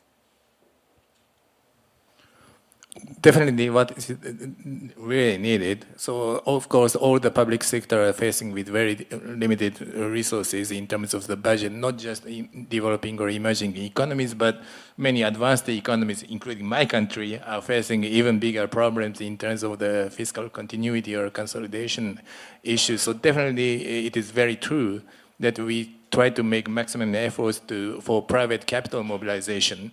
So probably on the emerging and developing country side, of course, first of all, there's a need for domestic resource mobilization at first. But in addition to that, private capital mobilizations work is definitely needed.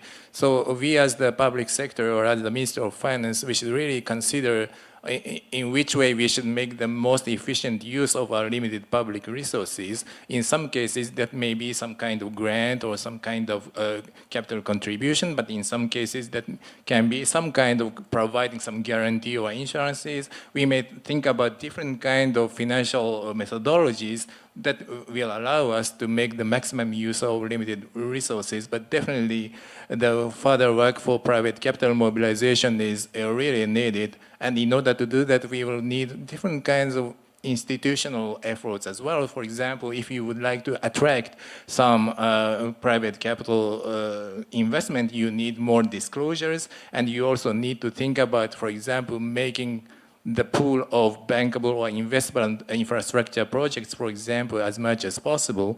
So whether in terms of creating these kind of bankable or investable projects, or whether in terms of providing timely and correct information to the market through disclosures, or of course, things like investor protection and so forth, we have, as the public sector, have lots of work to do, but definitely private capital mobilization is really something that we should pursue. I think so.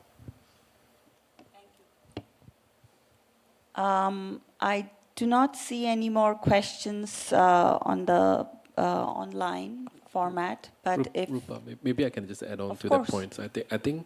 I think when I said that the region has a long history of developmental policy, I mean, it goes beyond just industrial policy. I think what is key to appreciate that it's not just about fiscal spending. It's about a whole set of policies that need to be implemented to engender more sustainable growth going forward.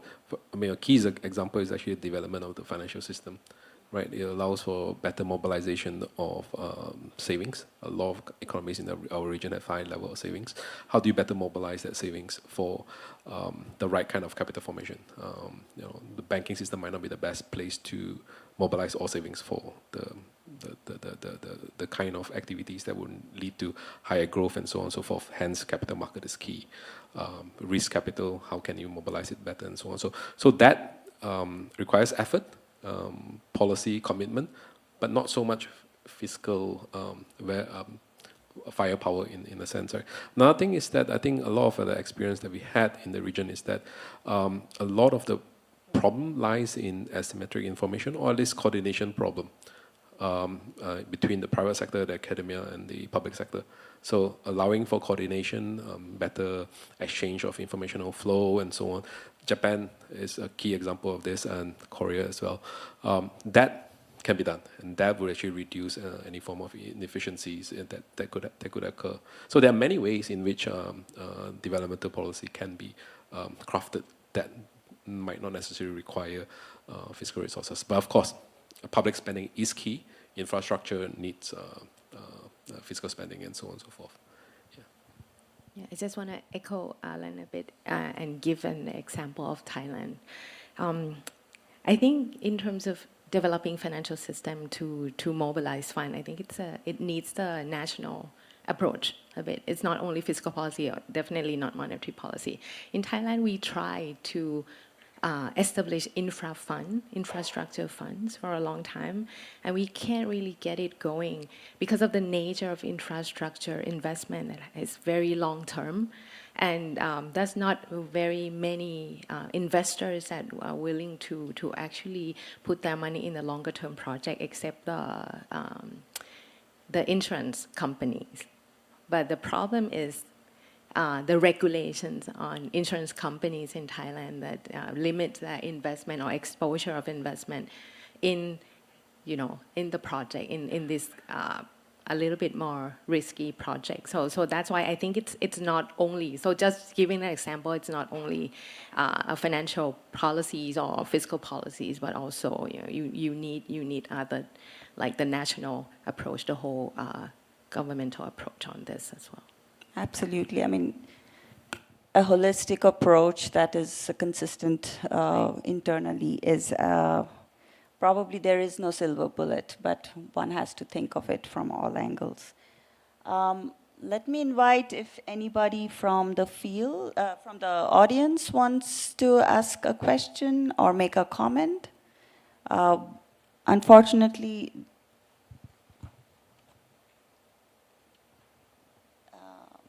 all right, we have a new question now. 1 second.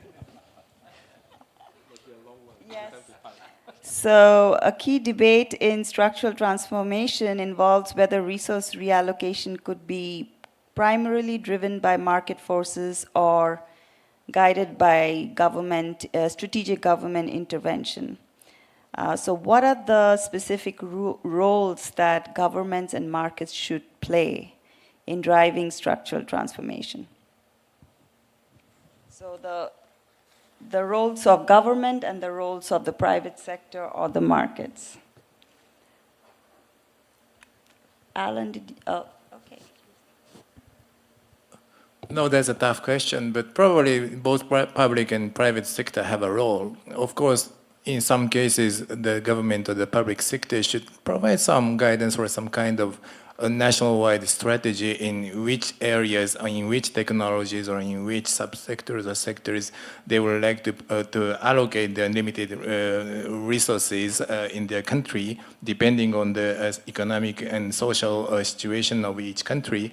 But of course, whatever kind of guidance from the government cannot be sustainable if it's not aligned with the market appetite. And in order to attract the market's appetite for whatever kind of guidance on industrial policies or financial allocation to different kind of industrial sectors, we definitely need to have some kind of a pricing mechanism that enable the private sector to allocate those resources. And unless we have that kind of pricing mechanism, whatever kind of allocation of limited financial resources will not be sustainable or efficient in the end. And so that gives me back to the points that I made earlier, which is the need, for example, for better disclosures or different kinds of, in some cases where we have some higher risks, especially with regard to infrastructure projects such as long range of investment period and so forth. In that cases, in some cases, the public sector may be thinking about providing some kind of guarantees, or might be thinking about taking some riskier parts of the whole package of blended finance. Probably we should really combine the support from both public and private sector so that we will be able to somehow together, jointly, achieve the most optimal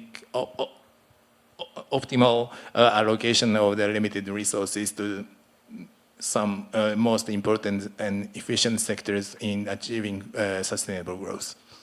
And I would just like to add a bit that I think in terms of the government, it is expected to at least doing the facilitating role. I think first it's the clear direction, clear policies, right? And not the flip-flop policies, so that the investor would actually, more comfortable in terms of putting their money in the projects. The second one is infrastructure. Of course, the hard infrastructure. It could be PPP or it could be financed by the government, but also the soft infrastructure. Regulations, market conduct, to make sure that, if you're just a facilitator, firms and private sectors could continue on their own business, but also, reserve the right for consumers and smaller firms and supply chains, all those things. And also, the other thing that I think it's important, especially for Thailand at the moment, is access to finance. I think we were the only one now that has negative credit growth, right? Yeah, so we call it deleveraging. Yes, actually, it's a sign of deleveraging. We had the repayment higher than the new loans, but at least we feel that the, let's say, credit guarantee schemes that also or the coded, the similar agencies like coded that you have here in Korea would actually help for the middle income countries in the region a lot in terms of that access. So the infrastructure would be key as well, and let the market do the job. I think the private sectors probably know a little bit better in their own work than the government. I think just to add on, I totally agree with what the other panelists have mentioned. I think the solid separation between what is the state and what is the market, I think is, when it comes to longer term development, I think might not be that useful in many ways, because I think what is necessary is actually for both the private sector side and the state to grow in tandem. I remember one of So the Growth Commission, Spence Growth Commission in 2009, I think it came out with a report on looking at the experiences of economies that have managed to actually breach the middle income to the high income. And so the conclusion was very humble in the sense that we do not know what is the sufficient condition for growth, sustained growth, but we do know what are some of the necessary conditions. And one of them is actually a capable public administration. So I think that's a key point. I think as we move to the next path of development for many of our economies in the region, the situation will be more complex, with higher degree of uncertainty. And what is key is actually to develop state capabilities, state capacity to need to go in tandem with the complexity that we are facing. So I think that's key. I think that's one of the key crucial ingredients that needs to be there. We need to have a strong, capable public administration. State is a very broad term, but at least the public administration bit needs to be really strong in terms of its capabilities in adapting to the world that we are facing. There are a couple of questions, but in this line of thinking, let me ask you, since both our keynote speakers mention inequality a lot, do you see a trade-off between efficiency and inequality? Dr. Johnson said that AI could bring gains, but it may not be equally shared. Dr. Gill mentioned that small firms refuse to exit because they also employ a lot. So what is the solution to, on the one hand, pushing efficiency, but ensuring that it does not hurt some portions of the economy disproportionately? Again, I'm not sure whether it's a very useful separation between efficiency and but no. In all honesty, I think unequal growth is not a sustainable one. I think for growth to be able to be sustained, especially when you're talking about moving away from low income to middle income and to high income, I think the need for it to be inclusive is there. I think if it's not, I think it's very difficult to imagine a situation in which growth could be sustained. Which is why I think some of the key focus on why services is important. I think services-led development is important. Manufacturing is still very important. Manufacturing, especially for the region, is still very important. We are still in the supply chain. We are already there and has already generated a lot of productivity growth for the region. But manufacturing, the capability of manufacturing to actually generate sufficient jobs, increasingly limited, especially if you imagine productivity increasing and so on and so forth. So where jobs can actually be found will be in services. So it's not just in the high-paying finance job, so on and so forth. It's actually the broader segment of services. The question is, how do we make sure that the services sector itself, the broader services sector, including those that are tied to manufacturing, for example, or those that are tied to agriculture, how can that generate decent paying job for the population? I think that area is one area in which we need to focus more on and actually try to develop more. Absolutely, and possibly complement that with upskilling the labor force as well. Maybe I will ask this very prospective question to the entire panel. Feel free to focus on the two parts, any part of the question. The question is, what is potentially the impact of policies taken by the new US government on the region over the long run? And how should our economies respond to mitigate any adverse effects? There is no certainty that there will be adverse effects. The US economy is growing very strongly, so that at least through the trade linkages, actually the region could benefit. But I will leave it to the panelists to decide. Well, now you're raising the issue of another challenge A, which is America. Well, and really the question that you asked is really the questions that I've received the most frequently in the last several days. I'm always responding in the following. Well, the issue is really there's a kind of uncertainties because what Mr. Trump has been saying that he says he will raise tariffs and he will continue tax reduction and he will strengthen his policy against immigration. So all these policies may lead to inflation and therefore higher interest rates in the United States. But at the same time, he also says he would like to address inflation, and sometimes he says he would rather prefers lower interest rates, and he would also prefer even depreciation of US dollar in order to somehow reduce the trade deficits of the United States. And obviously, all of these things cannot survive altogether. And so at some stage, the incoming US administration will need to give up some part of what Mr. Trump has been saying so far. But the challenge for me, for all of us, is that we do not actually know which part of the whole promises he have been making he would give up, in which timing, in which way. And probably this process will not be a straightforward process, and there will be lots of back and forth in the messaging that will be coming out from Mr. Trump himself or from the incoming US administration. And in the meantime, there will be lots of reactions back and forth in the market with which we need to somehow deal and live. And so, yeah, I don't have the answer as of now, but probably as a policymaker, what we can all do is really try to be flexible and agile as much as possible. Don't make too much specific projections because then you make only a mistake.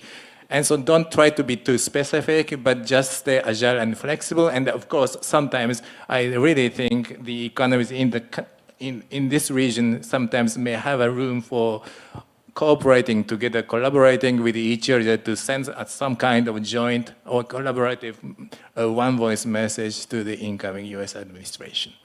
Thank you, Memura-san. And I think taking a page from AGN's previous intervention, be robust against yes. uncertainty. Right, and I like the comment on being agile because of this uncertainty.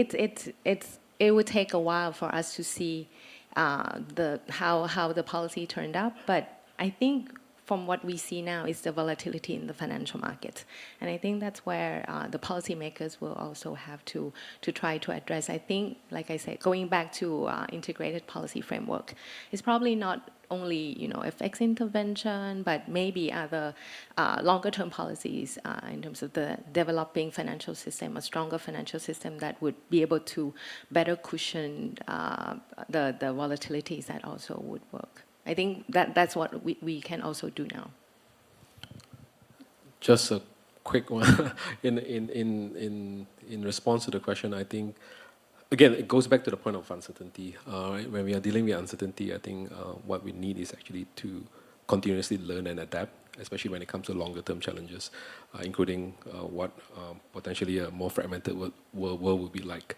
I think it goes back to, I think in the mid show a picture of Deng Xiaoping just now, and as Director Lee has reminded us in AMRO not too long ago, I think it's important that now, when it's learning and adapting, it's actually like crossing a river by filling the stones. I think we all now need to learn how to, first of all, swim, as my director's advice, but not just that, we need to all learn how to touch stones now and feel the stones as we cross. Thank you. Well, thank you very much. I think our time is over, but this was a very stimulating discussion. And I have to say, we started on a little of a hopeless state, but then the conversation became very, very positive, and there is much to do. We just have to roll up our sleeves and do it. So thank you again. Please, let's extend a round of applause to our panelists.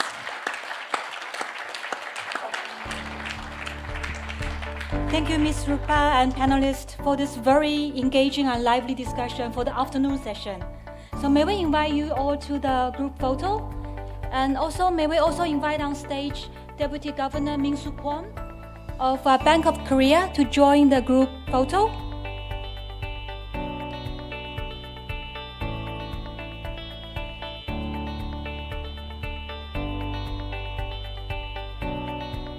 Okay. Yeah. Yeah. Yeah.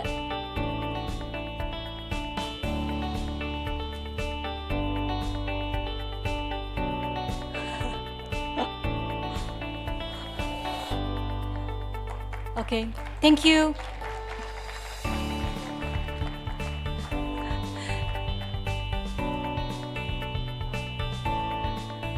Thank you very much. You may now return to your seat. Let's give our speakers a warm round of applause.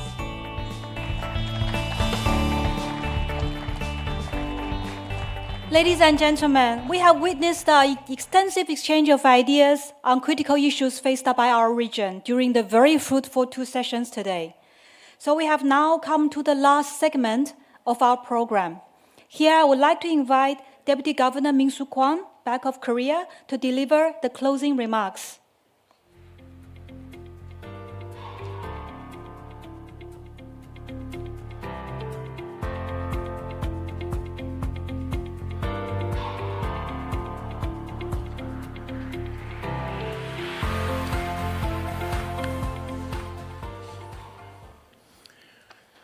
Distinguished participants from ASEAN+3, ADB, AMRO, Bank of Korea, IMF, CSUN Center, World Bank, and other institutions.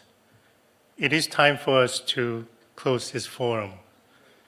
Although our time was limited, your active participation and cooperation have made our discussions productive and successful. I extend my deepest gratitude to Deputy Prime Minister Choi Sang-mok and President Asakawa for their insightful opening remarks. I also want to express my sincere thanks to Director Lee of the AMRO and Director Srini Basan of the IMF for giving us this great opportunity to co-host ASEAN+3 Cooperation Forum here today.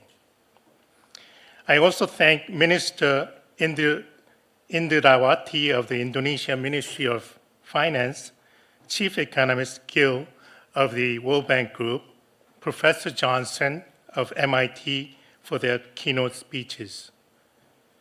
We had a great discussion on the macroeconomic developments and prospects, examining near-term risks and contemplating policy directions with Chief Economist Kuo, Chief Economist Park, Deputy Governor Omar, Executive Director Park, and Deputy Governor Takula Jr.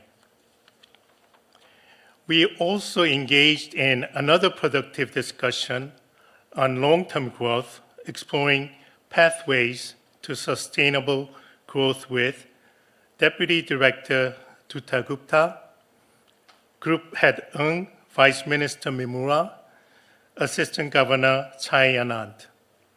I would like to thank all participants for their constructive contributions that made this forum a success.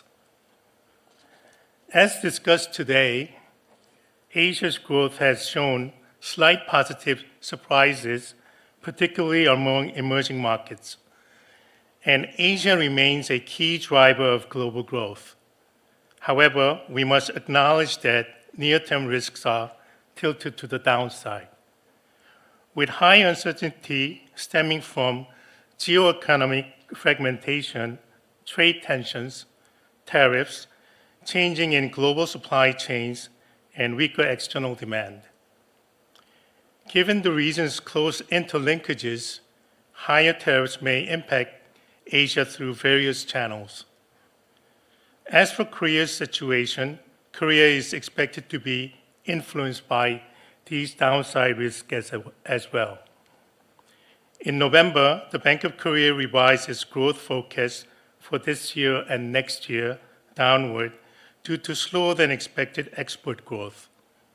resulting from intensifying competition with major countries in key industries and strengthening trade protectionism while domestic demand recovers at a moderate pace.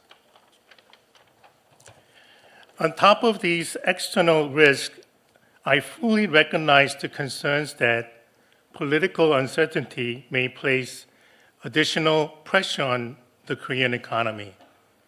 However, I would like to emphasize that our experience shows that the impact of the political situation on the economy will be contained to a limited degree with good fundamentals and appropriate measures. Bank of Korea and the Korean government have pledged to supply unlimited liquidity if necessary until the financial markets are fully stabilized.